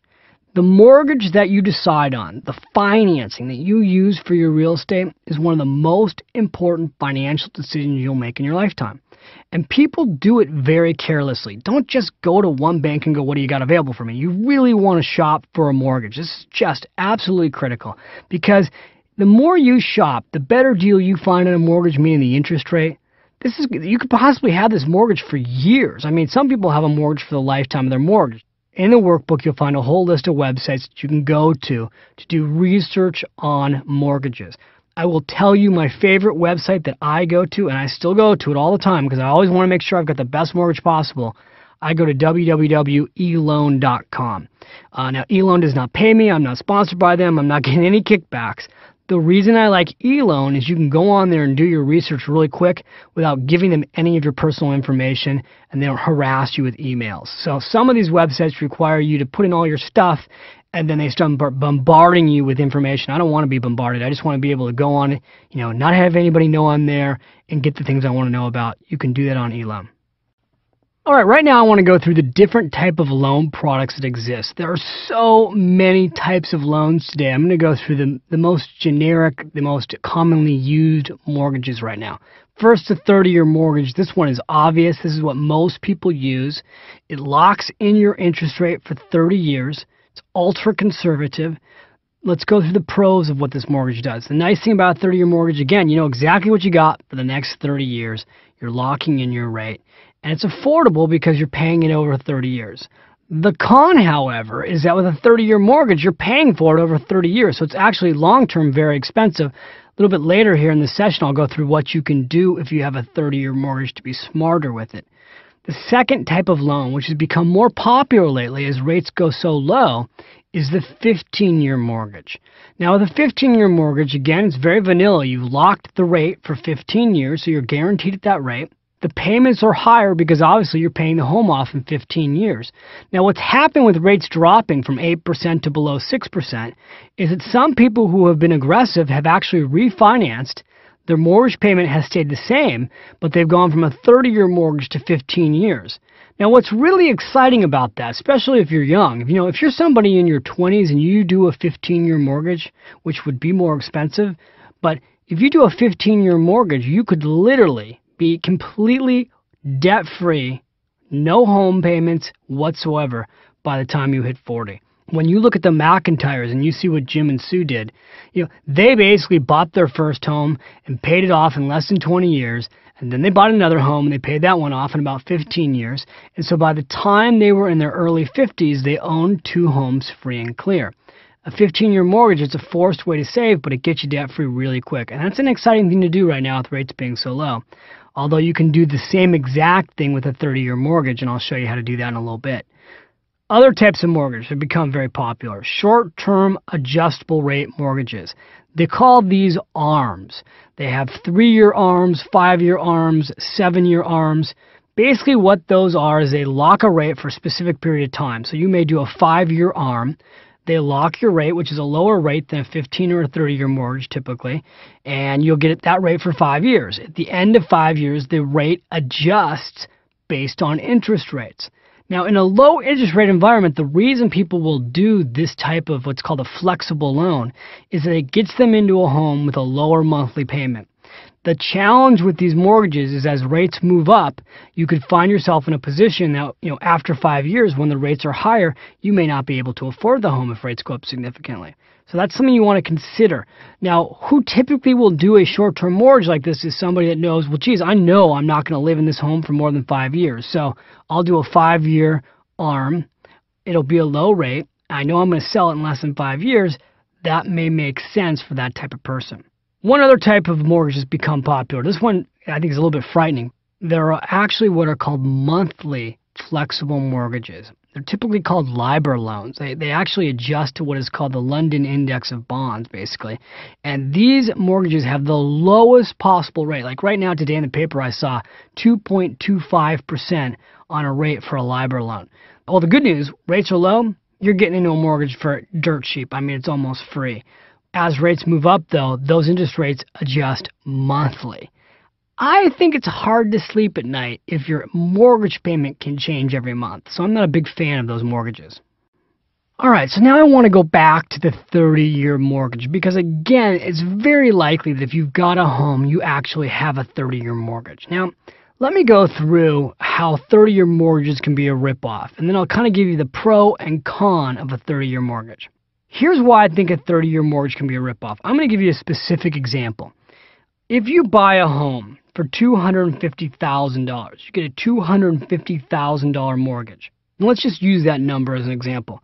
You get a $250,000 loan. You pay 8% interest. Over 30 years, that loan, you will actually pay $660,000 for that $250,000 home. You'll spend over $410,000 on interest payments. See, this is why the banking business is a great business to be in. They know you're not going to foreclose on your home. They like the fact that they can give you a 30-year mortgage because it will cost you a fortune, and they make all that money. So this is a problem that I've got with this. Now, not only does the bank know they're going to make a lot of money on a 30-year mortgage, but they also know something else that's really interesting. They know that on average, Americans move every 7 to 10 years. So they figured out if we do a 30-year mortgage, if we go out and sell 30-year mortgages, there's so much interest cost involved in these mortgages that in the first 10 years, almost 90% of your payments that you're paying to the bank are all going to interest. So if you have a 30-year mortgage, you barely see the actual mortgage go down until you get past 10 years. Well, the bank's really smart. They figured out, you know what? We'll do all these 30-year mortgages. People will never pay down their principal. Then they'll move and they'll have to get a new mortgage and they'll start all over again. And this is why people are in debt all their lives and have to work until they're in their mid-60s. See, this, in my opinion, is completely a game set up for our failure. Now, who set up these rules? Well, I have to tell you something. If you really look at the banking industry, which has a lot of lobbyists, they lobbied Congress and the Senate for the tax deduction on your mortgage. Now, somewhere at some point, somebody had to figure out, you know what? If we do 30-year mortgages, you know what will happen? People will have to work all of their life to pay for their mortgages. That means that we'll have people working and they'll be paying taxes. See, I don't really think the government wants an entire society of people retired at 40.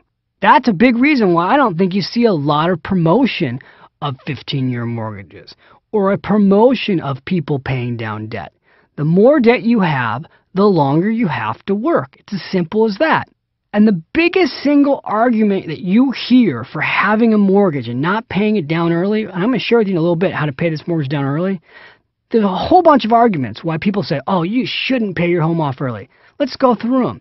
Number one, you get a tax deduction. You know, people will go on and on and on about this, especially accountants. Oh, don't pay off your mortgage early. There's no point in putting extra principal towards your mortgage. It's a great tax deduction. Now, let me get this straight. I should work for years to pay interest on a mortgage so I can get a tax deduction. I'm confused here. Do I want my life or do I want a tax deduction? See, I want my life. Again, let's go back to the American dream. When you don't have debt and overhead, you don't have to work and make money. You may need money for food and certain expenses, but you won't need money for the bank. The sooner you get to be debt-free like the McIntyres, the sooner you get your life back completely. You get the freedom to do what you want to do when you want to do it. If you want to keep working, great. You'll have extra money to do extra things, but it's your choice. And I think that's a huge, huge issue.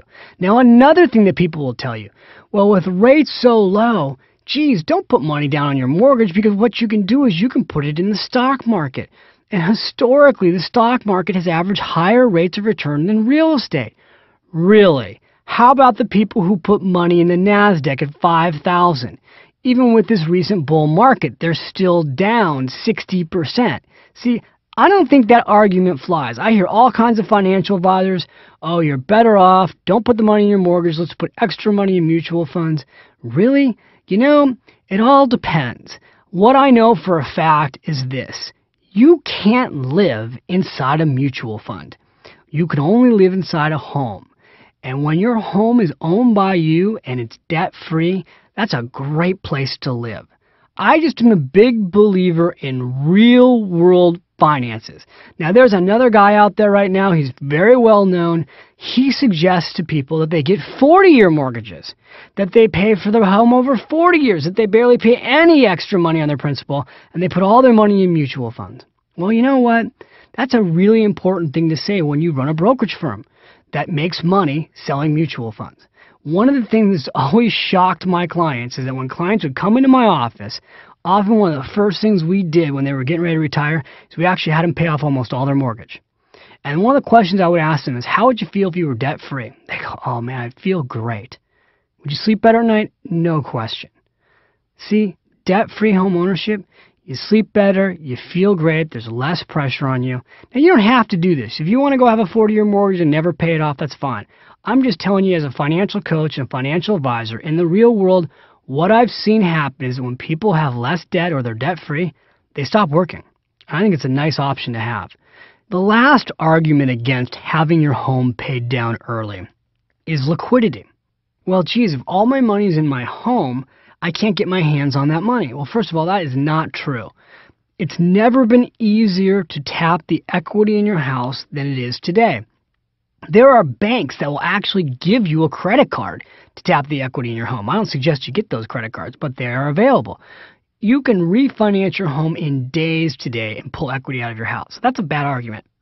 Now, I'll give you the last argument. This is the one that I would make about not having your home paid off. Being quasi-paranoid, this is me personally.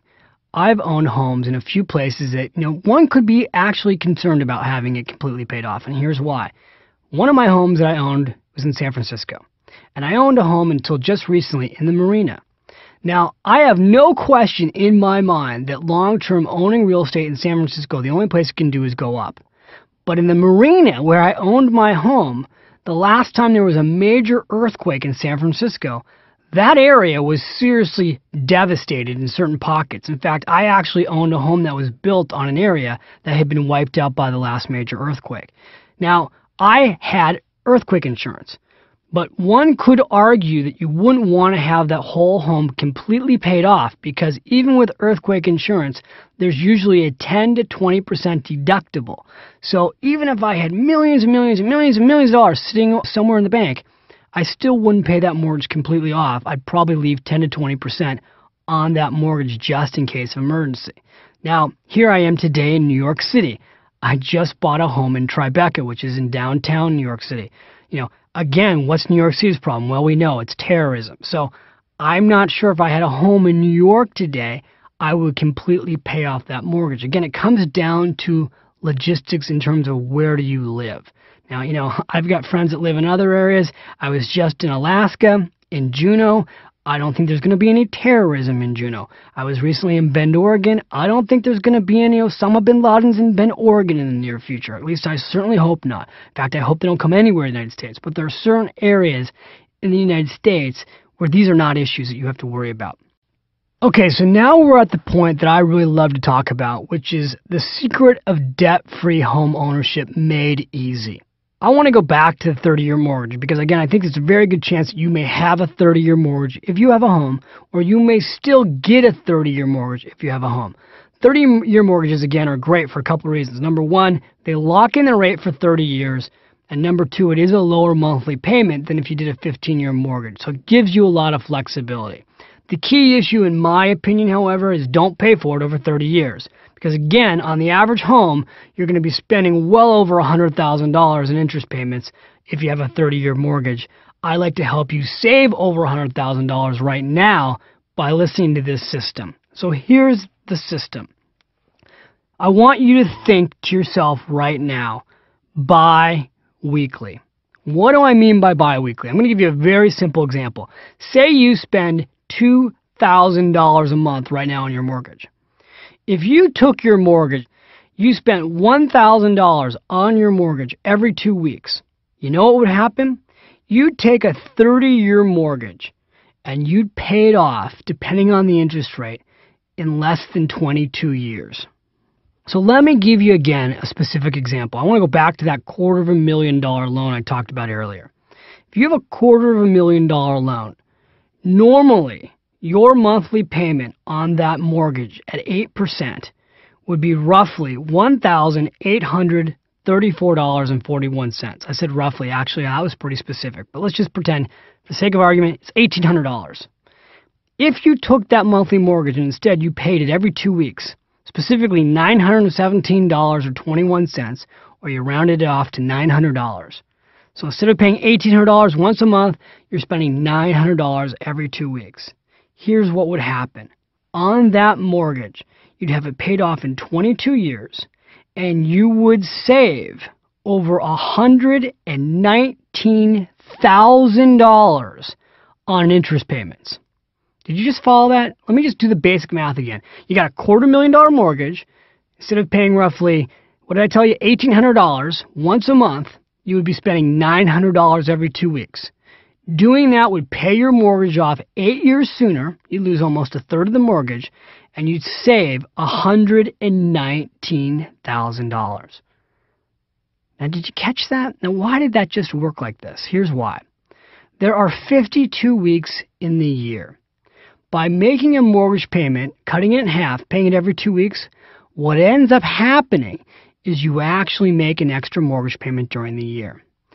That's how the mortgage gets paid down earlier. Now, let me tell you a couple advantages to doing this. First of all, in the real world, most of us get paid. What? Once a month? No, we get paid every 2 weeks. So you can actually set up your mortgage to be paid just like you're being paid. Makes it easy, right? How would you make it even easier? You can do a bi-weekly mortgage plan. Now, let me quickly again go through the benefits and then how you can get one. The benefits are, it saves you thousands of dollars on your interest payments. It's a forced way to save additional dollars. It makes your cash flow easier because you're now paying for your mortgage when you get paid. You don't have to worry about paying your mortgage late because it's automated. And the last thing, it cuts years off your mortgage. Again, in this case I just gave you earlier, 8 years off your mortgage. Now, how would you do this? There's a lot of ways to do this. One, you can go back to your bank who has your mortgage and you can ask them, do they have a bi-weekly mortgage plan? In other words, can you take the mortgage that you've currently got, your 30-year mortgage, and can you pay them every 2 weeks? The answer probably is yes. There will be a cost to do it, however. You got to ask them what the cost is. The typical cost to set up these plans right now is running a couple $100 up front, and then anywhere from $4, $5, $6, $7 a month to do this. Now, I'm going to go over that in a second, but before I do, I want to tell you something else. Most banks today are outsourcing this process. There is a company called PayMap. You can go to www.paymap.com. They have created what is called Equity Accelerator. Equity Accelerator because it's helping you pay off your home early and build equity in your home. They are the company that is handling this process for most mortgage companies today. In fact, you may find that your mortgage company actually refers you to PayMap to do this. Now, I called PayMap before I came into the studio, and here's what they're charging. They're charging a setup fee of $295 to do this right now, and $250 per transaction, so that's $5 a month. There's a phone number for PayMap. It's in your workbook, but I'll give it to you. It's 1-800-209-9700. Their website is www.paymap.com. Here's the thing. Let's go through this. Reasons not to do it. Here are some of the arguments against not doing a bi-weekly mortgage plan. The costs are crazy. All right, just went wild on you there, but here's the thing. I hear people just get all up in arms about the cost of this program. $295, $250 per transaction. That's terrible. You'll see these things in the newspaper. It's like only a journalist can come up with the reason why you shouldn't spend $250 per transaction. I want to do the math for you. Okay, let me show you something. Let me share with you why this isn't that expensive. Let's go back to the example of that $250,000 mortgage. If you used a company like PayMap and you spent $295 to do this and you didn't move, you actually lived in your home for 30 years and you used PayMap the entire time and you paid them $2.50 a transaction so that the home was paid off in 22 years, here's what would happen. You'd save $119,000. Now, what would it cost you to have run that program? On the low side, it would have cost you $2,000. So now do the math. $119,000 minus $2,000. You got $117,000 in savings. Now, let's pretend you found a really expensive company, a company 5 times the cost of PayMap, and you spent $10,000 to do a bi-weekly mortgage plan over the life of the loan. And you saved $119,000, but there was $10,000 in cost. You still come out with $109,000 in savings. Now again, why would anybody argue against this? It's just amazing to me. They argue against it because they say to you the following: well, you don't need to hire somebody to do this. You can do it yourself. That's not true. Not true completely. Let me explain to you. You can't just take your mortgage right now, cut it in half, and send a check in every 2 weeks. Why can't you? Because the mortgage company, your bank, won't take a check from you every 2 weeks. They'll only take that check, that processing, if somebody else is doing it. Because the other companies aren't mailing the money in, by the way, every 2 weeks. They're mailing it in lump sum batches. And that's very important to understand. The banks don't want you putting in the money every 2 weeks because it costs them more to process it. So you can't yourself do this. You have to hire somebody to do this. Number two, another reason to not do a biweekly mortgage plan is that someone says to you, well, you know what? You could accomplish the same exact thing by making an extra payment on your mortgage every month. So let's say your mortgage was $2,000. You could just apply an extra 10% to your mortgage. You could send in $2,200. That is true, folks. You can do that. And you can automate that, which is what I'd like to see you do. Whatever your mortgage plan is set up, you should always make it automatic. Because remember, that's why we're calling this the Automatic Millionaire. But if you do this yourself, you have to make sure, that's the key thing here, that extra $200 goes towards the principal. Now, I've got news for you. Banks screw this up all the time. Whenever you send an extra principal payment, you have got to check your mortgage the next month. Because what they do all the time is they take that extra principal payment that you sent in manually and they stick it in a holding tank. They don't pay down your principal. They set it aside. They don't notify you of this. In fact, they put it in what's called an interest account. Interestingly enough, when they put your money in the interest account, they're not paying you interest.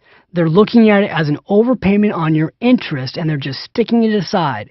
Now, I got to tell you something. This is the ultimate banking scam, and it goes on every single day. I watched a show about 10 years ago on 20/20 or 60 Minutes, I forget which, but it talked about how banks screw up your principal payments on your mortgages. And I had bought a piece of real estate with one of my best friends who was a mortgage broker.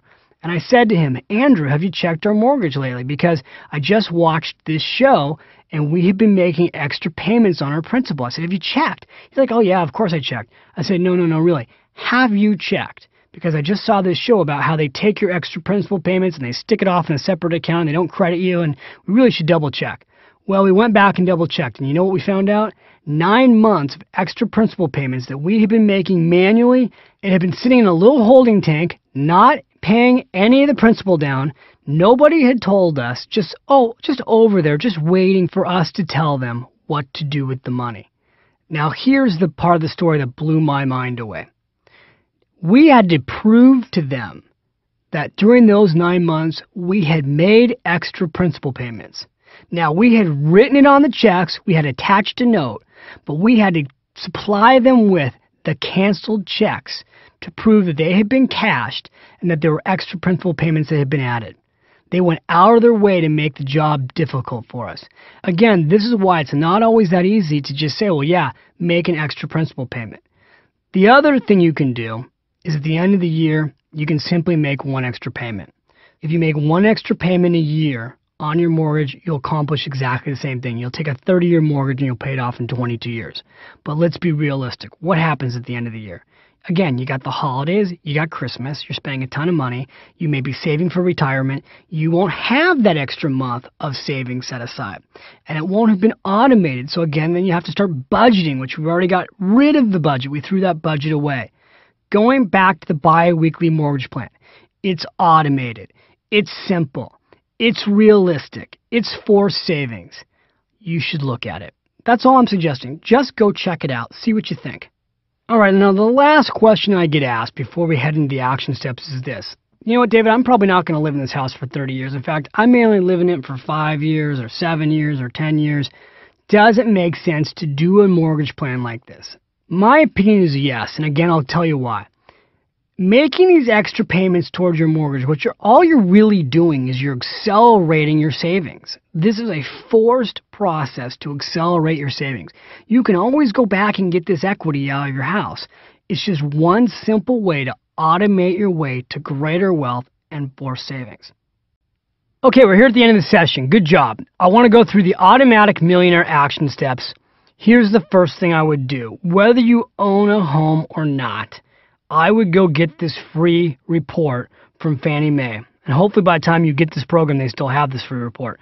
Right now, it is called Opening the Door to a Home of Your Own, Choosing a Mortgage, Knowing Your Credit, and Borrowing Basics. You'll find the details in the workbook. Give them a call. Order that. I had them send that to me. I think it's a great report. You should check that out. The second thing I would do is I would go to the website, which eLoan has. I'd go to eLoan.com. And I'd take a look at the mortgages. I'd see what can you afford based on your situation right now. Take a look at what you can afford. I'd also go to bankrate.com. They've got a great website, great calculators. You'll find the mortgage calculator for Bankrate on their website. You'll also find a mortgage calculator on my website. You can go to finishworks.com and check that out. If you've got a home right now and a 30-year mortgage, give PayMap a call. Again, it's www.paymap.com. Tell them how much your mortgage is. They'll run an illustration for you showing you exactly what doing a bi-weekly mortgage plan can do for you. The last thing, if you don't own a home, decide today, when are you going to buy your first home? We put in the workbook a little commitment sheet there for you. Write down, insert your name, will buy a home by, and put the date and sign it. Again, make the commitment to yourself to take action. You did a great job here today. I'm proud of you again. I look forward to the next session where we're going to tackle the issue of credit card debt. If you have credit card debt, you want to listen to this session. Even if you don't have credit card debt, you should still consider listening to this session because I'll go through all types of debt. That could be car debt, etc. So check out the next session. Looking forward to coming back with you. Have a great day.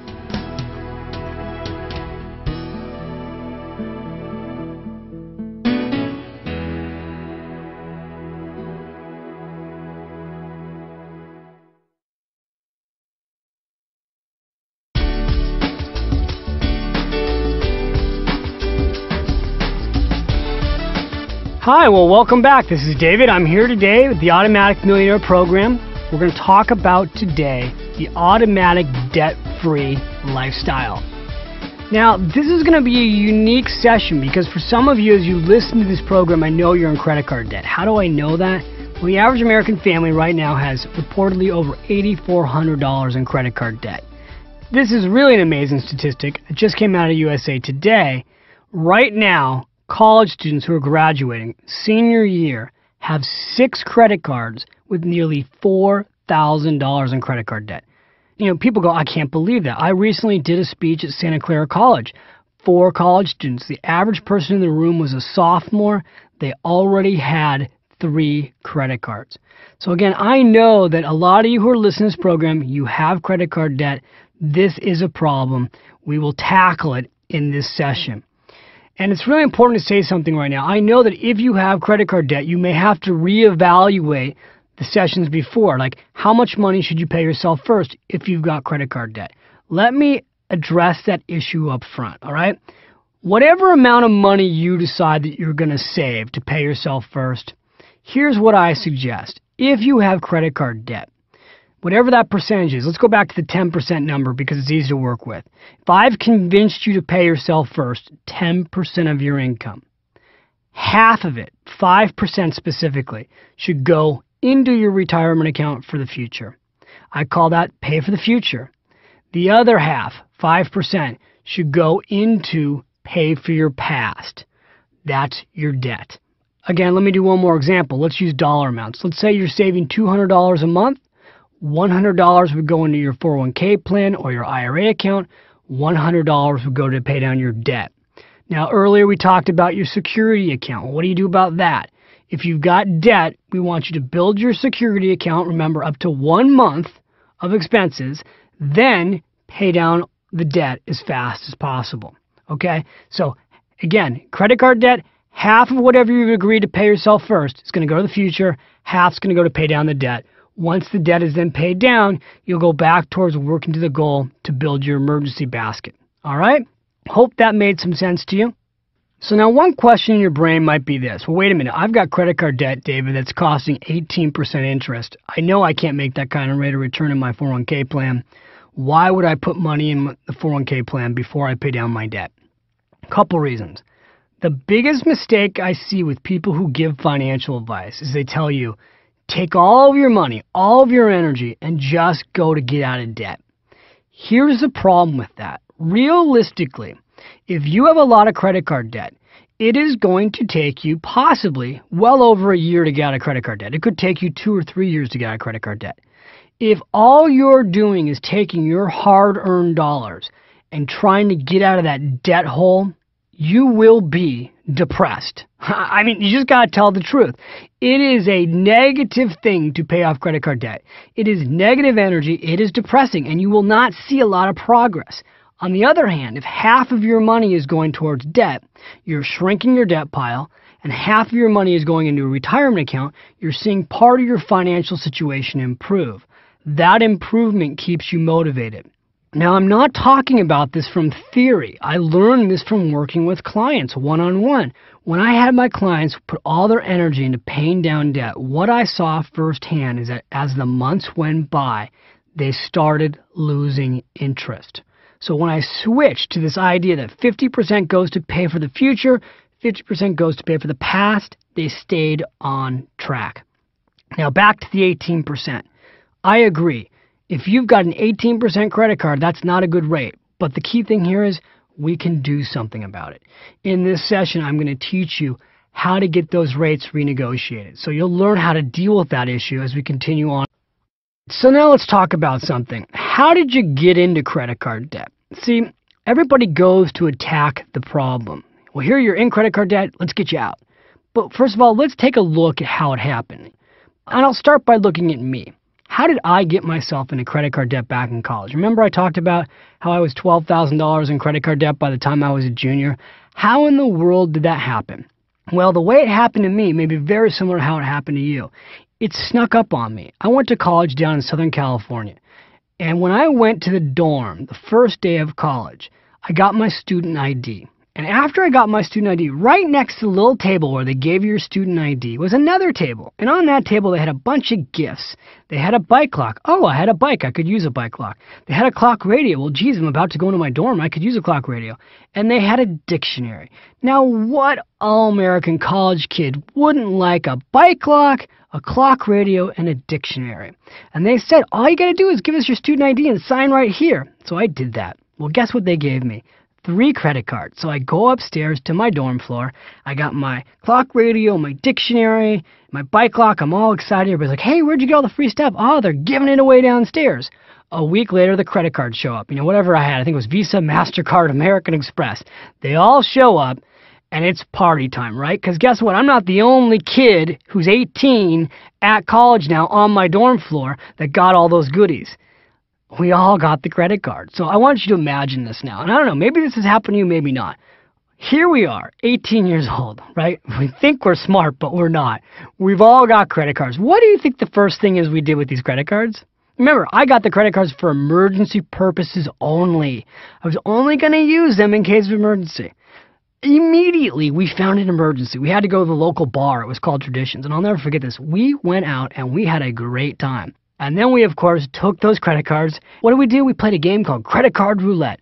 And we pulled the credit card out of a hat, and that person got stuck with the bills. Well, look, obviously, not a good habit to get into. As time went on, freshman year, I've run up my debt now. The credit cards, which only started with $500, which I didn't think I could get myself into too much trouble in, guess what happens? As soon as I filled up the credit cards, you know what they did? They sent me an additional extension. They said, congratulations, David, you've done such a great job. We've increased your limit to $1,000. Remember, only for emergency. Next thing you know, I've used $1,000. Now what starts happening? I'm on every single mailing list in the world. These credit card applications are showing up at the dorms, just like they're probably showing up at your house. And before you know it, I've got more than 3 credit cards. I end up having like 5 or 6, just like the national averages that they talk about. Now remember, Only in case of emergency. Am I using these credit cards for emergencies? No. Now I'm going on vacations that I can't afford with my friends for spring break. Now I'm buying clothes I don't necessarily need to compete with my other friends so I can look just as good as they look. Now I'm out buying new bikes. Now I'm out going out to fancier dinners. I'm in college, living beyond my means. Now, am I the only college student that did this? No. Have you possibly gone through this? Yes, right? It's a trap. Okay, so I don't know if your situation was similar to mine. I don't know how your credit card debt snuck up on you. What I do know is this. Credit card debt holds us down. I made it a goal to get out of that credit card debt. I'll never forget as those credit cards started showing up at school for me. Now here I am, I'm a junior and then I'm a senior. This is not where I wanted to be living my life. I remember actually being almost dizzy as I would open up these bills. And I remember all the effort that I had to go to get out of these credit card debts, to pay them off, working extra hard just to get out of credit card debt. And I also remember trying to be disciplined, telling myself, you know what, I'm going to go out to the stores, but I'm not going to use my credit cards. Well, that approach didn't work. I remember putting my credit cards and leaving them at home. Well, that approach always didn't work because sometimes I'd go back and get them. The only thing that ultimately worked for me? Stop carrying credit cards. Today, I carry an American Express card because it requires me to pay it off every single month, and I carry a debit card. I have not been in credit card debt since the age of 23. So, I have since that nightmare of an experience, I got myself out of debt, I found out the only thing that works long-term for me is to not carry credit cards and to pay my bills monthly. But I want to go through with you now a specific plan that you can use to attack your debt. Are you ready? Good, then let's go. All right, this is what I call Operation No More Debt. Let's go to step one. Step one, you have to stop digging. I can't stress it enough. Go back to me for a second. Here I am in debt. I just kept getting it worse. You have to stop digging. If you've got credit card debt, you need to take those credit cards and honestly, you need to cut them up. You need to bury them in your backyard. I don't care if you got to put them in a bowl of water in your freezer. I've had people tell me they did this. They took their credit cards, stuck them in a bowl of water, and froze it. That way they're forced to literally thaw the credit cards out before they can use them. Whatever works for you, you got to make it easy for yourself to not use them. Now, it's an interesting thing about credit card debt. People are sometimes proud of this. I used to do seminars, and I'd say, how many of you have a credit card debt problem? And I'd have people come up to me, and they go, oh, I'm in credit card debt. David, I've got $20,000 of credit cards. Really? You got $20,000 in credit card debt? Yeah. Let me see your purse. How many credit cards do you have? Oh, they take them out. Here, 9 credit cards, and they're laughing. I used to have a scissor at my seminars where I would actually cut up their credit cards, but I did that a couple of times to people who volunteered. I actually had one woman almost in tears. I realized, okay, I'll stop doing this in seminars, but the point, the idea is this. If you were an alcoholic, if you had a drinking problem, and you walked up to somebody with a bottle of vodka, and you said, you know what, I'm an alcoholic, and you're carrying a bottle of vodka, what would they do? They'd take the bottle of vodka out of your hand and they'd throw it in the garbage, right? Well, with credit cards, it's the same thing. If you know you've got a credit card problem, then why are you still carrying them? You got to stop digging, okay? Now, that was all psychological. Let's go to action-oriented things. All right, step 2. Step 2 is a really important step, renegotiating the interest rate on your debt. I have to tell you that this one idea for the entire audio program, if you just do this one idea, it pays for this audio program potentially in the first month, maybe in the first week. The idea I'm going to give you is so simple. You may have heard of it, you may have not heard of it. I recently did this on a radio show, but I'll share that story in a second. Here's what you want to do, okay? Very simply. You want to pull your credit cards out of your wallet. I want you to line them all up, and I want you to figure out what interest rate are you paying on each and every credit card, all right? So if you've got a MasterCard in your wallet, I want you to find out what is the interest rate. I don't want you to guess. I want you to pick up the phone, and I want you to call MasterCard, find out the interest rate. If you've got a Visa card, call them. Ask them, what is the interest rate you're charging me? I want to know the effective rate. Make sure they're quoting you the real rate. A lot of times they quote you the rate over prime. If prime's at 4% and they quote you 6% over prime, you're actually at 10%. You need to know the effective rate. Now, here's what you're going to find out. On average, you are probably paying over 17% right now on your credit card debt. Now, I don't know when you're listening to this, so it could be different. But the key thing is that what you're paying is probably twice as much as you should be paying. So let's use today for an example. Right now, when I do television shows or radio shows or live money makeovers, my experience has been this. The average person I meet with who has credit card debt is being charged between 17 to 22% interest right now for the credit card debt. Now, that is a huge ripoff. And here's what you can do in a matter of minutes to get your interest rate lowered.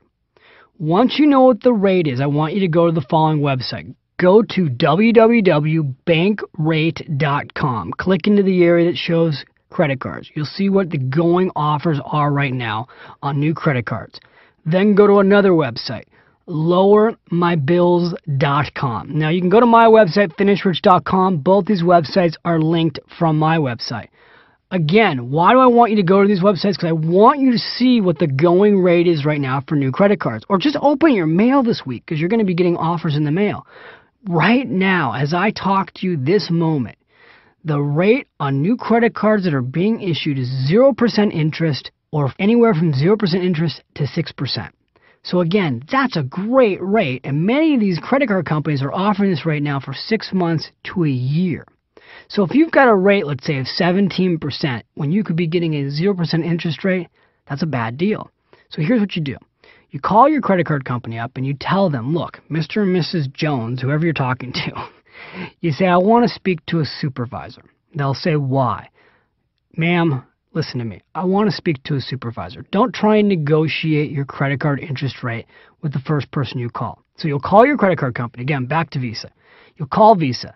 Somebody's going to answer the phone. They're going to ask for your credit card number. You're going to say, I want to speak to a supervisor. A supervisor will get on the phone and you will say to them this.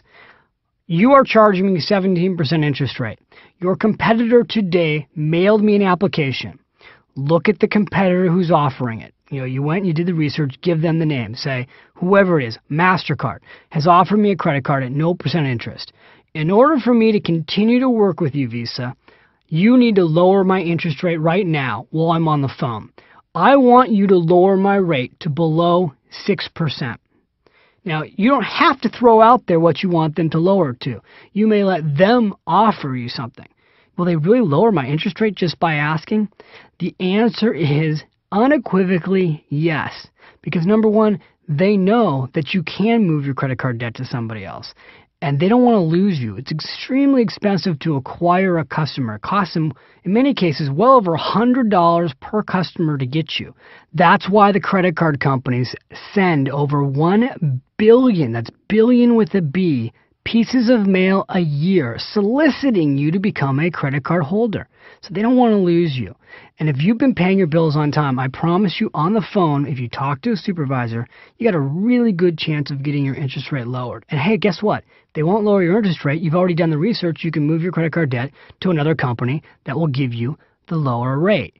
Now, I was recently doing a radio show with Ron Owens in San Francisco. He's probably the biggest radio host on the whole West Coast. I was telling him, just like I'm telling you right now, here's what you can do to lower your interest rates. And he said to me at the break, he's like, is it really that easy, or are you just saying that for radio? I go, it's really that easy. Literally 10 minutes later, we get a live phone call, because he takes call-ins. We get this live call-in. The guy says, David, I pulled off the side of the freeway with my cell phone. I've been listening to you. I've been listening to you and Ron talk about this. I pulled off the side of the freeway. I called my credit card company, and in 5 minutes on the side of the freeway, he was right near the Caldecott Tunnel, they lowered my interest rate from 7% to 5%, just like you said. Now, I may be motivating you so much that you want to pull off the side of the road right now and do this. I don't think that that's a good idea. It's not always safe. Do this when you get to work. Do this when you get home tonight. But it truly is that easy. And this is very important because no matter how much credit card debt you have, the lower the interest rate, the easier it is for you to pay off your credit card debt. And that's what we want. We want to make it easier for you to pay off your debt so that your debt stops snowballing, if you will. There's this phrase where it's like a snowball. It just keeps getting bigger and bigger. It's the interest rate that causes that to get bigger and bigger. If you've got $10,000 in debt and it's growing at 20% a year, no matter how much money you spend to pay it down, you're always fighting that battle. It's always getting bigger instead of getting smaller. One of the questions you may have is right now, if the company I'm trying to renegotiate with won't lower my interest rate. If Visa says, nope, sorry, we won't do it, and I really have this application at home that's 0% interest, is there any reason for me not to just move my credit card debt? Maybe. It depends. I'll give you an example. Let's say that the application that says 0% interest also tells you that at the end of 6 months, if you haven't paid off your debt, they're going to hit you with interest payments for those 6 months after those 6 months are over. Did you just follow that? Probably not. It's confusing. Let me say it again. Let's say that you're 0% interest for 6 months. At the end of 6 months, some of these credit cards say things like, if you haven't paid it all off, we will go back and charge you the interest rate for the first 6 months. So again, that's a scam. You got to really read the fine print before you transfer your debt. Okay, so now that we've looked at how to renegotiate your interest rate, let me give you another secret. When you're renegotiating your interest rate, you can also get the credit card company to consolidate your debt. I'll give you an example. Let's say you have $2,000 on Visa, you have $1,000 on MasterCard, and you have $500 on some other credit card company. Well, you're talking to Visa, and you say, you know what, you're charging me 17% interest. I'll move over all my credit card debt to you. I've got $3,000 in additional credit card debt with all these other credit card companies. I'll move it all over to you if you'll give me a rate for 6 months of 6%. They love that because now they're picking up additional debt. They'll be more than willing to lower your interest rate. They'll be more than willing to lock it in for a period of time. Again, so much of this is just learning how to ask. This is the kind of stuff that should have been taught to you in school, but again, nobody's teaching this stuff, right? So it's learning how to ask these questions. So it's a great thing to consider consolidating your debt, and I'll tell you why. If your debt is consolidated, it's easier to pay it off, right? I mean, first of all, you're only getting one bill, so that's helpful. Second of all, you can often get the rate lowered by consolidating all your debt. And the third thing, it's the power of focus. You know, one bill, one rate, that's the enemy. That's what you attack versus having 5 different credit cards and trying to juggle them all the time and worry about them. You've also got less of a chance of getting hit with late fees because if you're doing everything automatically the way I suggest, you can actually set up your bank or your online bill payment company to pay your credit cards on a specific day, and you're only having to pay one credit card. Fewer things will fall through the cracks. So now we're on step 3. I call this paying down your debt systematically. I've got a nice little phrase. I call it DOLP. D-O-L-P. DOLP stands for Dead on Last Payment. Now, this is a very simple idea that if you're not going to consolidate your debt, you've got to have an attack plan for which credit cards you pay off and in which order do you pay them off. Now, in your workbook, you'll actually find a little section on DOLP that I suggest you go back and look at. There's a worksheet to help you fill out, basically take your credit cards, line up how much debt you've got, line up the interest rate, do a quick calculation. By using the DOLP chart, you can then determine which credit cards to pay off in which order. Pull out the workbook, take a look at the DOLP category because it will help you focus on which credit cards to pay and in what order to pay them off. And now for step 4, we're going to take a look at finding out your FICO score. This is critical, all right? Here's what I want you to do.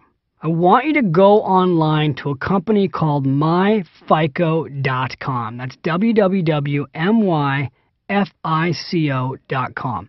MyFICO.com is run by a company called Fair Isaac. Now, Fair Isaac's an amazing company. What Fair Isaac has been doing for years is keeping track of our credit records. They take the 3 major credit card companies, Equifax, Experian, and TransUnion Corporation. They pull your records. They look at your debt. They see how fast you pay your debt off or if you pay your debt late. They take a look at your overall debt structure versus your income. They got all kinds of systems in place to score your credit record. When you go to buy a home or get a home loan or even apply often for a credit card, what they do, these companies, is they go and look at your FICO score. And FICO has a score based on you. It is like your financial GPA. Now, the question I have for you right now is, do you know what your financial GPA is? Chances are you don't. This score has always been private. The only way you could ever get these scores is if you could get your mortgage banker to give you your score. In other words, for a long time, the only people who could get access to these scores were the banks. Now this information is public. Of course, they charge you for it. So you've got to go to myfico.com and buy it.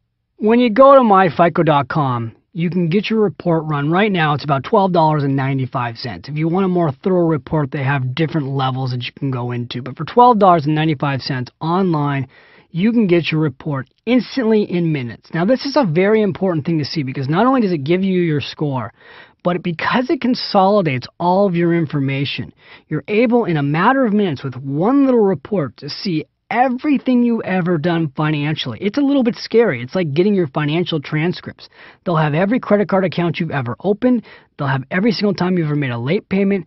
Everything that needs to be known about you will be on this report. And the report tells you why your score is what it is, and it tells you what you can do conceivably to get your score up.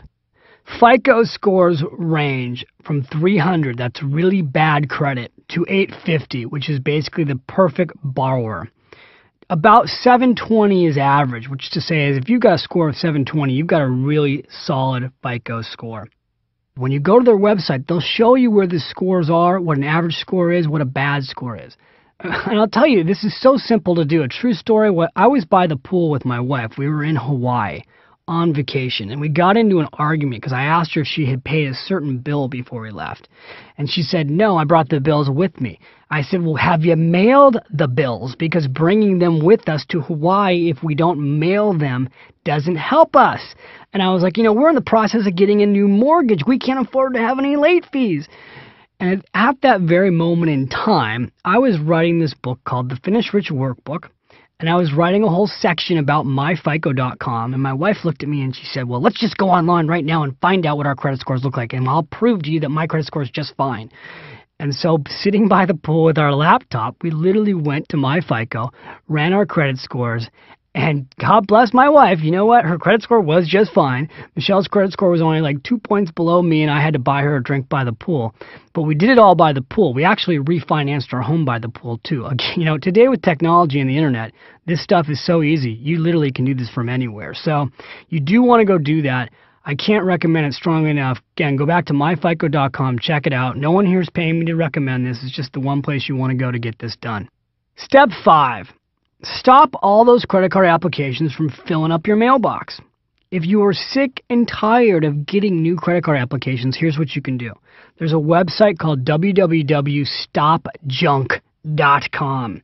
You can also call the National Opt-out Center, which is 1-888-567-8688. Once again, that's 1-888-567-8688. Now, again, if you're in your car, don't worry about it. We put this in the workbook again, too. But the fastest way to get yourself off of these mailing lists is to ask to be taken off the mailing list. Another thing, when you get a call at home, if it's from a credit card company, and you don't want them calling you, you just tell them, take me off your call list. Put me on the do not call list. Legally, they have to stop calling you. Step 6, let me just quickly talk to you about debt counseling. How do you know when you need debt counseling? It's a question I get all the time. The answer is this. Often if you think you need debt counseling, you need debt counseling. If you're having a hard time making the minimum payments on your credit cards, now at 0% interest rates, this better not be hard for you. But if you're having a hard time making the minimum payments on your credit cards, you've got a problem. You can go to the Consumer Credit Counseling Services. They are the largest organization in the country. They're the most well-known. Their website and their phone number is in the workbook. Again, it's Consumer Credit Counseling Services. One more organization you can go to if you got a lot of credit card debt is MyVista, MyVesta. Great organization. Works with people who have a whole lot of credit card debt. All right? 2 organizations for you right there. Okay, we're at the last step of this session, and that is make it automatic, right? We're at the Automatic Millionaire program. We want to make paying off your debt automatic. The way the credit card companies get you is they ding you for late payments. This is the ultimate scam. If your credit card is due on the 25th of August and your bill shows up on the 25th of August, often they don't credit it until the next day, and they'll hit you with $30 in late fees, and they'll hit you with extra interest rate fees. It's all one big giant scam. You want to make sure you're paying your credit card companies early. Don't go the last day. Best thing to do, figure out what day your credit cards are due. If they're due on the 15th, set your bank up or your online bill pay company to automatically pay your credit cards at least 5 days, in my opinion, before the credit is due. That way you know you won't get hit with these late fees. By the way, if you get hit with late fees, again, it comes down to negotiations. Pick up the phone, call your credit card company, tell them you're furious that you always pay your credit cards on time, you can't believe they penalized you with this late fee, that you want the late fee credited back. If they won't credit them back, you're going to move your credit card debt. You will find that they will credit you back in almost all cases. In fact, I've been able to go back and get up to 6 months of fees credited back that I found out about before. So you just have to ask. All right, so let's cover cars here. Very important. Those cars, what should you do? Let's go through them real quickly. If you are out of debt, should you pay cash for your cars? It really depends. I would say no, you shouldn't pay cash for your cars. Why should you not pay cash for your cars? Because cars are the worst investment you could ever buy. If you buy a brand new car and you drive it off the lot, the moment you drive it off the lot, it's gone down in value at least 30%. Did you catch that? Let's say you buy a $30,000 car. You drive it off the lot, you turn around the corner, you bring it back. They're going to give you $20 grand for that car. That is not a good investment. So when you go to buy a car, I'm all for using other people's money. If you can get somebody else to give you money to buy that car, like right now, the car companies are dying to sell cars. If you can get somebody to give you money to buy your car, give you the actual loan to buy the car with a low interest rate, I would go that route. The smartest thing you can do, however, if you're going to buy a car, is to buy a car that's at least 2 years old. And I'll tell you why. There was a huge movement in America to lease cars in the 90s. A lot of those cars were on 2-year leases. So what happens is these cars come back to the dealership. They're almost brand new. They don't even have a lot of miles on them. But you can buy that car for half the price of buying a new car. That's a really smart thing to do. The other question I get a lot on radio shows is, David, what about leasing a car versus purchasing a car? You know, a lot of people will tell you, oh, no question, you should always purchase, not lease. There is no such thing as you should always do something, and here's why. If you're in business and you can write off your lease, if you drive less than 10,000 miles a year, you need to talk to your CPA about this. But in many cases, you can write off almost 100% of your lease if the car is truly for business usage. So provided you're not putting a lot of miles on your car, you can get a great deal on a lease, drive a brand new car every few years, and really not pay for it because you're getting to write it off. Who doesn't a lease work for? A lease does not work if you're putting a lot of miles on your car, because most leases, once you've driven the car more than 10,000 miles, they start hitting you with penalty fees upwards of 5 cents a mile. So if you're driving a lot of miles, there's no way a lease is going to work. Then you need to buy the car. And when you buy the car, again, I would look at buying a car that's at least 2 years old. Now people go, yeah, but it doesn't smell brand new. They've got this special spray now. You can get it at a car wash place. And you spray it in your car. It smells just like new. Spray some Armor All on the tires and some Armor All on the seats and the dashboard, and nobody will know the difference. All right, so there you go. We've covered a lot of material in this session. Again, I want to say good job, and I want to congratulate you. I'm proud of you for sticking through it. I know we've covered some incredibly powerful ideas that when you go use them will have an immediate impact on your life. Let's give you the Automatic Millionaire action steps, the things you want to go do right now. Okay, here we go. Later when you get home, when you've got time, I want you to look in the workbook and take a look at those websites. Go to myfico.com. Make an appointment with yourself to go to myfico.com and run your credit report. The next thing I want you to do, call your credit card companies, renegotiate your interest rate. And the last thing, if you've got a lot of credit cards, what I want you to do is this: cut them up. Okay, one last thing. As a bonus to you, my gift to you, go to my website, finishrich.com. You'll find an entire chapter based on credit card debt that you can download for free. It comes from my workbook called the Finish Rich Workbook, which was a national bestseller. But there's a whole chapter that I put online. You can actually download it for free. my gift to you. Enjoy. Until I speak with you again, have a great day. We're coming back for the last session, which is session number 8. Can't wait to be back with you again soon. Have a great day.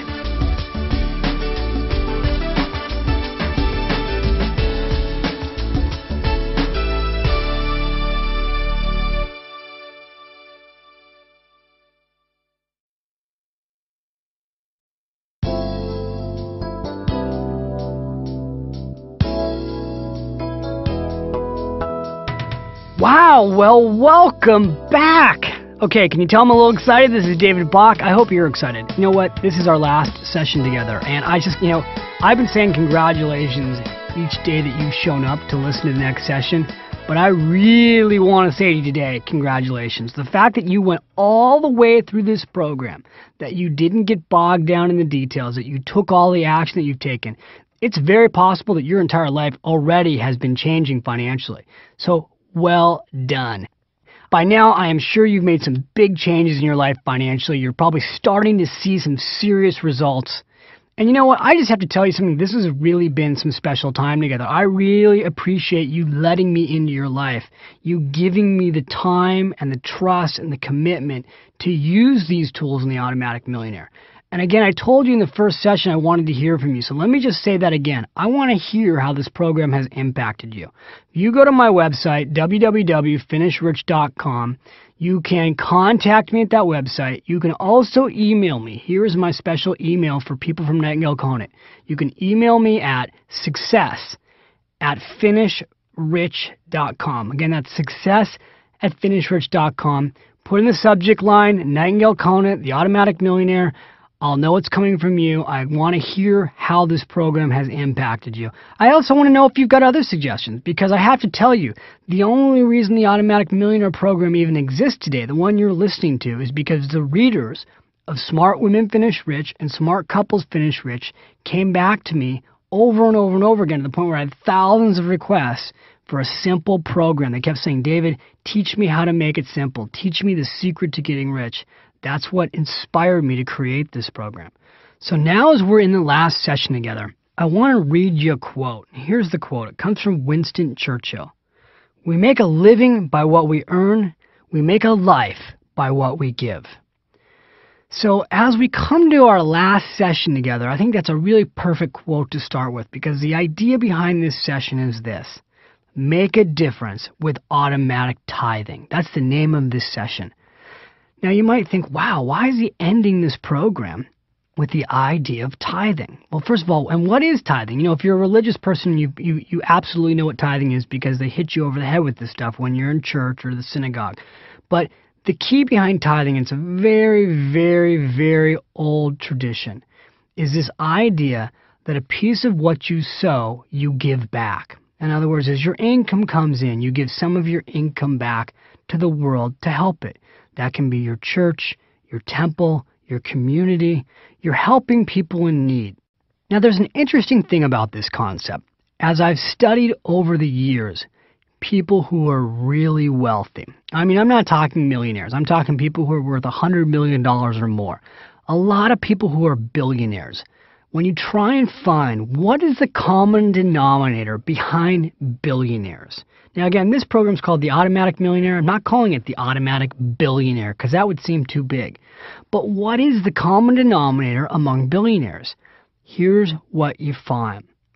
Most people who became billionaires, that's billion with a B, started tithing at a very young age before they became rich. So before they became rich, before they had financial abundance in their life, there is so much written, documented proof that these people gave money at a very young age. I'll give you an example. John Templeton. You may or may not know John Templeton, but John Templeton is regarded as one of the greatest investors of all time. He ran the Templeton Funds. And John Templeton is a billionaire.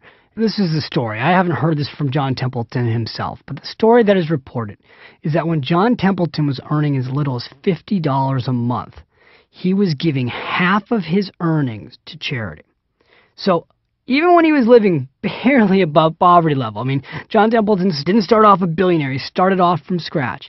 When he was just getting started and he was married, he was still giving half of his paycheck to charity.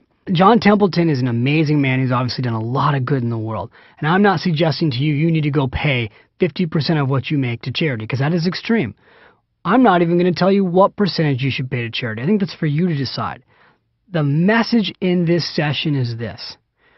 The idea of tithing is the idea of abundance. The key to abundance, however, is the way you create it. Now, what most people do with tithing, and I've been guilty of this myself, is that they get to the end of the year and they look at what they've got left over, and then they give. They give because of tax deductions. They give because it's the holidays and there's guilt. They give because somebody asked, but they give after the fact. In other words, just like most people save, they get to the end of the year, they see what's left over, and they give to charity. A better way to give, in my opinion, is make it automatic.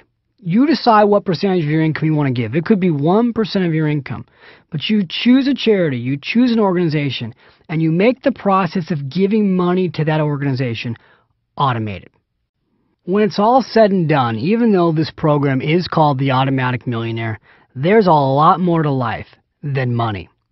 I think money helps, no question. You know, people go, do you need money to be happy? Well, I don't know. I think it's easier to be happy when you have money. I can tell you one thing, without money, you can certainly be miserable. But the bottom line is this. Your approach to becoming an automatic millionaire, you've already got it set up. It's going to work for you. You can get rich without helping other people.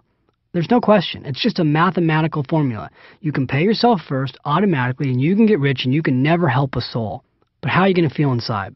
See, I would tell you there are a lot of people who are rich, but they don't feel rich inside. And what good is that? What good is it to have money and feel cheap inside? Not feel like you're coming from a place of abundance. In fact, what happens to some people, because they spend their whole life watching where every single penny goes, they spend their whole life scrimping to get rich. They're so not in a mode of giving that when they become wealthy, they really aren't, they don't even feel abundant. You know, what fun is that? What fun is it to be rich and then have no abundance in your life? So I think one of the things you can do before you're rich is create a feeling of abundance. And the way you create that feeling is you start giving a piece of your income to help other people. Now, again, you know, I've always believed you got to walk your talk. And I will tell you, when I went out and wrote the book, The Automatic Millionaire, this really helped me focus on walking my talk more when it comes to tithing, because I really do believe in what I'm telling you. But I will tell you honestly that tithing for me has been something that I've always done backwards. Just like I've focused on paying myself first, for the last 15 years of my life, I focused on paying myself first. I did not automate my tithing. So guess what? That is now changing. We are now giving a percentage of my company's gross income to charity, so that when the money comes in, we have set it up to automatically give a percentage of that income right out the door the moment the check comes in. Just like we pay ourselves first, we're now paying money right out the door back out to charity. Now, again, it doesn't matter what the percentage is that I'm using. You could use 1%, 2%, 3%. A lot of churches may recommend 10%. And let me just say something about that. I do see people who are giving 10% to their church and saving nothing, or 10% to their temple and saving nothing. That's a challenge, because then you're giving everything away and you have no financial security. There's a reason I put tithing at the end of this program. The importance of tithing is the spiritual abundance it's going to provide you. But I do want you to have financial security. I do believe that when you have financial security, you'll learn how to become more abundant, because you'll have more freedom, you'll have more time. When you have more time, one of the things you learn how to do is focus on things besides yourself. Now, I'm sure you're already focusing on things besides yourself. Financial freedom gives you even more time to do that. And when you think about tithing, what it does is it puts you in a proactive place every month, every time you get paid, to think to yourself, who do I want to help now? Now, as I talk about tithing, one of the things I know is that, you know what, truthfully, you probably already are giving money to charity. How do I know that? Because Americans were very generous. We're a very generous people. The statistics in 2001, the last time they had recorded data, was this. Americans gave over $200 billion to charitable organizations. We are the most giving people in the world. In America in 2001, approximately 93 million adults did some type of volunteer work, volunteering on average 4 hours of his or her time per week. And that is just astounding. I don't know where these people are finding all that time, but it's certainly impressive. Certainly after 9/11, we saw just enormous amounts of people come out of the woodwork, giving money to charity, giving time to charity, reconnecting with their community. So the good news is, as Americans, we're very giving. What I want to go through right now with you specifically is how could you create a tithing program that's automatic? And that's what we're going to do right now. So here we go. Step 1, commit to tithe. I think the best way to commit to tithe is just like you did everything else. Decide to make it automatic. So just like you decided to pay yourself first and you chose a percentage or a dollar amount, just like you decided to do your security basket and you chose a dollar amount and you automated it, you want to do the same thing with charity. Now, whatever the dollar amount is, let's just use $100. Let's say you want to give $100 a month out of your paycheck to charity. In your workbook is a little tithing commitment sheet. You can fill it out. It basically walks you through putting down your name, putting down the date, deciding what percentage of your income you want to tithe, and signing it. Okay, that's going to be one of your action steps later, but I'm just telling you that it's there. Step number 2, again, I want you to make it automatic. So step number 1, you're going to commit to tithing. Step number 2, I want you to make it automatic. Now, of course, charities are smart. Just like the government and just like Fortune 500 companies, charities have figured out the best way to get people to give money regularly is to make it automatic. So most charities today will be more than happy to take your credit card number or take your checking account number, automatically take the money out of your checking account or automatically take the money off of your credit card. They'll automate the process for you. They love to do this. That is, in my opinion, the best way to do it. I wouldn't put it on your credit card. I'd automatically have your checking account direct the money to the organization, or see if payroll deduction will do it, or use your online bill pay again to make it so that the money is going automatically from your bank account to your charity. Ideally, do it the same day you get paid. Okay, now the next step, step 3, make sure before you give the money to charity that you do some research. There are so many charities today that you just want to make sure that if you're going to give your hard-earned dollars to charity, you want to make sure that your money is going to the cause you believe in. A good rule of thumb is that you'd like to see the charity that you're giving your donation to provide 65% or more of your donation to the actual cause.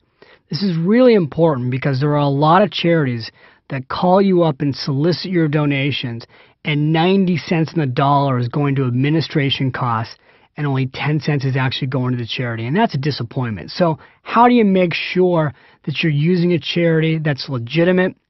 Again, in your workbook, I've given you some websites you can go to research charities. I'll give you a couple right now. One of the websites you'll find there is give.org. That's www.give.org. They're run by the Better Business Alliance. Check them out. Go to www.guidestar.org. Again, in the workbook, you'll find a list of websites to help you do your research.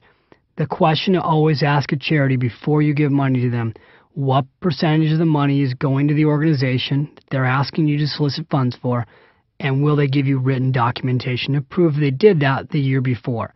If they won't, don't work with that organization. Find a charity that will.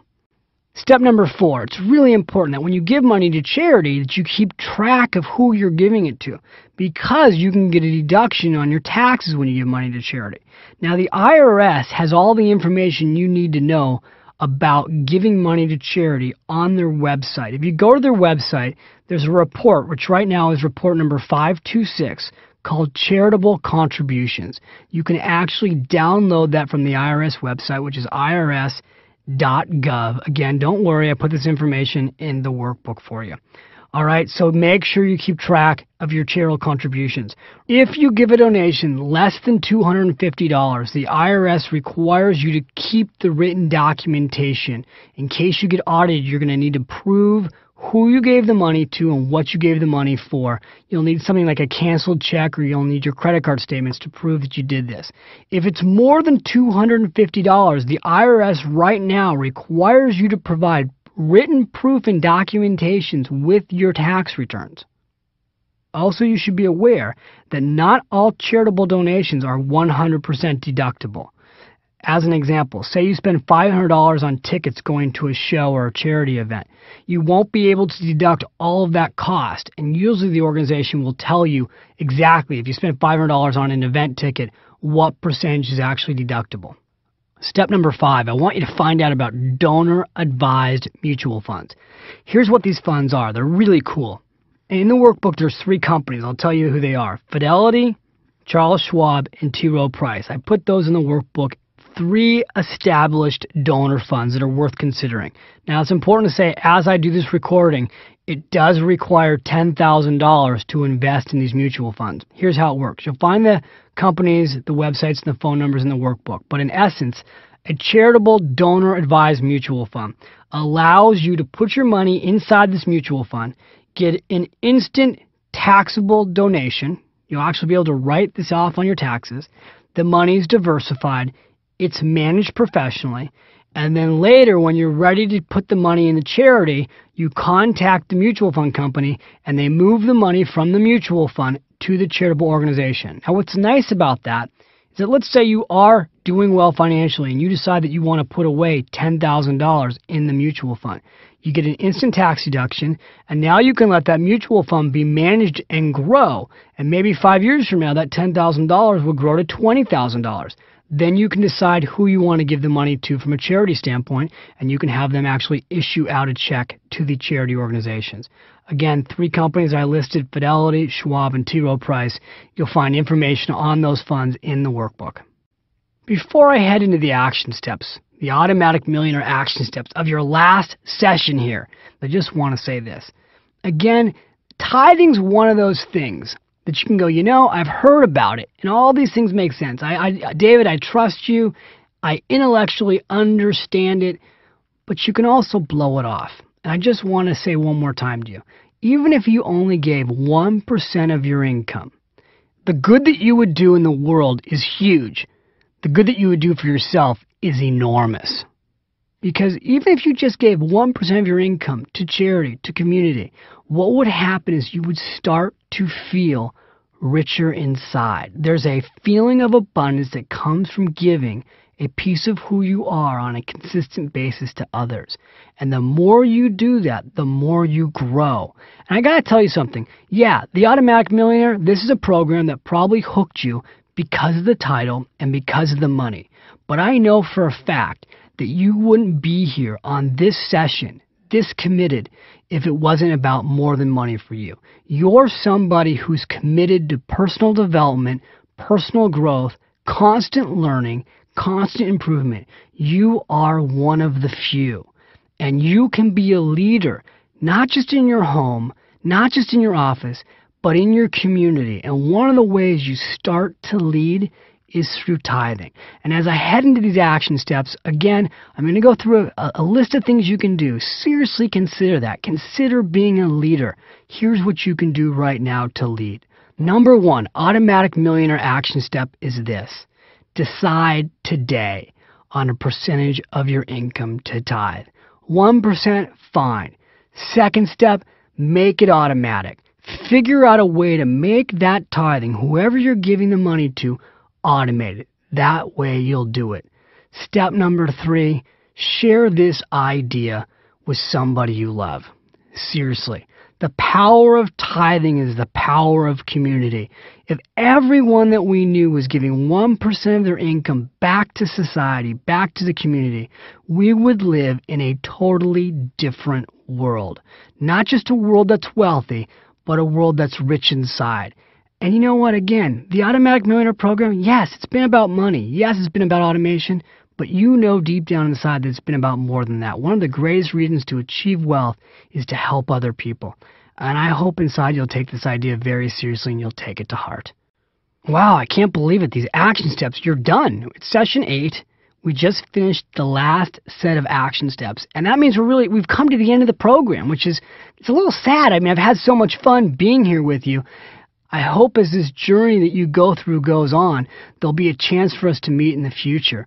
Here's what I want to do. Before we finish, I want to share with you a story. It's a personal story. And it's about my grandmother.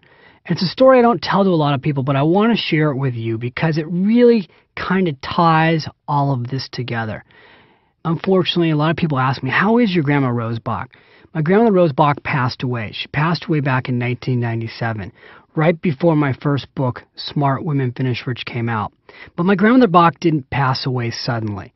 She had a stroke. And my grandmother Bach, if you read my books and you could hear in some of the stories I've told earlier, she really was my mentor. She was very much my first coach. And the week before she passed away, she had had a stroke, but I got to spend time with her in the hospital. As my grandmother was lying in the hospital bed sick, I didn't know she was going to pass away, but you could there was a feeling in the air that this could be her deathbed. And I remember my grandmother pulling me aside, reaching on my sleeve, if you would, because she was struggling. She couldn't talk real well. Sometimes when you have a stroke, it's hard to communicate, but she was able to say the following to me. She said, "David, in my life, I've had very few regrets." She said, I've lived a great life, a totally full life. She said, "I had a great marriage to your grandfather, Jack. I raised a wonderful son, your father, Marty. I got to be close to my grandchildren." She said, "I lived a really full and meaningful life." She said, "When your grandfather passed away, I could have given up, but I didn't. The last 17 years of my life, I've been down in Leisure World. I've made lots of new friends." But she said, "If I have any regrets, it's this, and I want you to listen carefully." She said, "In my life, I can count on one hand amount of opportunities that came my way where I really reached a fork in the road." She said, "I was going down a path, and I could see the fork. On the left side was a very safe approach to life." She said, "I could go down that path, and I could see the outcome, and I knew how things would turn out. It wasn't guaranteed, but I could tell that if I went down that path, the chances are things would be pretty good." She said, "On the right side of the road was more risk. I knew if I went down that road, I'd have to take a chance. But I could also see on the right side of the road, there was more opportunity. There was greater gold. But it was risky." And she said, "A handful of times in my life that I can remember like it was yesterday, I always went left." And she said, "Inside of me was a little girl saying, 'Rose, go right. Take the risk.' But there was also a big girl inside of me saying, 'Rose, go left. Take the safe route. You can't afford to do something new. Go the safe way.' And she says, in every case, that handful of times, I let the big girl take over for the little girl inside of me, and I went left. I went the safe route." And she says, "I'll never know what would have happened if I had let that little girl inside of me come out to play, and I had taken more risk." And so as she told me that story, she said, "David, that big girl is inside each and every one of us. You've got a little boy inside of you that wants to come out and play, and you've got a big boy inside of you that's holding the little boy back. Let your little boy come out and play." She said, "If I can give you one gift before I die, it would be this: take more risk with your life. Then you'll never regret wondering what could be." And I get chills as I think about that, because we've all got that little girl or little boy inside of us that wants to come out and play. And we've got that big girl or big boy inside of us that holds us back. The person that got you to buy this program, the Automatic Millionaire, and got you to listen to this program day after day, that's your little boy or your little girl that wants you to come out and play. Now, as you go into life, let's face it, there are a lot of big girls and big boys out there, not just inside of us, but in our society. You've got parents that tell you why things won't work. You've got coworkers that tell you why things won't work. You might have a spouse telling you why things won't work. You've got all these big boy, big girl pressures trying to keep the little boy or little girl inside of you from coming out to play. Don't let it happen. This is your chance. This is your turn. I've given you some incredible tools that you can use. Take my grandmother's advice on her deathbed and let your little girl or little boy come out and play. And as you go on that journey we call life, and you let her out or you let him out and you go out and you play in the world and you take some more risk, I want you to know that my thoughts and prayers are with you. And I hope as this journey through life continues, there'll be a chance where we get to meet face to face, where you come up to me at a seminar and you say, David, I went through your program and here's what happened. I hope I get to meet you again. Send me an email, again, success@finishrich.com. Let me know how you do. God bless you. Enjoy your journey. Live and finish rich.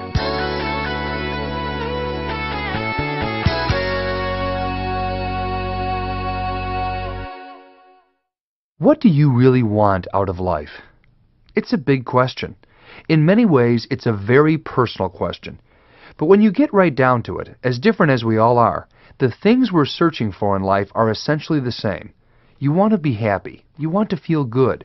You want to enjoy the time you've been given. You want a job you really love. You want the relationships in your life to be healthy and enriching and wonderful. You want enough money so that you don't have to worry about money. You want to develop the skills to do something meaningful with your life, something that contributes to the world in a positive way and fulfills your sense of purpose. By listening to this program, you've discovered that information does exist to help you become skilled in one area of your life.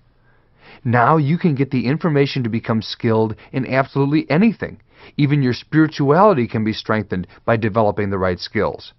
And skills, quite simply, are the secret to success.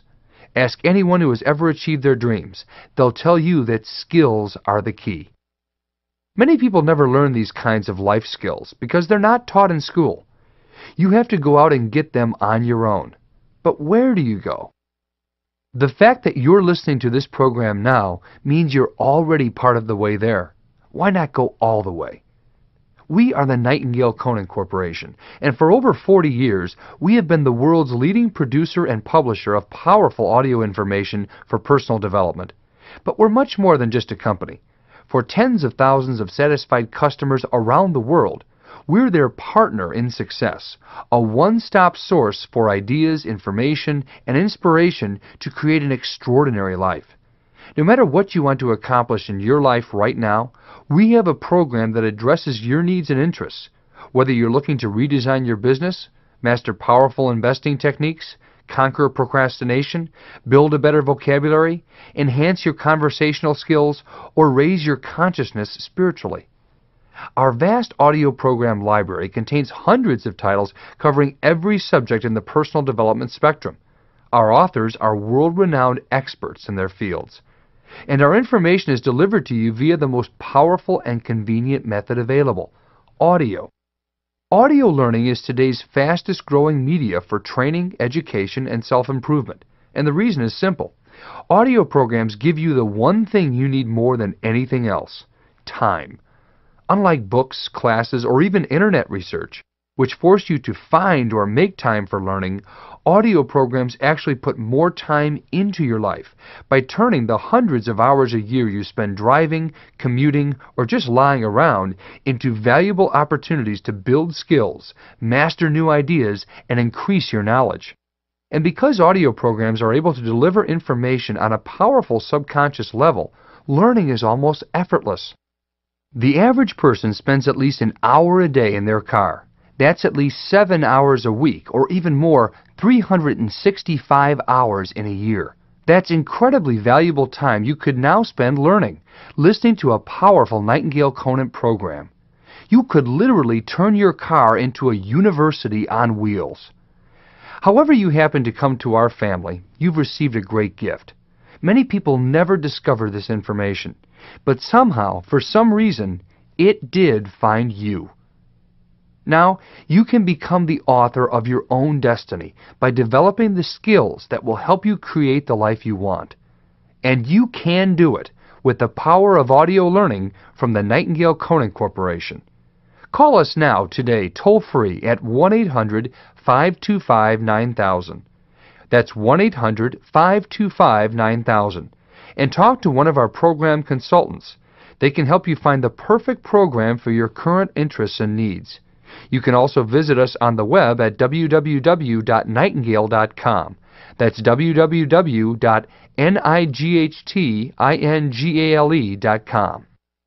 happiness, satisfaction, a great family, good health, real career fulfillment, financial peace, a strong, focused life purpose. You know the things you want out of life, and you know how to get them. Take that next step.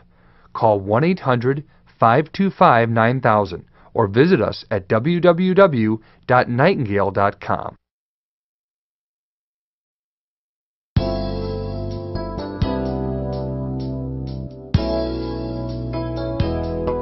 Hi, I'm David Bach. All right, I want to welcome you to the bonus session. This is called Getting Your Financial House in Order. Now, I don't know when you'll be listening to me right now. You may have taken this out before you've even gone through the program. Maybe you're listening to this as you're going through the program, or maybe you're doing this last. Whatever the case may be, I want you to know why I'm giving you this tool. I'm giving you this tool for the following reason. Over the years as a financial advisor, what I learned from experience working with so many people is that most of us at home have a really messy, sloppy financial house. We don't have our finances all organized at home. We don't have nice file folders all color-coded and put in one file drawer where we can find all of our financial documents. For most people, what we've got is what I call the Nordstrom's shopping bag approach. We put all of our stuff in a Nordstrom shopping bag, or you're putting everything in one big file box. And at the end of the year, you got to try and find your documents. This leads to a lot of stress. So what I've done over the years, I developed a system. I call it the Finish Rich File Folder System. I originally developed this just to help my clients get organized at home, so that when they were home and their statements came in the mail, they'd have a place to put everything that would make their life easy. So on a moment's notice, they could find any financial document they needed literally in a matter of 60 seconds. Now, I want you to imagine, how great would that be if you had one file drawer in your house where everything in your life that's related to your finances could be found in 60 seconds. What's beautiful about this is it doesn't take a computer software program to do it. All you need is a file drawer and some file folders and a pen. All right? That's as much technology as you need. So now here's what I want you to do. You need to go get your workbook that was enclosed with the Automatic Millionaire program. And I want you to sit down and turn to the Finish Rich File Folder System. All right, so right now, turn me off. Go find the workbook if you don't have it in front of you. Bring it back, and then turn me back on, and we'll get started.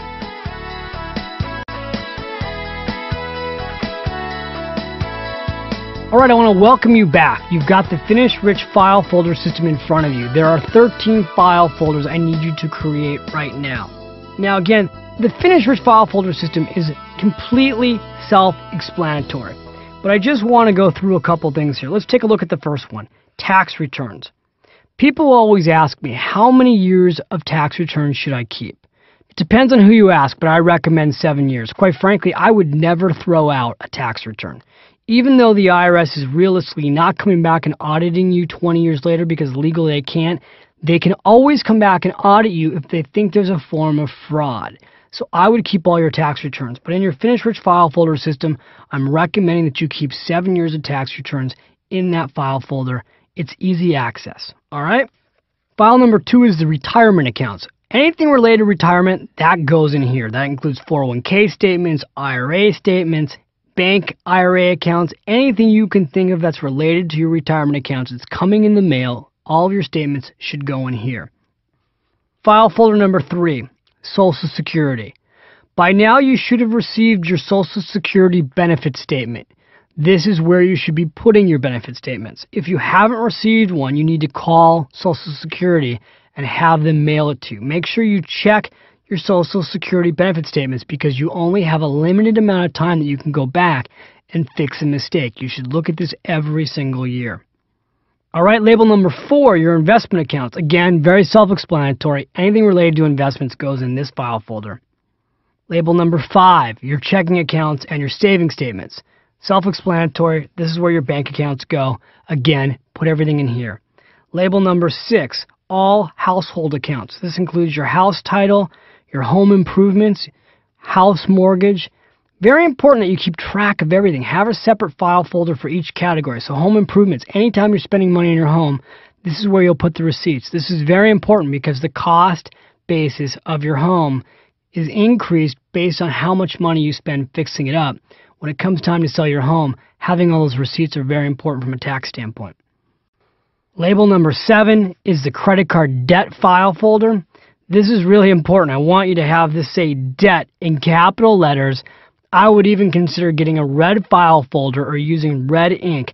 I don't care how many credit cards you've got. If you've got 30 credit cards, you want a file folder for each credit card so that you've got a separate file folder for each statement. This is a very important folder. If you have a lot of debt, you need to be watching this closely, paying attention to this, and obviously shrinking your debt by going through the session that we've done on debt reduction. Label number 8, file folder number 8 is other liabilities. Anything that you can think of where you may owe somebody some money, that can go in this file folder. Number 9, insurance. File folder number 9, everything related to insurance. That can be your home insurance, your disability insurance, your car insurance, your jewelry insurance, your health insurance. Everything that's related to insurance goes in this file folder. Label number 10 is your family will or trust. Now, if you haven't done a family will or trust, you really need to, and I cover in detail in all of my books, Smart Women Finish Rich, Smart Couples Finish Rich, and the workbook, why you should do a will, how to do a will, or whether or not to do a trust. Put a folder in here anyway, even if it's empty, because it will remind you that you need to go and get a will done. Number 11, this is your children's accounts. If you don't have any children's accounts, you can skip this one. If you have children's accounts, then you should put everything pertaining to your children that you would want somebody else to know about if anything happened to you in this file folder. You can also put the investment accounts or college savings accounts in this file folder. Number 12 is the Finish Rich Inventory Planner. In the workbook, I've given you an entire form and system to organize your net worth. You can put everything down on paper, where all your money goes, what your net worth statement is, all there for you.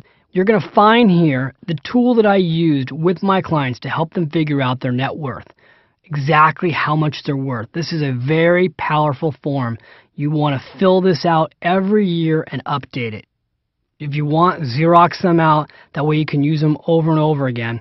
Use pencil. That way you can update it each year. If you want Xeroxed out of the workbook, you've got my permission. Then put that right in your file folder. Finally, the last file folder is where does all the money go? Now, you learn in this program I'm not a big believer in budgeting, but you still want to know where all your money goes. So I've given you a form that you can use to fill out exactly where all the money goes. In your workbook, fill that form out. Again, if you want, Xerox it out, use pencil, put that in your file folder. Every year you should update that. All right, that's it. We're done. Congratulations. This is a great exercise to do also with your spouse or significant other. If you haven't done it with them, try and get them involved in the process. Congratulations. I don't know how long this took you. I've had some people tell me they were able to get it done in half an hour. I've also worked with clients where it's taken them all weekend to do this. So either way, whatever your situation was, I hope you feel better. I'm sure you do. I bet it's a weight off your shoulders. Excellent job. Pat yourself on the back. I'm proud of you.